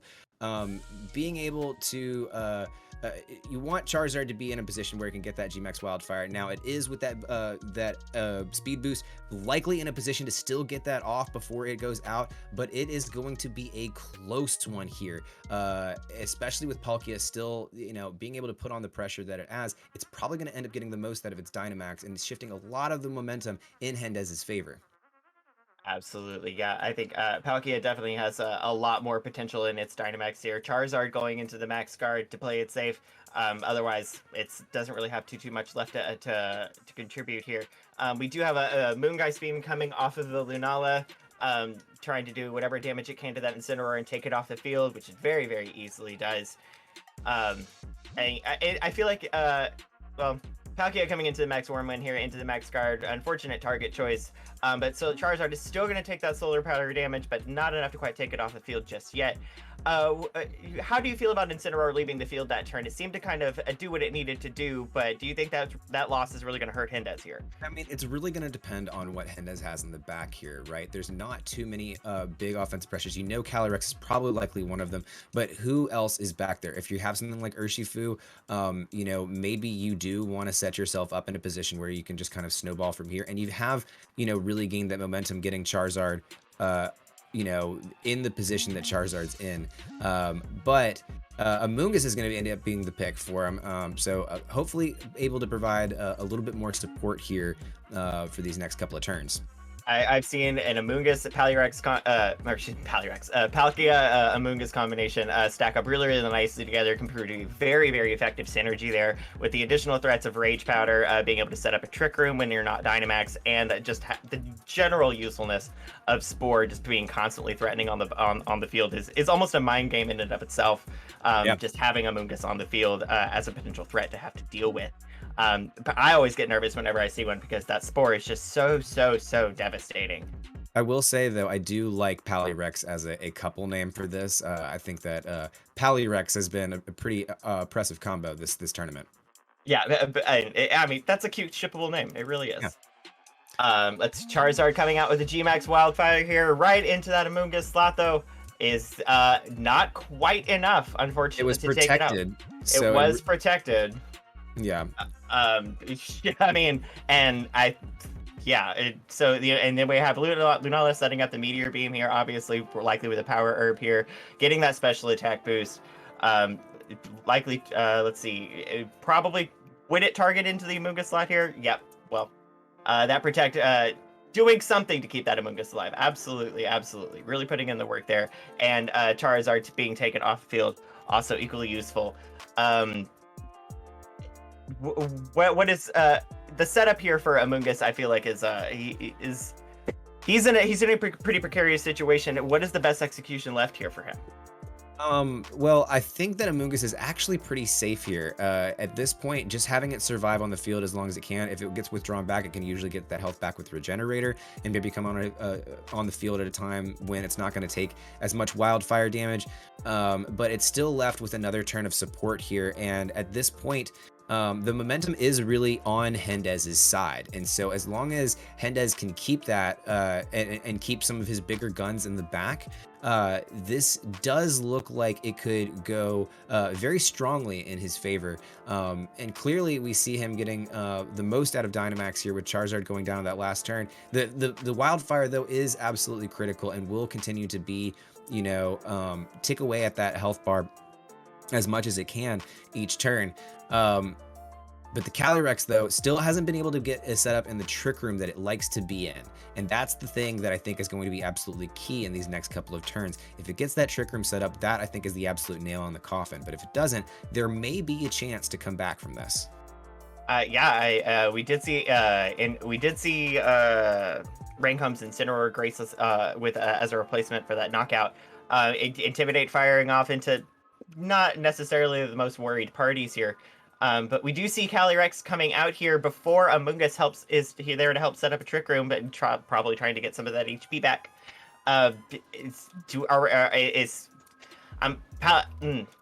We're seeing a fake out here into the Palkia. I'm trying not to get ahead of myself here. Enola pulling off a Moongeist Beam. I mean, with the Trick Room setup here, maybe something we'll see. Into the Calyrex, instantly wiping it out. Very, very unfortunate. Not being able to pull by any of the offensive pressure. And Palkia flinching and taking that G-Max Wildfire damage. Do we feel this was a big enough momentum swing in a single turn? Yeah, that was a critical play there. Taking out the Ice Rider is going to be absolutely crucial this game. With just a Amoonguss in the back and still those turns of Wildfire, you've really got to figure out a way to not only mitigate this damage, but also get that damage out with Palkia, who's, you know, really, you know, wants to get off stuff like Hydro Pump in the rain, but not really getting that ability. Moongeist Beam is going to be coming off Lunala. Let's see who this goes into. Yeah, the Moongeist Beam heading into the Palkia slot and just absolutely wiping it out. Really unfortunate here. Flare Blitz going into the Amoonguss as well, enough to easily take that off the field as well. Double walk out into a turn is obviously not the best situation for anyone to be in, recoil damage or not. That is enough to just very rapid swing in the opposite direction. What an absolute match there. You know, from the beginning, Hendez had a lot of momentum with those Dynamax. Palkia being a really good counter to Charizard, was really able to take it in a one-on-one matchup. But after Palkia went down, not able to having that Calyrex taken off the field and not getting any Glacial Lances off and not getting any of those chilling Naboosts was absolutely critical to the success. And you know, Calyrex needs those chilling Naboosts and those Glacial Lances, especially in those Trick Rooms, to really get that off. Yeah, the Amoonguss switch out, I believe, is the turn where I feel like maybe that's where it could have gone differently. A Rage Powder Trick Room setup, I feel like, would have been absolutely key to being able to utilize that Calyrex. But instead, we just saw it instantly be removed from the field in the same turn it was thrown. It was was a pivotal loss, I think, on Hendez's side. Incineroar here for Rangholm, really showing why Incineroar's usage remains always as high as it has been, being able to you know, hit not only those big flare blitzes, but able to be oppressive to things like Calyrex with Throat Chop and those dark type moves. And you know, even if it's not getting those intimidates off as much as it would have liked to those last turns, you know, still able to really kind of to really position that Incineroar in a great position. I mean, Incineroar, I think, will never ever be lost out of this meta for the remainder of Series 12 that we have. It still ranks as the percentage highest used on Pikalytics on number of teams, and it has that magical like fourth move effect where it like where I see like you have this general core set of like 2 or 3 moves that run on every mon, but there's that fourth one can be anything. And I think one of the reasons Incineroar is so interesting is that can really be so key to how it's utilized. It's so interesting. Absolutely. And we'll see how it's utilized in this next match as we transition over. Yeah, we see round 2 opening with the same lead on Ringholm's side, the Charizard Groudon lead, setting up a Sunlight for that really, really offensive solar power boost, and the Incineroar Palkia lead on Hendez's side. It seems like the leads here are pretty similar. What do you think is going through these players' heads on this turn 1 selection? Well, this turn 1 to me says Hendez feels like it's not the mons that he brought, it's how they were played that is really determining the win-loss con here. Palkia is still a great counter to Charizard, and I think that Hendez still feels positively about that. But it's going to be about the end game here. And getting that positioning in the end game to work out in the way that they need to. If they suggest that the same instant's going to happen, if they make the same plays, well, then the easiest way to change that up is to not make that fake out turn 1 and get something out of that Incineroar. And that does change a lot of the momentum, especially if you know Groudon's coming in that slot. You can max Geyser that slot and then take it all the way out with maybe a Flare Blitz. So we'll see how that ends up working out. Well, we do see the Dynamax going into being activated here on Rangholm's side, going into the Charizard, choosing to keep Groudon on the field after on the first turn. That is something that he did vary from the first turn on the previous match. Maybe there to keep some offensive pressure going. And we also see the Dynamax going off here on Hendez's side, likely doing the same thing in Dynamaxing that Palkia. It proved very, very effective, especially against the Dynamax Charizard in the first match. It very well capitalized on all 3 of its Dynamax turns and was able to stick around a little while after that. Definitely the appropriate and intelligent choice, I think, here to make. Yeah, absolutely. Charizard going off with the max airstream here, starting to set up those speed boosts because, you know, who doesn't love a stat boost that's that effective ever? Going into the Incineroar here, doing a very sizable amount of damage, and Solar Power obviously taking a little bit of that Charizard's HP, and the Precipice Blades going off into the other side of the... that Sugar Berry not quite doing enough to keep that Incineroar alive and on the field, taking so much damage for that max airstream. Wasn't quite enough to keep it around. But the Max Worming coming off the Palkia here, going into the Dynamax Charizard, instantly wipes it off the field. no contest. That critical hit proving just how fickle the RNG can be in this meta and how key it can be, especially on pivotal turns 1 and 2. Taking out that Dynamax after the first turn, absolutely pivotal. Now Hendez is in a really key position to take advantage of this Dynamax, being able to get that critical hit on the turn 1. I mean, if you talk about a time where the crit mattered, we know that the crit mattered there. That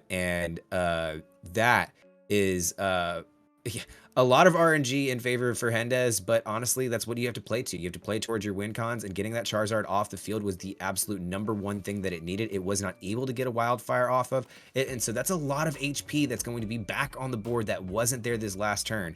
And we see even an even bigger pivot now, bringing Urshifu in instead of possibly the Amoonguss, you would think. Interesting selection here. Yeah, I think the Urshifu is a really interesting course correction here, especially seeing as that we just saw Lunala pop up on Ranghome's side of the field.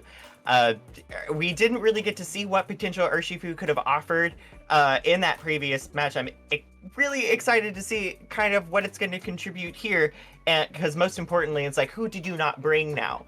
Did you leave? Right. Did you leave Calyrex at home in a strange in a rather, I don't want to say strange, but a really interesting potential choice? Or did you leave Amoonguss?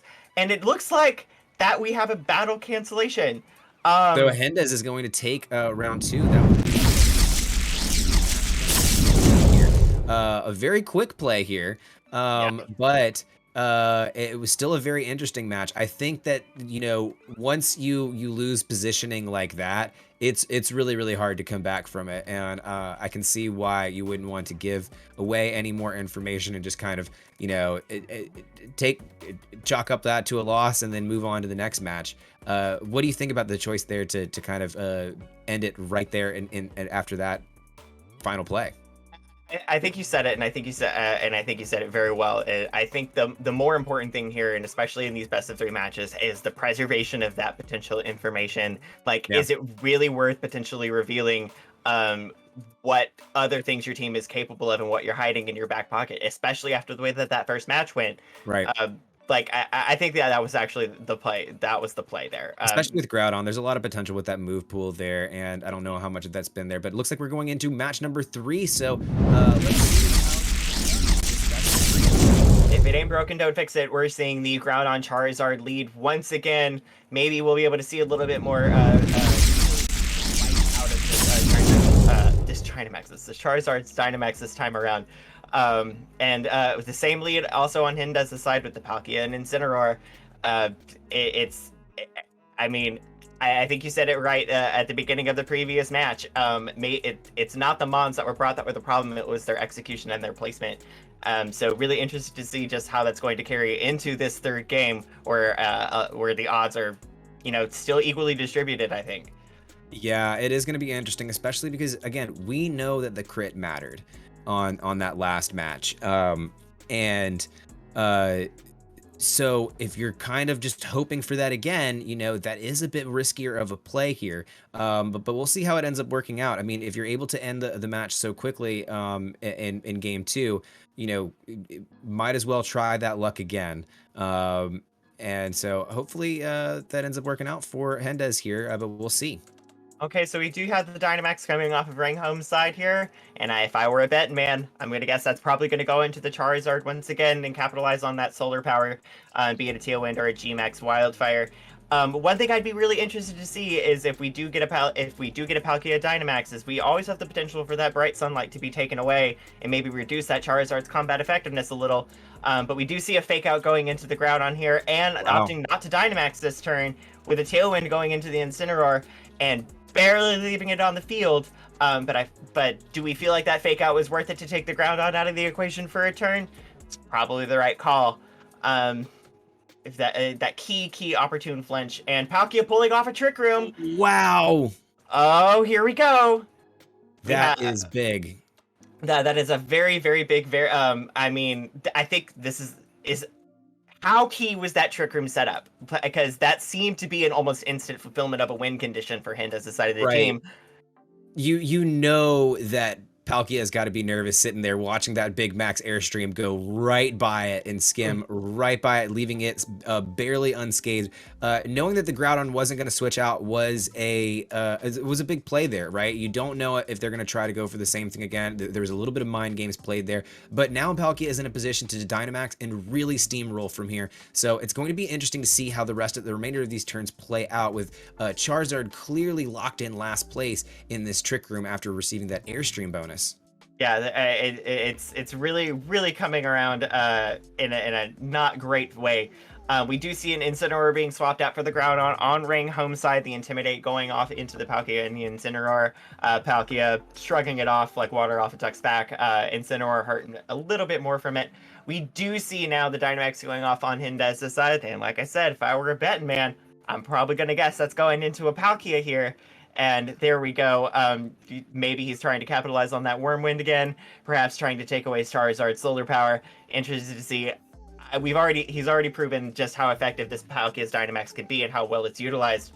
So, I mean, really interested to see how it's going to go forward here, especially Charizard pulling out a Max Guard and Incineroar on Hindez's side, throwing off a Throat Chop, removing any potential parting shots out of the way, keeping that Palkia's Efficient Pressure viable. Unfortunately, going into the Max Guard Charizard, though, not very much offense happening here. Yeah, very interesting to see here. Palkia, still in a really strong position here in this Dynamax. Charizard, of course, the Trick Room setup allowed it not only to Dynamax right across from Charizard, but to outpace it too. And so its Dynamax is going to outlast it a little bit longer and going to maximize those turns of Trick Room.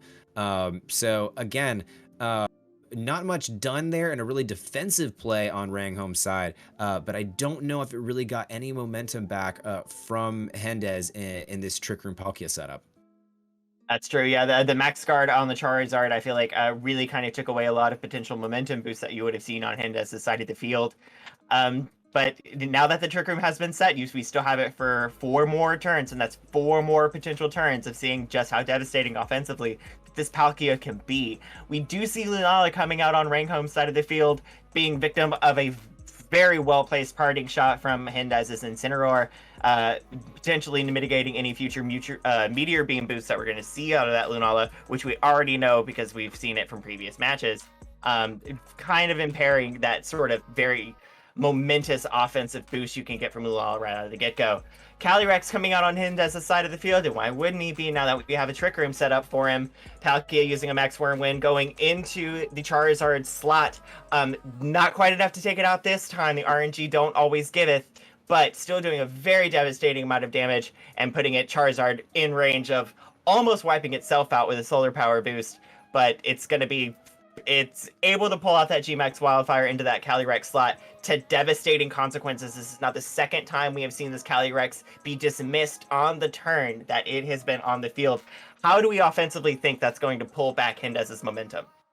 That definitely is a big crucial blow. Calyrex there really would have been the nail in the coffin, but that was a brilliant call by Ranghome's side, because you know that Wildfire isn't doing anything into the Incineroar slot that was there right before it. So that parting shot call into the Calyrex, knowing that the Calyrex wants to be in Trick Room, was a brilliant call to keep that off the field. And we see that Incineroar coming back in. It's still, while neutralizing a lot of what's been on the field, still not quite able to do, I think, really what it wants to do here. Yeah, I feel like we're seeing the Incineroar put in a lot of very good work. It's just never really the work you traditionally would want to set up an Incineroar to do. But, I mean, who knows? We still might see a Dynamax Incineroar sometime in this league matchup. I'm not saying that they're going to be here, but we've seen all sorts of crazy things. It is a wide league special, right? It is a wide league special. I mean... We tend to see it every single tournament that we've seen here, and it's honestly a surprise that we haven't seen it yet. But Palkia still having one more turn of Dynamax here in this Trick Room is going to make things very hard for Ranghome to come back from this in this best of 3 situation. But at least having Calyrex off the field and being able to get that Wildfire damage off, very, very critical here, and might be able to at least tilt something in Ranghome's favor. I feel like a lot is going to fall to how offensive this Palkia can really make up for it. We do see a fake out going into Ranghome's Incineroar. taking it out of the equation at least for a turn. Maximum win going into the Lunala, taking those debuffs across the board on the other opposing side of the field. Not that the attack debuff is going to do too much to make that Lunala any more worried. And we see Palkia losing some of its HP and Lunala preparing a Meteor Beam. That special attack boost being mitigated by earlier debuffs, but being able to pull that off in one turn, that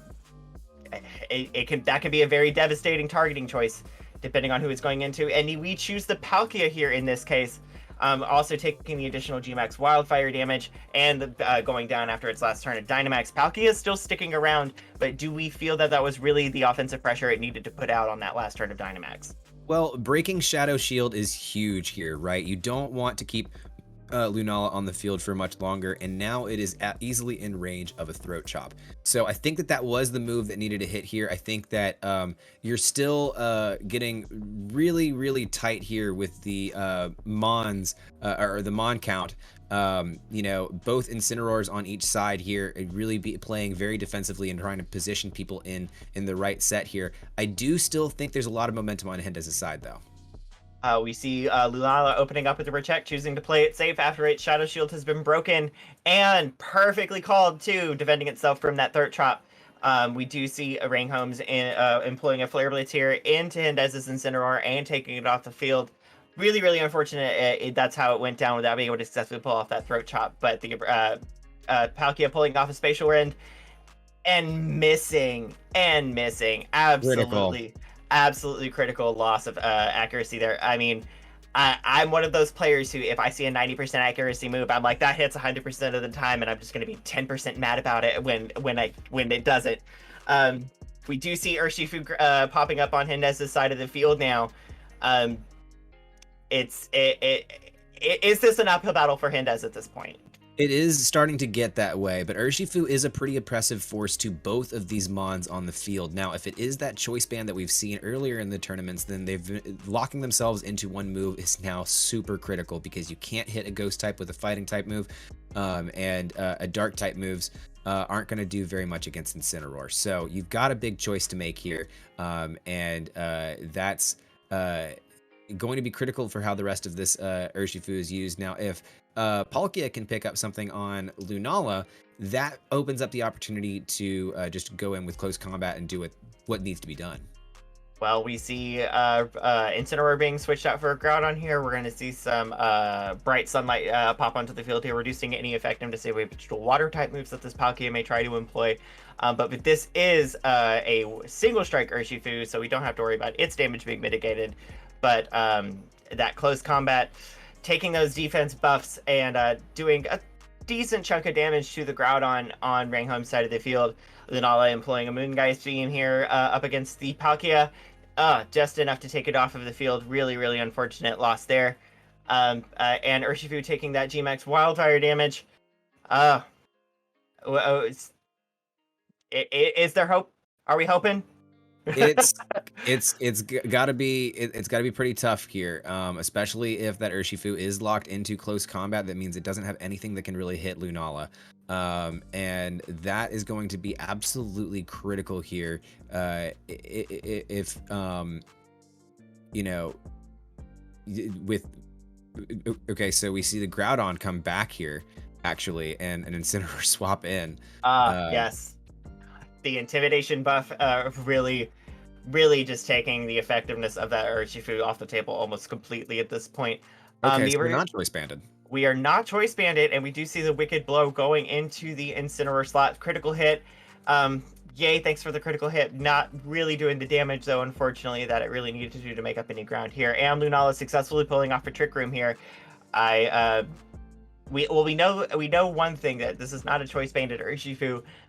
So it is not locked into anything, but I feel like the ground it has to make up here. It has to be capitalizing on the RNG and just some key misses. Yeah, and this match is starting to circle the drain a bit more, but Urshifu does have at least something that can hit everything on the field now, and it's not locked into anything in particular. So that is good for it, but does it have the firing power to get through all of this? I'm not sure. I don't know if it can even survive another Moongeist Beam coming out of here. I'm not sure if it can survive a Flare Blitz from Incineroar at this point, or at least too many of them. So it's going to be a major uphill battle for this Urshifu. Sucker Punch going into the Lana is enough to take it off the field. So that was some very nice aggressive recovery there, but the Flare Blitz coming into the Urshifu, very, very, very, very much enough to take it out. I'm not 100% up on all my damage calcs on Urshifu and Flare Blitz, but that was obviously enough to do what it needed to. With the victory being picked up by Rangholm in that game 3. Oh man, of that match. It was great. That was a crazy pendulum. It was. I think that Rangholm was really, really patient in waiting out the Dynamax, and even though the Dynamax a lot of times didn't go his way, he was able to pivot from there and really take advantage of that in the prior turns, letting those wildfire damages just tick and tick and tick away.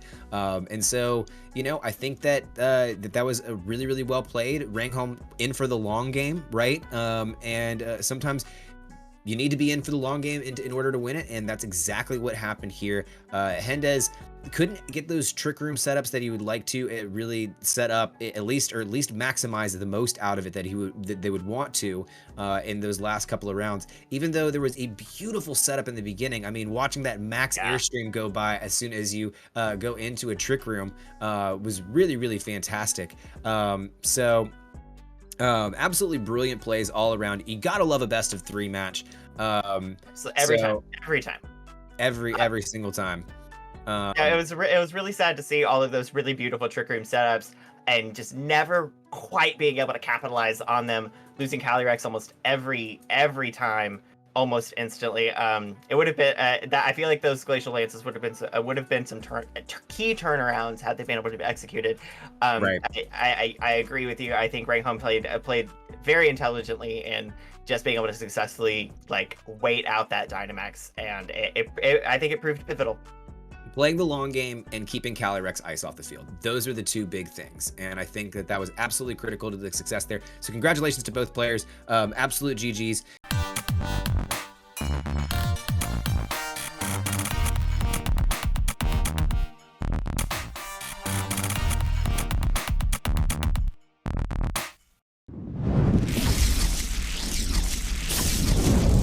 We're going to hop over to our next screen, and it looks like they're about ready to head off with the leads here. So we're going to see that. And so it looks like we're going to have okay, so Dupolis is on the enemy side, so that means we are looking in from Wano's perspective, and we do see a Grimmsnarl and Don, unfortunately not the favorite color shiny Don I like, versus Calyrex, Shadow, and Rillaboom. I don't like the awkward yellow shiny color palette between Groudon and Sableye. I have very powerful, very loud feelings about it. But we see the Rillaboom and Calyrex Shadow Rider, not one we've seen a lot in this tournament, opening here on Wana's side. Do you think we're setting up for feels like a pretty aggressive lead here on Wana's side? What's the best play here for Grimmsnarl to set up for Groudon to kind of counter that? Yeah, this is normally pretty interesting on how this goes, because normally you want to get rid of Grimmsnarl as soon as possible because T-Wave and Screen's a lot to deal with, and you just really want to see if you can get it off the field. So something like even just a fake out Astral Barrage, get off some free damage, or even a Will-O-Wisp into a physical attacker that is Dawn helps out a lot. But we do see instant switch in here, so I'm gonna go ahead and let you take over the play-by-play for the rest. Yeah, the Intimidate and the Fake Out, the classic combination whenever you see Rillaboom and Incineroar on the field, just matter who's doing what. And leaving into the Grimmsnarl the Fake Out, so we're gonna see one more turn delay on any screen setup or a Thunder Wave. I mean, that's exactly how I play my Grimmsnarl, and left alone too long, it can start to be a lot to deal with. That's very true. Absolutely, and it's exactly the kind of thing I expected to see. Just it was a Will-O-Wisp that did go into that Dawn slot, trying to make sure you catch a physical attacker, just nerf the amount of damage it can do, and kind of cripple it. But you know, bringing a great switch there. And actually, this is an interesting thing. We have not seen a lot of U-turn Rillaboom. Normally, you're seeing a lot of the Miracle Seed, Rose Incense with Protect, just because it's so valuable not to have to take a potential super effective move like a Airstream right into Rilla. But this one is, very different variation as we see Instant come in, take that start getting out and Intimidate and just cycling the fake outs now. What teams like this are meant to do and really good at doing it. A revolving door of Pokemon. Yeah, and we saw a light screen come out of the Grimmsnarl there, gonna help debuff those special attack boos. Not something Calyrex wants to see here. Calyrex protecting this turn, trying to be as defensive as possible, especially when you've got some potential dark type damage coming out of that other side of the field here. Did the Intimidate coming out and the potential for more fake outs, though, I agree. Like that's why you bring in Incineroar, and that's why you flip him in and out as much as possible. I'm surprised we don't see more of U-turn in this meta where Incineroar is so heavy. Why? I think it's kind of fallen out of fashion. What do you think? Yeah, that's definitely kind of the case. It's just because you normally don't have a lot of speed on Rilla. You just have just enough. And just being like things like Charizard, things like Dawn, things like Zacian, it just being able to protect in front of those two buys you a turn where you can help board position, and it makes people overthink something where it's like, oh, I don't want to get caught with a protect, and then you get a free whatever into this slot. So it really makes a lot of sense here as we see Calyrex Shadow take a backseat because it wasn't really in a great position. So understandable here. We see both switch outs here. We see Calyrex going into Rillaboom, and we see Grimmsnarl being swatched out for Groudon here. The Incineroar taking a parting shot on Duplis's team. It's Incineroar again, just pulling out, probably recycling those Intimidates and fake outs once again, especially now that Groudon's on the other side of the field here. Coming out, we do have a Thundurus. Now here's always the question. What kind of Thundurus do we think this is? Is this a Defiant Thundurus or is this a Prankster Thundurus? And we do see a parting shot go into the Rillaboom here, and before Incineroar swaps out of the field. Yeah, this is definitely the interesting. Oh yeah, no. But go ahead. I know the instance just cycling back and forth. It's kind of like that's their job, But it's kind of interesting because like I think now you finally have gotten to a position where you can actually create offense. But the problem is, I'm pretty sure this might be a trick Grim, and you don't want that because not only will you potentially get a lagging tail, which if that one you're more happy about. But if it is the Iron Ball trick, that's the worst one because then Dawn can actually P-Blade you because it does add that grounded effect to you. So you kind of have to play this very carefully. You could potentially here just fake out and then go for a max Airstream, but a really nice defensive switch in here as we're going to see Intent come in for that Thundurus. Yeah, being able to pull off that Intimidate against the Grimmsnarl is useful, sure, but very, very effective against the Groudon. Literally, like, the reason you want to bring it out here. And the Grassy Glide going into the Groudon as well. Doing a decent amount of damage, but not a whole lot. And I can't read Spanish. Good old Stone Edge there. Good old Stone Edge. I'm like, wait, I didn't recognize that move at first. Yeah, really nice there. Tried to cover a lot just because, hey, if you max, I get Stone Edge and I get a trick. If you don't max, I still get Stone Edge, and then I just get free damage. So Ensign takes a lot of good damage there, even though it is -1. Did have the chance to crit. Luckily, didn't crit because then that would be a dead Ensign. But really good damage from the taken from a Groudon there, and this is just an easy switch. But the thing is, now once again, we all know what's going to happen. This potentially just fake out U-turn, or it could be your hard switch into a U-turn. Like you have so many options position-wise. But the number one thing that needs to be addressed by Wanma here, if you can get this Grim off the field, I think you can snowball away from this game, but this Grim is here to stay, and that's kind of the issue right now. And we did just see it throw up at second screen, the reflect there, just really, really making that U-turn do almost nothing. But we're seeing that constant rotation of Pokemon, so we're seeing all the fake outs and Intimidates go off. But it seems like none of those debuffs are having much of a chance to stick around because some of these mons are rotating so frequently. We do see a parting shot go into Duplis's Incineroar as Wano switches out yet again. I feel like we're just playing. It's like phone tag with Intimidates here. Yeah, but which is perfect because the team is built on this because you're just trying to get Thundurus set up in a perfect position. You're trying to chip down Grim and always just be in a position where it's like, oh, I can't be as reckless with my mons because if I catch you in one of these Intimidates and I get that Defiant boost, then it doesn't matter how many screens you got up. I can break through them with the sheer amount of power I have. And we're not sure yet if this is Life Orb Thundy, but still a lot of damage here and a lot of great cycling because once Thundy snowballs, that just allows of course, Calyrex's snowball. Getting one airstream and being able to pick up a kill. And that's the one thing that I think Juan was looking for here. Chip everything down. Once I pick up one kill, it's over.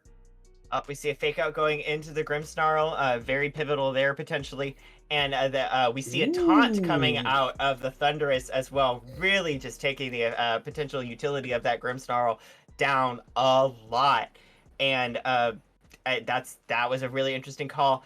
The Thunderous here looking more and more comfortable as this turn seems to progress.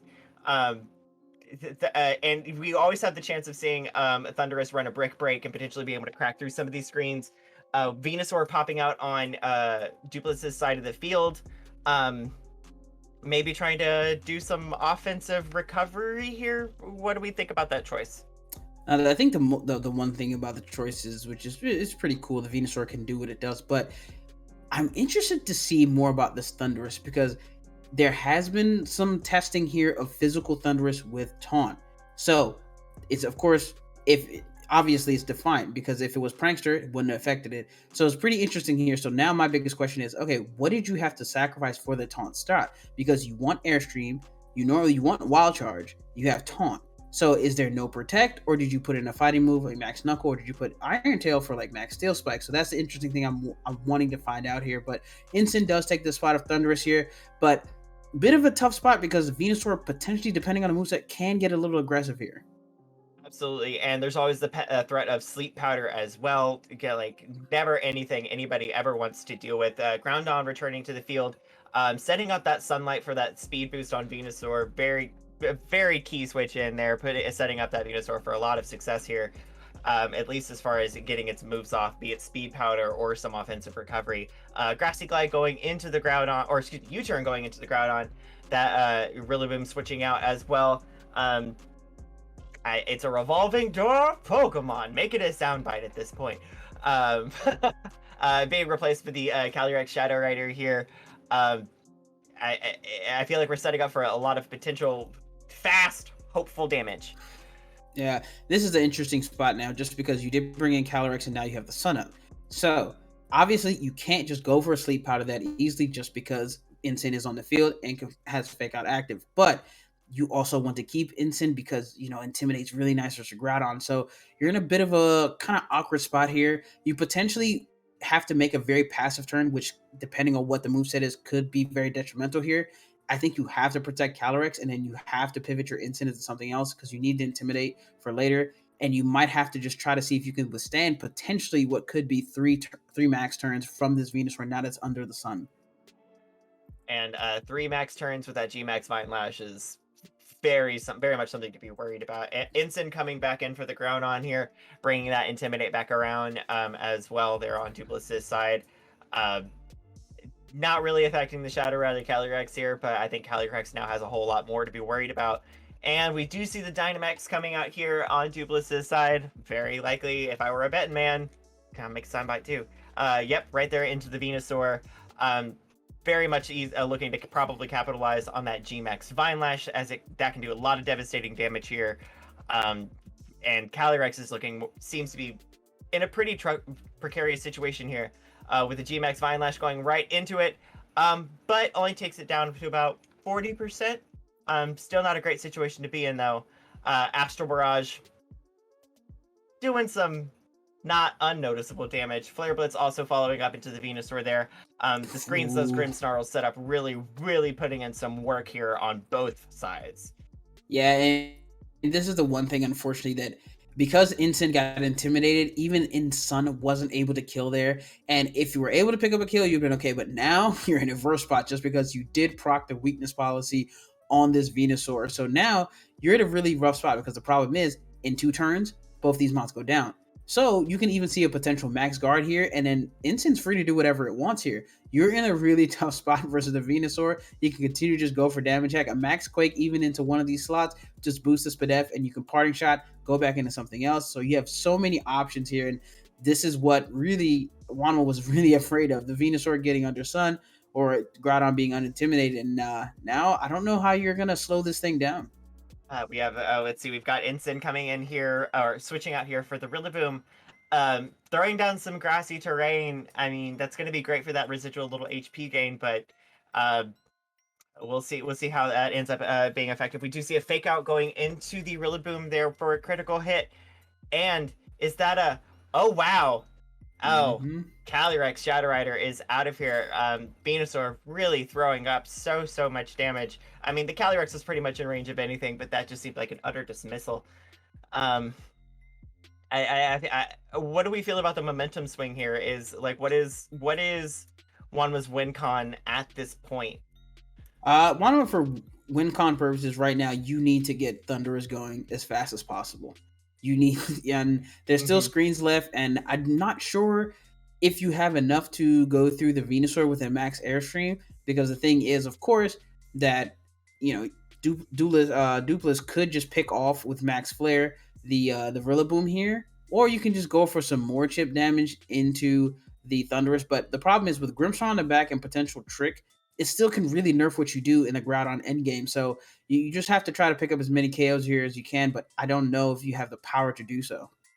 Yeah, and especially if this is a Defiant Thundurus, it really hasn't been able to catch any of those, as many as Intimidates as we've seen. It feels like that Thundurus hasn't really been able to catch any of them and really capitalize on that Defiant boost.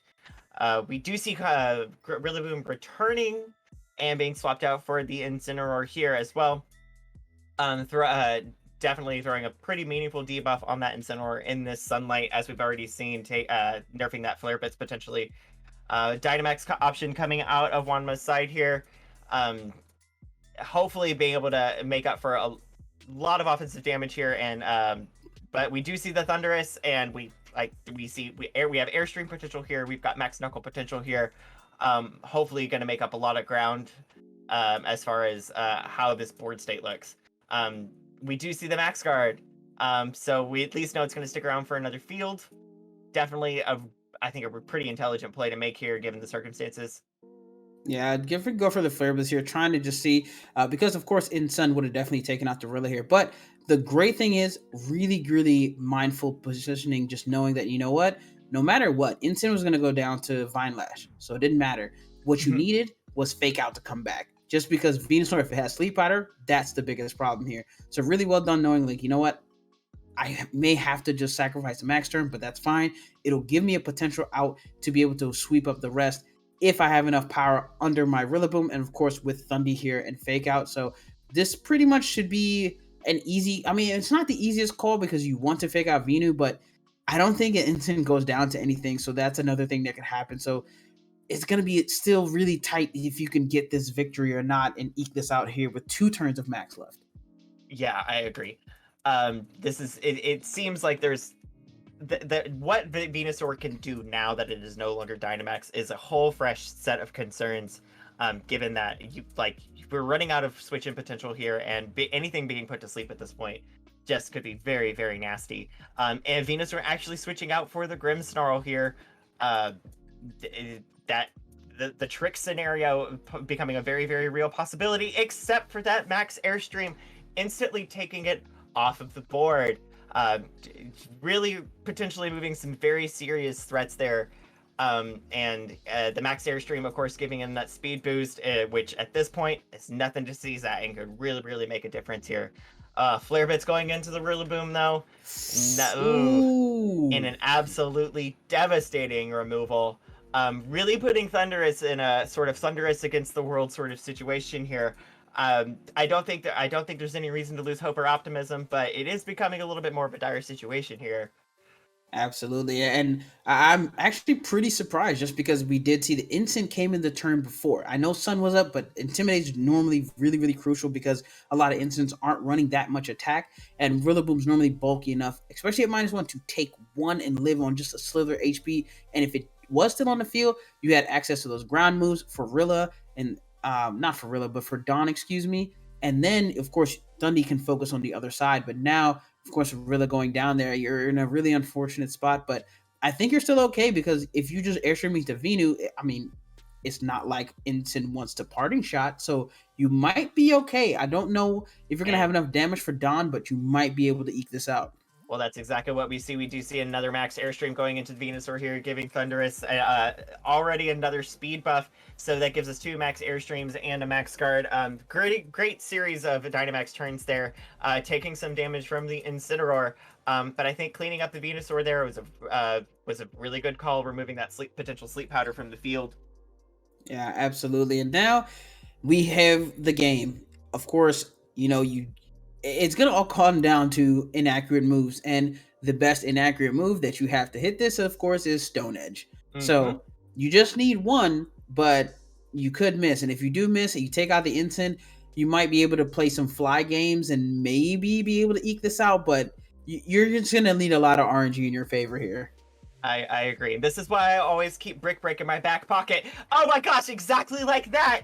Just like that, Incineroar taken off the field by a Brick Break, pulled out by the Thundurus, and removing any screens that may still be up on that side.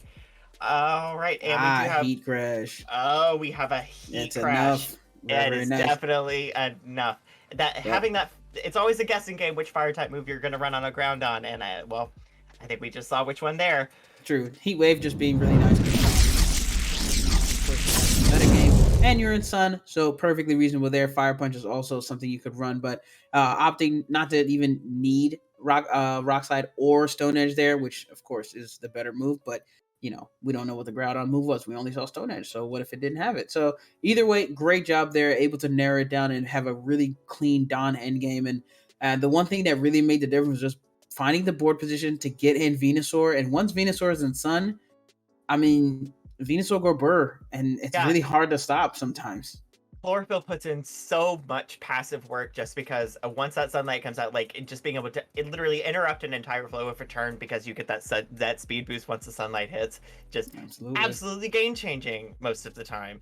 I want to talk about that Thundurus just a tiny bit before we get into this next round because, man, I obviously wasn't able to pull out a victory there at the end, but I felt like that Thundurus did so much work to that team's credit in recovering a lot of that lost board state. Absolutely. What do you think about that Thundurus coming forward? Do you leave it at home? Do you bring it back and hope for better positioning? Oh, what do you think we do there? I think you absolutely bring the Thundurus. I think it's one of the keys to winning this game. Like just being able to just immediately having it, you put Ensign on alert because it can come in and out like it usually do. You also put Venusaur on alert because Venusaur doesn't like max airstream. But the one thing that does play the crucial game here is just Grim. Grim is the one thing that's kind of offsetting Thundurus being able to go crazy just because, hey, once I get screens up, my team becomes really, really tanky. And hey, guess what? I might have Trick. And that will just kind of hold your damage and, of course, hold your speed because you'll go last in priority of the turns. So that's the one thing I think that's the hold up here. If Wano can really take out the Grim early, what if any corrections are made here? We have Duplis opening with a Grimmsnarl Charizard lead, and then we have Wanma with a Rillaboom Thundurus lead. Do we think we see a Thundurus trying to catch and intimidate here? That's what I would have done. This is a interesting spot because you have screens, but the problem is you have fake out. And Zard doesn't like Thundy, and this is not a place you want to be. I mean, the problem is here that you also give leeway to a potential fake out max airstream right into Grim, and it might pick up the KO. I'm not sure the calcs on it, but you're gonna have to switch, and we do see the Charizard switch out. Wouldn't be surprised. Yep, this is Groudon. Absolutely setting up some sunlight there for sure, and I don't want to neglect to mention that we do see that this Thundurus has run a Brick Break on it, so any screens that this Grimmsnarl is going to be able to throw up are going to be constant jeopardy. So it's going to have to do something about this Thundurus that doesn't involve its screen use, especially now that we see it being chosen as its Dynamite's option. I think it's the right call to make on Wanma's side. It was very, very effective on its last round. It can set up so much, and we already know how effective those max airstreams are going to be. Rillaboom here doing a fake out into the Grimmsnarl though, so whatever that the Grimmsnarl may have had, we're not going to see it, and we do see the max airstream going into the Grimmsnarl as well, doubling into that slot, removing it from the field, getting the speed boost. I think this is a great momentous offense swing in Wanma's favor here. Yeah, that this is a huge turn, just because here's the thing. Even though Grimmsnarl's still alive, the problem is Grassy Glide will go before because it is also priority. So you get to pick up a free KO here. So it's just kind of like, oh, well, what are you going to do? So, I mean, Rilla's still going to be on the field and still's going to have of course, a +1 airstream. Of course, Don does have a move, of course, has Rockfall, but the problem is it's not gonna KO. It'll get close, but it's not enough. Dons, unfortunately, aren't running enough attack because they're that bulky AV set. They need as much bulk as possible to be kind of the utility and glue, like an ensign to the team, setting up the weather, making sure Kyogres don't get out of hand, and all these other things it has to do. So you could potentially max here, but I don't know if it's going to help you very much. And we do see Charizard come back in for that Grimmsnarl, trying to keep it alive for an end game. Yeah, I mean, keeping a Grimmsnarl in the back pocket is not anything to be underestimated. It can really turn a match around. But we do see the max airstream here going into the Groudon, putting it at a solid 50%. Not an amount of damage to sneeze at, especially getting the speed boost there as well. I mean, going a little bit faster is always nice, and can very frequently. That looks like was that a rock slide? Nah, definitely a rock, definitely a Stone Edge there because it would also hold Rit as well. But I really like the move there because you don't want to max Don. It's really not the maxer you need. You brought Charizard for a reason. That's the thing you kind of have to put out. But the problem is, once again, okay, sure, Groudon got off some damage, but guess what? You're still in terrain with Rilla sitting right there, and Zard does not like Thundy. So once you're getting in a weird position, and you just gave it actually a boost because Instant comes in. Oh, wow. We see the Instant rotation, the Intimidate going off, and we see the, Defiant absolutely instantly shutting that down, putting Thundurus in an amazing offensive position here. We do see the Dynamax coming out of Duplic's side of the field, and it's going to take a whole lot to stay into the face of this Thundurus. It looks really scary, choosing Charizard, of course. Absolutely. This is a tough spot just because, like, you want to be bold, but let's say you get called out on the max guard here and you get airstreamed into that, then you're kind of in a bad spot. As we're going to see another Grassy Glide, just trying to see if you can finish with Don, but let's see if he called that. Oh, thank goodness.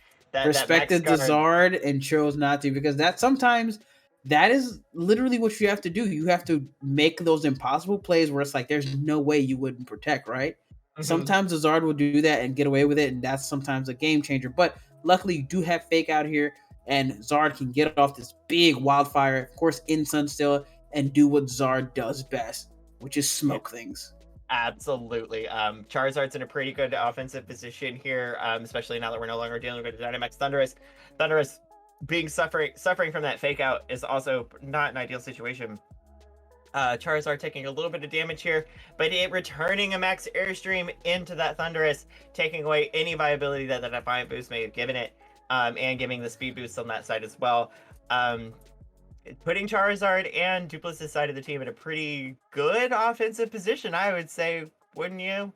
Absolutely, and it was such a tough call because you really didn't want to respect Ensign and of course Zard, but like the problem is if you don't max guard and Zard gets off the wildfire, then it's like, wow, I just kind of it would seem like I threw the game. But that's one of those moments where you're like, it's almost like you were forced into this 50-50, and now all of a sudden the momentum is shifted because Zard has an airstream, Zard has a wildfire available, and there's still Don and there's still Grimmsnarl in the back. So I think from here, as good as the Thundurus was, not being able to pick up Grim turn 1 really kind of ended this momentum here, and I wouldn't be surprised if Zard potentially just swings this entire game. We do see a full team switch now on Wanma's side. We saw a hard switch into Calyrex Shadow Rider, a U-turn into the Incineroar here. Intimidation going off against Duplic's side of the team. At this point, doing middling effectiveness against the Charizard, taking down the and we see Calyrex take a G-Max Wildfire all the way down to its Focus Sash. Oh, bad place to be, and not even going to live out the turn based on that DOT that's going to happen. Really, really unfortunate loss of some offensive pressure there. And we see one more parting shot go into the Incineroar for good measure to rotate out on Duplic's side. the Mon to bring in here, anything's gonna sweep up pretty well probably. Yeah, and right now what you needed the most was for Zard to pretty much go down this turn. It was your only hope to potentially pick this up because you still have a lot more to go through. Though Groudon's at a pretty decent level where, you know, Rilla can potentially fight it with just Grassy Glides, but you just needed a little more. Calyrex needed to pick up that KO because now it goes down this turn to Wildfire. And Zard still kind of hangs out here because it should live even through the solar power, and you get another extra turn of damage. And though Rilla can come in, you know, set the terrain back up and pick up a KO, but I mean, the damage is done. You just can kind of psych in an Ensign. You can sack off Grim at any time. So in this 2v4 situation is kind of rough, and I'm not sure you have enough in the tank to really bring this back. Yeah, I feel like there's going to be, like you said, there is going to be a lot to work through here for Wanma to kind of get through in this 2v4 situation. And I feel like we have the offensive utility as opposed to sort of like the main offensive carry left on his side of the field. So it's definitely going to be an uphill offensive battle here. But I think based on how weak Charizard is, and I'm not saying it's a hopeless situation. Nothing's a hopeless situation, but there's going to be a lot of work to do. Absolutely. And the problem is in just this matchup so far, it's just like there's too much switching power. And Absolutely. like an Ensign comes in against both these physical attackers. One is super effective against the other. The other one, they're just neutral against each other. But the thing is that Dawn is still in the back. And Charizard's kind of hanging out here. There's no sun, so it's not going to go down to any type of, recoil from solar power. But it does go down to Fake Out, but that's fine. All that does is give you a free switch in because you get Fake Out this turn and Dawn comes in. You can click P-Blades or you can even bring in Grim. So there's just too much switching power and not enough momentum was picked up with that Thunderous Max. Yeah, and the free switching into Groudon here is like it's not doing anybody any favors on Wanma's side of the field, and like Groudon, I feel like is we do see the Grimmsnarl come in instead. It's even worse. I mean, you get screens now. I mean, out of the frying pan and into the fire, regardless, I think, of who we were going to see on that side of the field.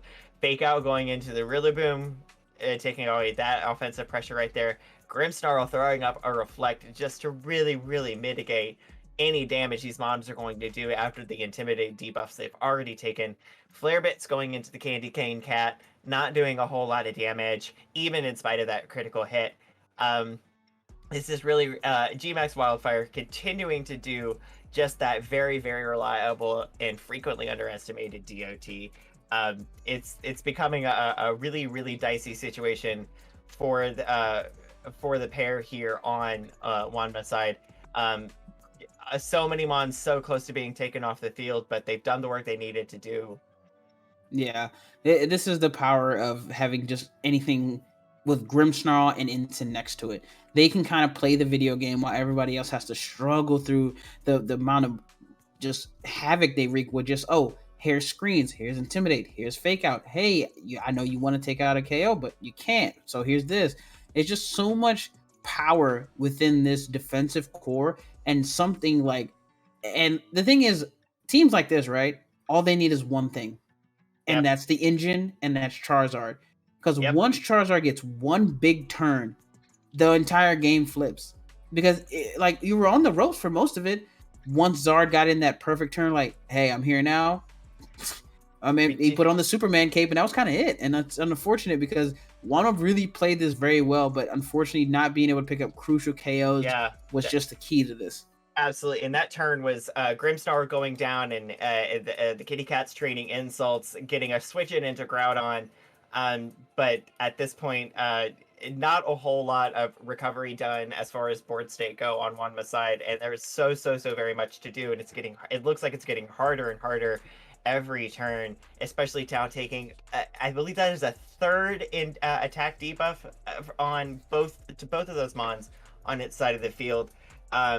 It's becoming a game of missed moves, RNGs, and hoping for double protects, it seems, at this point, based on what you've got left to work with offensively. Rillaboom taking a Fake Out from Duplic's side of the field, and a Heat Crash going into the Rillaboom as well, which it is definitely not going to survive in this sunlight and just with its range anyway. Rillaboom goes down, leaving Incineroar alone with a hope and a dream, and a Flare Blitz going into the Dawn spot, doing about as little damage as we could expect. Yeah, that is a tough one. Your Rilla had to take Fake Out, doesn't have Protect just because we've seen the U-turn, so that pretty much gave it away. I mean, your Incin -2, your Rilla's -3. There's just not any damage, and even with crits, like, it's such an uphill battle, especially once Rilla goes down. And Incin unfortunately can't do it by itself, racing a Dawn and the opposing Incin. That's just a lot to ask for. We do see the blades does connect here, and that pretty much should end it, and it does. And really, really hard fought game. Was a 2-0, but a lot closer in terms of the board positioning and the play, and a really, really awesome show of skills between both. Absolutely. Those are the kind of matches I really like to see. Is like it's like when you see a 2-0 on paper, it looks like it just looks like a 2-0. You just see the numbers in front of you. But those matches, each one of those matches, where I feel like was very, very hard one.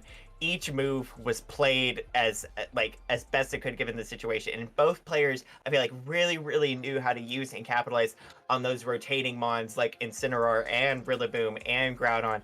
And I mean, to varying effects between the two teams matches up, that I feel like they each capitalized on that mechanic very, very well. Absolutely. And it just goes to show you the power of having a really good offensive mon, and then just having really great supports around it. Because Incin and Grim, though it didn't seem like they did much, they're the ones that carried. Grim being able to live the Fake Out plus the max airstream was key. And then that turn, of course, Wanma knowing like, hey, this thing has to go. So you had to commit that Grassy Glide. You couldn't overread the situation even if you wanted to, just because of the potential that was there. And then from there, it's just a matter of, okay, I stall. And then the one crucial turn where it's do or die. Does the Thundy go into the Zard? Unfortunately, Zard max guards, plays it very safe. Yeah. And that's all she wrote, because Zard after that was able to take the initiative because Fake Out was active, and that's pretty much all she wrote. And really great positioning there, because a lot of the times you think you have the game in the bag, but I really like how Dupolis played it, because kept cycling Intimidates, kept using Fake Out, not just opting like, because you never know. In this game, there's a lot of RNG, so always bring it down to the minimum amount percentage needed for your opponent to win, and make sure min-max all those. Didn't go for blades, went for the Fake Out, went for the heavy slam, the fire type version, the heat crash, just to make sure, took every precaution necessary. So there was no way I will guarantee this win unless something astronomical had to happen. Yeah, it was. I felt like that was a really, really supportive and very, very effective carry on Grimmsnarl and Incineroar's side of the team over on Duplic's side, and like, because Grimmsnarl did the very reliable work that Grimmsnarl needed to do, but we never even really got to see what that fourth move slot like secret utility was, because it didn't even need to pull that card out of its pocket. It really just kind of did the consistent work that it needed to do, even it was just like consistently resetting those screens and just surviving. Grimmsnarl did so much work just by surviving in that match. Like, just whole extra turns where it's just like, I still have this thing on the field to deal with. Like, that's how I feel like so many of those, both of those matches very quickly turned into what could have been 2v3s and 1v2s into 2v4s and then 1v3s, because that Grimmsnarl just wouldn't die. Absolutely. It was so thick. Oh yeah, and that right there is the difference, the hidden difference a lot of people don't seem to understand. Those are where those calcs come in. Those are where those 4 extra EVs here or 4 extra EVs here come in handy. Because like, oh, let's say I had 4 more points in attack on my Thundy, I picked that up. Let's say I have 8 more points in my defense, you never pick that up. Those secret things are what makes all the teams different. Because a lot of the times you'll see these teams, they look the same, but those EVs make all the difference because they make the team play so differently. Those are the secret important things what can put a team over the top, where it looks such a regular team. Yeah, those are the backbreaking straws. Those are the peas in the mattresses. Like, those are those small little details. And like when I first got involved in competitive VGC and I started looking at some of these EV builds, and I would see these randoms like 4s and 8s and 12s here, I was really confused by that initially. But then I started to see just when it really does come down in damage calculations, that very, very razor mathematical difference. And I Mm-hmm. mean, the 4-8-12 squads and so, some of these Mon rebuilds are just absolutely devastating in this meta, where we think we all kind of have it figured out, but then we see those little tweaks here, those little tweaks there, that really, really show how effective it can be coming into play.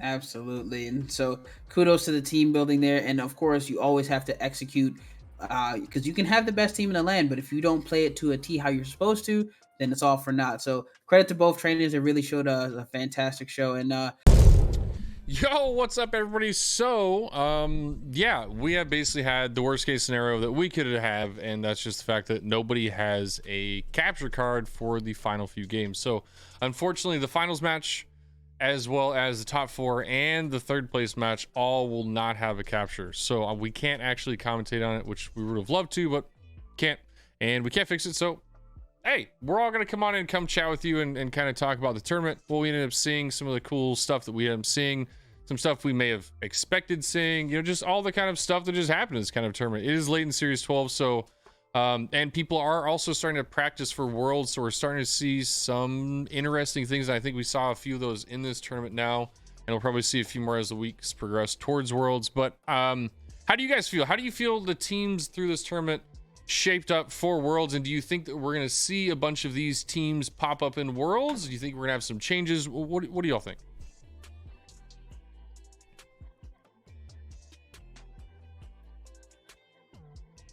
Right? Sword Doggo almost all the time is super apparent in the meta, and I feel like a lot of teams that were brought here were trying to be like, how can I build a competitive team without Zacian? And so we ended up seeing a lot of Calyrex Ice in Trick Room, even double Trick Room a lot of different times. But that to me was the most surprising. Slim, what do you think was the most shocking to you? oh yeah, I mean, not besides just the, of course, apparent absence of Zacian, there was no Kyogres. You saw, I think we saw between today and yesterday, we saw one, Right? just one, going to show that like it's kind of like the Xerneas effect of Ultra Series, where it can be the most dominant mon throughout the regular season, but when it comes down to the post game, Dawn is always the most preferred, just because it can do more than Kyogre can. Because Kyogre teams, like, it's not that they're not good, they're just very restrictive in how they can be built. You need X, Y, and Z, so there's not too much amount of flexibility there. Whereas in Dawn, you can pair them with a lot of different ways, and it can do a lot of different things, whether it's Swords Dance, Citrus Berry, White Herb, whether it's Venusaur, Yveltal, Lunala, Zacian. There's so many different ways you can build Dawn towards the meta, and it's starting to show really, like, in spades now. Yeah, 1000% For sure. 100%. I think go ahead. I was going to say one of the most successful teams I think that we saw was the combination of Groudon, Charizard. Charizard was a huge dominant force this tournament. Venusaur, Grimmsnarl, Incineroar, and that team in and of itself, I think we saw that a lot. So Lunala and Groudon being a big picked restricted pair as well. Sav, how do you think Lunala played in this tournament? I think Lunala is a very interesting sort of shift towards this end of the Series 12 meta, where we've seen so many different variations of Ground on Sun teams. We've seen so many different variations of like Kyogre teams, Swordfish teams, Zacian teams. And I feel like we're really starting to kind of like really funnel down to things that we might start seeing more in Worlds. I do think we're going to see a lot more Lunala. It has that sort of special attack coverage that I think fits itself really, really well onto a Groudon team, while still being able to be a really effective wall between things like Shadow Shield. And having Trick Room in your back pocket is never a bad idea, whether you want to utilize it yourself or whether you want to use it to shut down other people's teams. And I think it's especially important given the other thing I feel like we saw a lot of in this tournament, which was the Calyrex Trick Room Ice Rider team. Like we saw so much of that. So much of that. I mean, Palkia didn't get enough of a renaissance this past year with BDSP and with Legends Arceus, I guess, and now we're just going to see him completely control almost the end of Series 12 based on how much he's used and really how effective he can be. We saw some amazing Palkia Dynamaxes. Yeah. For sure. Absolutely. I think that goes to show like how much people, because like here's the thing, Zacian, you either use it or you beat it. The Weather Titans, Kyogre and Dawn, you either use it or you beat it. What's one thing or two things that can do those things? That's A, Palkia, that's B, Reshiram. You're starting to see a little bit less of Resh, but it's the only other thing that can do what Palkia does. It doesn't mind sitting in the weather, just because with the AV Resh, you can sit there and be like, okay, that's cool. Guess what? True. Your main things that you are weak, that you would try to use against me, which is Zacian, I can KO that. Yeah. I can set up weather against you so that you have to continually keep hitting your water moves. And then if I have, let's say, a Gastron or Rilla, that makes you null and void. And Palkia almost is the same exact thing. Dawn, I don't care. Kyogre, you boost me with rain, so that's fine. And then the issue is, once you finally can get through the Palkia, then that's where the real menace, to be honest, really lies. And that's Calyrex. Calyrex Ice just is such a titan since the very beginning of the format. Everybody was like, man, this thing's kind of strong. It's built for Dynamax. Yeah. And the problem is it's so strong even when you don't Dynamax it. The fact you can spam Glacial Lance at people and everything else you can't spam Glacial Lance you can hit with high horsepower is a significant problem to a lot of teams. So that's why these teams, you see them, they are so dominant in these end games because they just like the Weather Titan's always going to be there. There's no Rayquaza. So they get to kind of have free reign and just be like, hey, whatever the matchup is, I have something for it. Right. Yeah, I was gonna say, to make the Calyrex work, it's really all about positioning, and like I feel like positioning was such a huge thing this tournament. We joked about it, especially on the last one, being a revolving door of Pokemon, but again, it was all about positioning, and positioning ended up taking that match.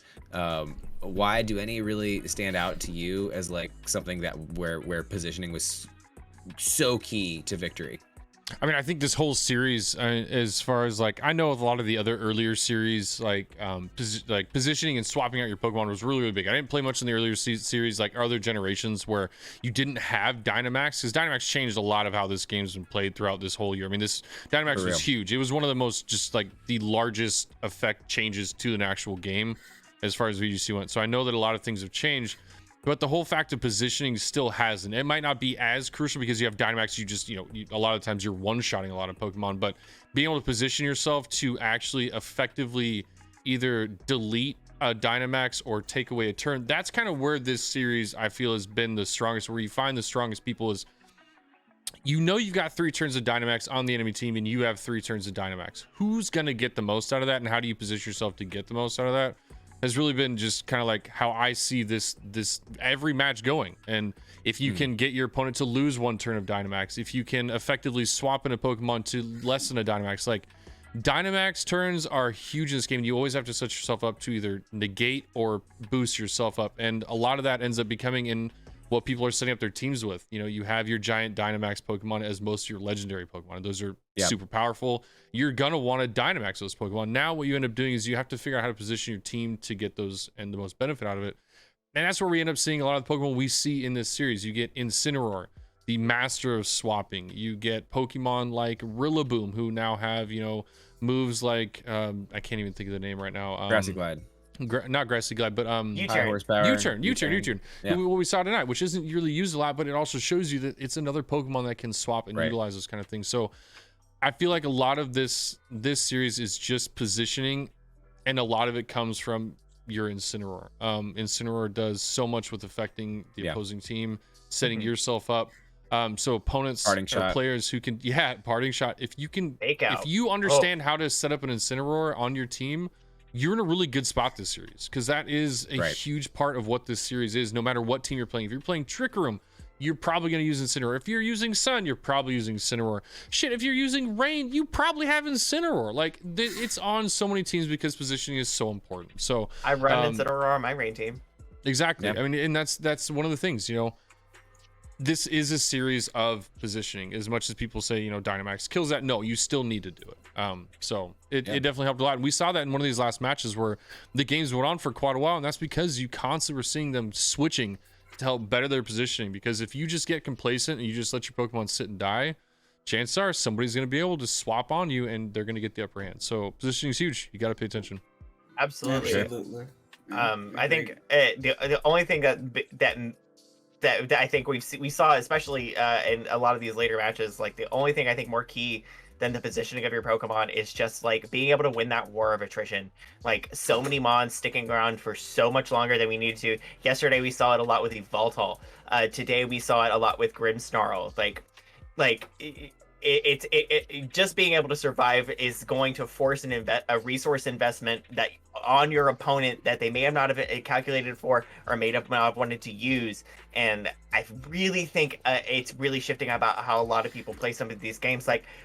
Like Grimmsnarl being able to survive just that one extra turn just to be an inconvenience, or back to Palkia's recent advent is the fact that it can just deal with so much as far as taking damage is concerned, but between its typing and just between the fact that it's really, really thick. For sure. Right. Speaking of survivability, do we have some updates to the brackets? Let's check the battle file. Let me refresh. We do. So we no, we don't.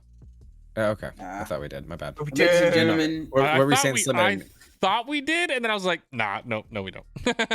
listen. For anybody that can hear our voices, please. Sometimes I know it's a lot to get a capture card, but you can get one $10 one. It'll last you for a little bit of time. So you can get the recognition you deserve in tournaments like this. You're playing so well, and people want to see. So. Trust me, even during Players Cup, era, during this Players Cup era, it's just a matter of like, hey, you want to be seen, you deserve the recognition, so go get yourself a capture card. You don't have to get like super expensive one. A $10 one will do you just fine, and boom, you can stream and people will be able to watch. So it's a really good time to get one, and going into Gen 9, you might, hey, we're gonna all have so much to see in Gen 9, especially like with it. I'm incredibly excited for it, and I know I'm going to be streaming a lot of it myself. Yeah, I'll be honest. There was a lot of good people in this tournament, and I mean, if you're up in the top 4 of this tournament and you're up here, you beat a lot of people, man. There were some gamers in this tournament that have won a lot of other tournaments that have done really, really well. So I mean, if you're up 100%. Here, 100%, like this is one of those things where you're gaming. Like 100%. Get yourself a capture card, get some recognition, because you're doing some stuff, man. So I mean, a $20 Amazon capture card will still last you 3 months, and you can do a lot of fun streaming in 3 months. You know what's actually really cool about that? First place gets $50. So whoever gets first place, you can buy your own one now. As a matter of fact, so prize money. Use your prize money. Just divvy it out into capture cards so that we can watch them. Dude. You know what? Maybe next time we'll give a capture card away. Yeah, there you go. Wyatt, any thoughts about some of these matches? My one thing that I think is kind of curious, or was kind of cool, that I think is kind of starting for like the whole Worlds prep, and it was something that Slim was talking about. As we get closer to Worlds, Kyogre's falling off. Everybody's kind of been using it. Everybody's learned how to beat it, and now you get to that point where Groudon's starting to be worked. And who is the Pokemon right now in Series 12 that ruins everybody's day that goes with Groudon? It's Charizard. I mean, the dude is annoying. He's got max Airstream. He's got max Flare. Wildfire. He's literally got 2 of what I would argue are the most oppressive moves in Series 12 on his person, as far as Dynamax person. And you add him with a Groudon, and I feel like you've got this just pair that is only one of your restricteds, but it feels like it should be 2. And I feel like a lot of what we're getting right now, and I thought was really cool, is we're getting somebody that's countering it on those teams. And I feel like Lunala was that Pokemon, man. You've got that Meteor Beam. It's not going to take a ton of damage from a Charizard. I feel like that was kind of somebody, and still in a lot of ways enjoys the sun too. Right? Yeah. So how do you feel about the whole like Lunala kind of popping up a little bit more here right at the end, right before Worlds? I love it. It's going to be pretty interesting because just piggybacking off your statement, right? Charizard, just to remind anybody, if you haven't been paying attention, you want to know how powerful Charizard is? It's on rain teams because it's that strong. Because guess what? Airstream is still broken. So even if you change my weather and you have sun, I can use sun against you. And the thing Yep. is, a lot of these the new variations that you've seen of a lot of Swordfish teams are, hey, I have Whimsicott with Charm, so you can't do any physical damage to my Ogre. And guess what? I can have a nice Charizard come in when you don't do any damage, put Airstreams under my Kyogre to keep spamming damage at you. You want to switch in Dawn?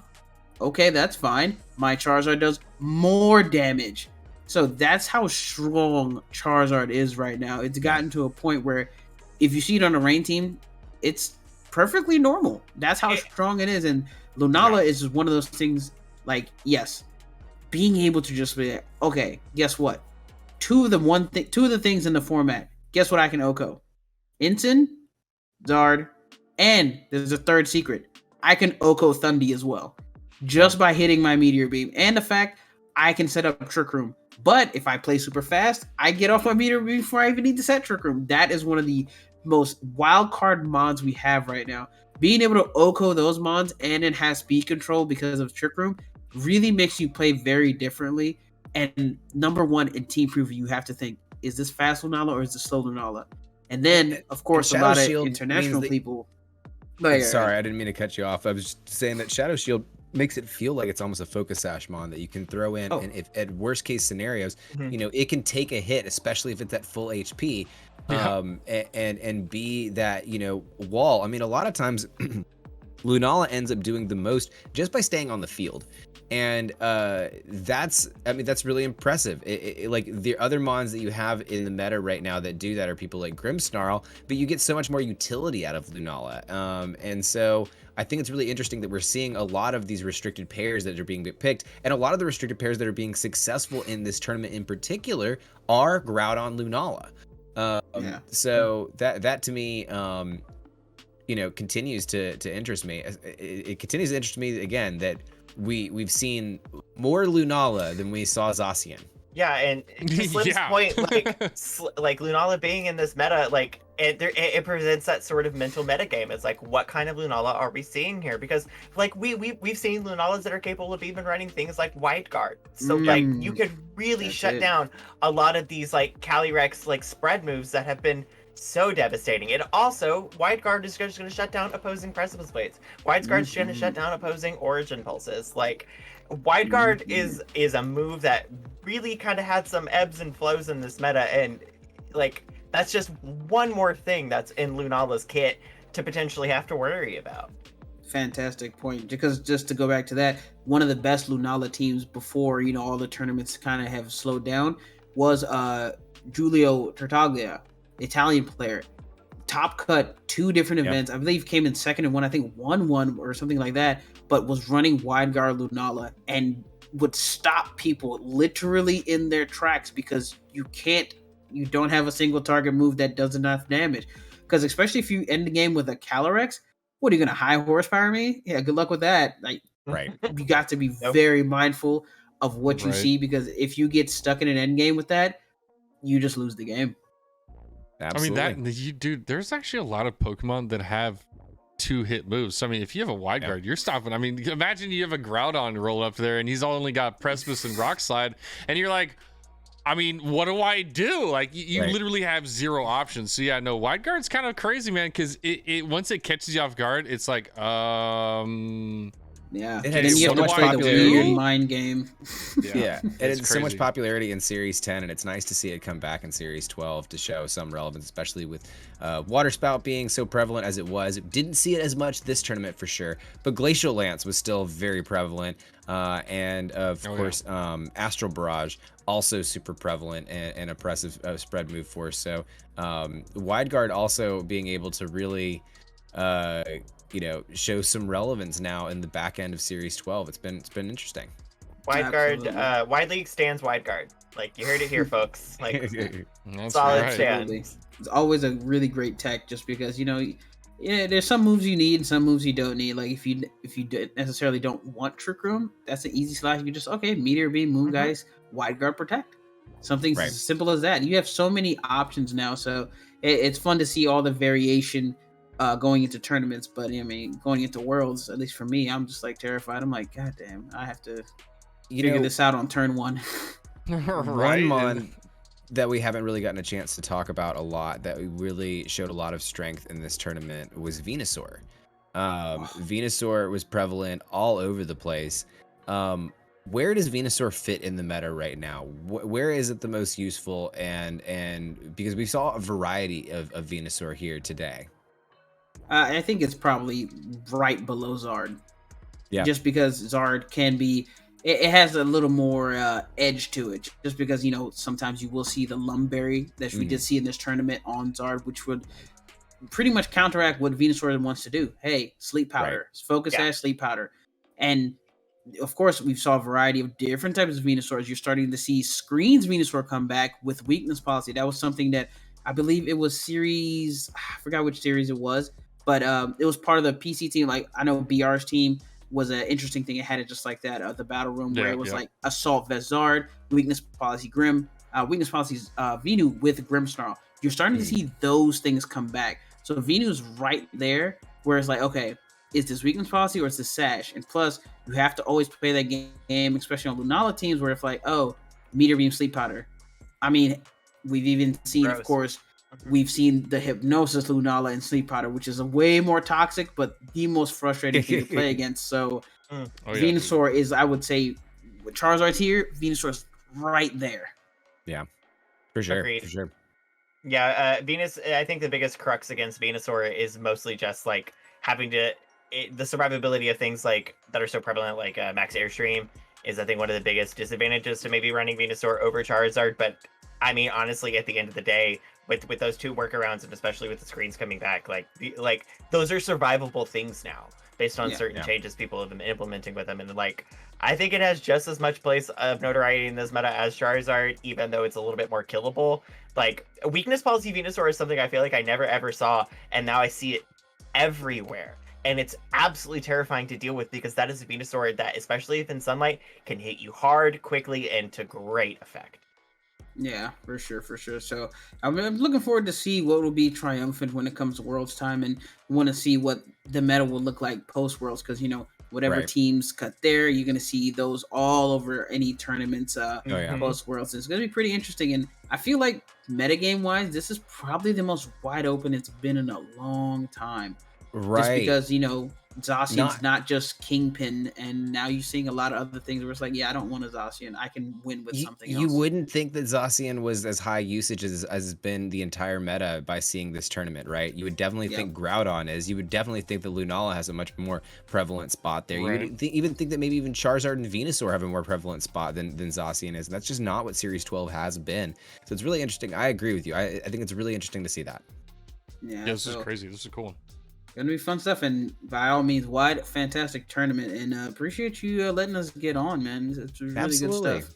Yeah, 100%. dude. So this is a funny thing. So the very when I first started making this tournament, I was like, dude, I stream at night. Like, I have kids. How in the hell am I ever gonna play in one of these tournaments, dude? There's no way. There's no way. And so I was like, dude, I'm just gonna make my own tournament. Like, I don't care. And so I think literally the first one I made, I played in it. I was like, hell no, I want to play it. I want to play in a tournament, man. I'm bored of sitting here watching everyone else play these tournaments. And then I started going like, you know what, man? There's a lot of really cool things that people do with these tournaments. And I was like, I want to start giving more people in the community more opportunities to have what I was missing out on something. I wasn't able to play in these tournaments. And so getting commentators who are maybe missing out on being able to commentate, or who want more practice, getting new players in who maybe can't play during those daytime ones, or maybe they got stomped and they just want more practice. For me, it was just a way to get more of the Pokemon community involved and get just do more, man. And so it was really cool. I love being able to have as many people on the show doing what we do. It makes it enjoyable for me, just because like I enjoy all you guys are cool sometimes, and I enjoy hanging out with you. So so fuck yeah, man, that's cool, dude. It's cool being able to do this. Couldn't say it any better, man. You're a shining star in the community, because there's not enough people like you. So really kudos to you, man. From you, man, that is a GOAT statement. I appreciate the fuck out of it, so thank you. You gotta recognize, because I know, like, when I started doing the same thing, I was the only one, and it's a tough road to be there by yourself. Nowadays I don't have to, because there's other people willing to help, but I always want to recognize those people, because I'm like, I know that road. So like you deserve all the roses. So I will give where I can. Cheers. Appreciate you, man. Yeah. Also, so one thing that was really cool that I kind of figured out at the start of this, like I haven't really done it before, but I was like, man, I keep seeing a lot of other streamers paying their moderators through like goals and stuff like that. And I actually hit up Ruse literally during the middle of it because I was like, this is a good idea. I was like, hell no, man, this would be cool. I don't need all the donations, subs, all that kind of stuff. So I was like, let's make it so that like we can get our commentators some money. And dude, shout out to Poppy, bro. Poppy is an absolute, like, we're talking about saints in the community, man. Legend. Poppy is an absolute fucking saint. So thank you, Poppy, for sure. giving Wonderful our member of the commentators community. basically a paycheck for doing this. So like, fucking thank you, dude. That was very, very kind of you. And we all really appreciate the support. This Pokemon community has done some really, really cool things for not just me, but for everybody in here. Dodd, Savage, Big Slim, and everybody's probably competing in this tournament. Everybody on Twitter, like, this community is really good. Obviously, there's always a bad egg, can't help it, but there is so much good in this community, and it's the reason why I do this, man. I like it, so thank you all. Yeah. Man. 100%. Good to be here. Catchphrase. Have we actually, like, is it done yet? Nope, it's not done Sure, yet. probably not. Yeah. Knowing finals, everybody's gonna take their time. They're gonna pace it out. So you'll We'll be know here in for a while 6 before that hours. finishes. Do we have any You'll know in timer the win morning. conditions? Oh, But yeah, nice. man, it's been a long weekend, and I know we've, at least as far as I know, have talked about pretty much everything we've wanted to talk about. I think the last thing we kind of want to end out on here is one, like Elite Pokebox. Like I've said, I say this every time we have in a tournament. I say this every time we do something. I cannot like express to you enough how much Elite Pokebox loves this community. They literally have they don't need to give us $250 worth of prizing for a tournament that we hold online as a grassroots tournament, but they do. And that fact alone just like it just shows that they actually care. Like that's just so cool. They want to make these a fun event. They want to make it so you guys have something to actually shoot for, because I mean, what's better than playing in a tournament that you have something you want? And so it's really, really cool, man. So super big shout out to them. I can't thank them enough. And every tournament we've had, they've consistently upped the prize pool. So I'm actually really excited to see what ends up happening next time, because this has actually been one of our biggest tournaments to date. So thank you everybody who's been in this one, from players, moderators. You got Jam and Zoro taking care of pretty much everything on Battle 5 for me while this tournament was live. I didn't have to do anything, so thank you guys to both of them. If you don't know who they are, join my Discord and I'll definitely introduce you to them, because they're fantastic people and they're probably in the chat right now. And if they are, they should say hi. Zoro's in the chat. I think Jam might be, I don't know, he might have gone to bed. Great people, but for sure. if you haven't, check them out. They're two fantastic people and they help me a ton, and they don't get enough credit because they're not on the stream, but they do a lot to help out. So seriously, come hang out with them. God, is there anything else? Oh, Geek Life Live. So if you haven't checked out Geek Life Live, you need to. There is a tournament specifically for the Wide League directly on their Silphco channel, so you are going to see some awesome Silphco sports stuff with Pokemon VGC. You get some updates on some new things happening in both Pokemon Unite and VGC, as well as you'll get to see a live match where the two contestants will actually be fighting for $75 worth of prizes each time. So it's a really fun event. They go through a lot of really cool things that you might not have seen. Also some top 5 plays of the week or month, whatever, however long it takes between them. But you're going to see some top 5 really, plays really of the cool month now. That's what we're doing. top 5 of the month. All right. So you're going to see some really cool stuff, man. So make sure you check that out. I think that will be here in about 2 to 3 weeks. We tend to have the Wide League and the Silphco about 2 to 3 weeks apart. So you'll see that will be the next event coming up on our channels. That'll be over on Geek Life Live. And if you want to check them out, hit ! Geek Life Live in the channel and you'll get their socials. Thank you, Cattle VGC, for the follow. I appreciate you. 8-Bit said Elite Pokebox is pretty cool. They are fantastic. I love that company, from just the product they have, their prices, and just the people that run it are literal champions. So yeah, no, they're really, really cool. I think we've covered everything. I don't know. I think we got it. I think so. I'm like, you know that You got feeling the when you're whole like, junket, fuck, yeah. I think I've forgotten something. I hate it, and that's where I'm at right now. Yeah. There is You always actually one just thing, did as dude. much as you can. So I know everybody in here likes Unite. I know we all like Unite. Who wants to see a Wide League Unite tournament? That wouldn't be bad. That's not a bad idea. I think in the coming months, you will more than likely see a Wide League Pokemon Unite tournament. So keep your eyes open. And if you haven't already followed the Twitter, make sure you go and follow the Twitter. I'll post a lot of updates about what's happening in the tournament on my Twitter page. There's also a Discord that you can join in on, and you'll get a lot of updates and stay up to date on what we're actually doing. So thank you all for an amazing night from all of us here at the Wide League. We really do appreciate you. I am actually going to go ahead and find a stream to raid, because what's better than sharing some love that we've received than sharing somebody else. So you know what, man, go ahead. Oh no, I was affirming. Oh, okay. I thought you were like, wait, I know somebody. I know many somebody. I appreciate that. Thank you so much. I really do appreciate it. I think we have a couple. Actually, you know what? We aren't ending so late like we did last night, where we didn't have as many options of people that like are in the Pokemon community. But we have a couple now. So we actually have Sombra. You know what? Actually, let's raid Sombra. No, let's do it. I changed my mind. So last night we got rated big time by Master Mark. Master Mark is honestly, since the time I started streaming, has literally been. He's one of those other guys where you're just like, that is a beacon in the community. Master Mark is just fantastic. I love that guy. So we're gonna go raid Master Mark because he spread some massive love to us last night. So we're gonna go ahead and share it to him. I would really appreciate everybody who's in here. If you're in the stream chat, please make sure you show Master Mark some love. The dude is top tier. You won't be you won't be wrong. So we're gonna go ahead and get that raid started up, but I'll let everybody say the goodbye while I get it started. So that's on you. Yeah, that's on you weirdos. Thanks for having us. It was great. Follow Geek Life Live. Go check out the break room on New Rockstars. And that's it for me. I've been the Dodd. You can follow me at Reese Bane on Twitch and Twitter.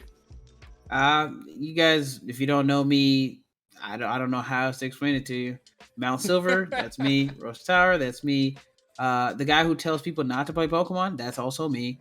But I do it for your own health and well-being. That's all. So trust me. But either way, I'm Big Slim. You can find me on Twitter. You can find me on Twitch. And yeah, like, hey man, all I ask is if you know somebody, casting some tours or whatever, say my name. Just bring me up because I really like casting, whether it's VGC or Unite, and I want to get more into it. So, show me some love, and I'll be forever grateful. A+. And I am Savage Patch Kid. You can find me at most places as Savage Patch Kid. On Twitch, I am Savage_Patch_Kid because, had to fight for the screen name in some way or another. That's all. And also, I am just typically a very extra person. Thanks, Wyatt, for dropping all of our socials in chat there. That's really, really super helpful. I do a lot of Pokemon content. Join in for Pokemon Days every Monday around 7:30ish CST, doing some kind of Pokemon nonsense. Other night, I'll be on Geek Life Live helping them host that wonderful, wonderful shenanigan show. But yeah, I sometimes say funny things on Twitter too. Let's go. And for the one who is not here, Roller Coaster, he was here all day yesterday. Make sure you go and check him out. Roller Coaster is a fantastic, fantastic gamer. Oh yeah, love him. He's literally one of the most knowledgeable people in VGC that I've met. His commentary was fantastic. So make sure you check him out. We are down to the final 5 seconds. Peace out, everybody. Hope you have a good night. We'll catch you over Master Mark later.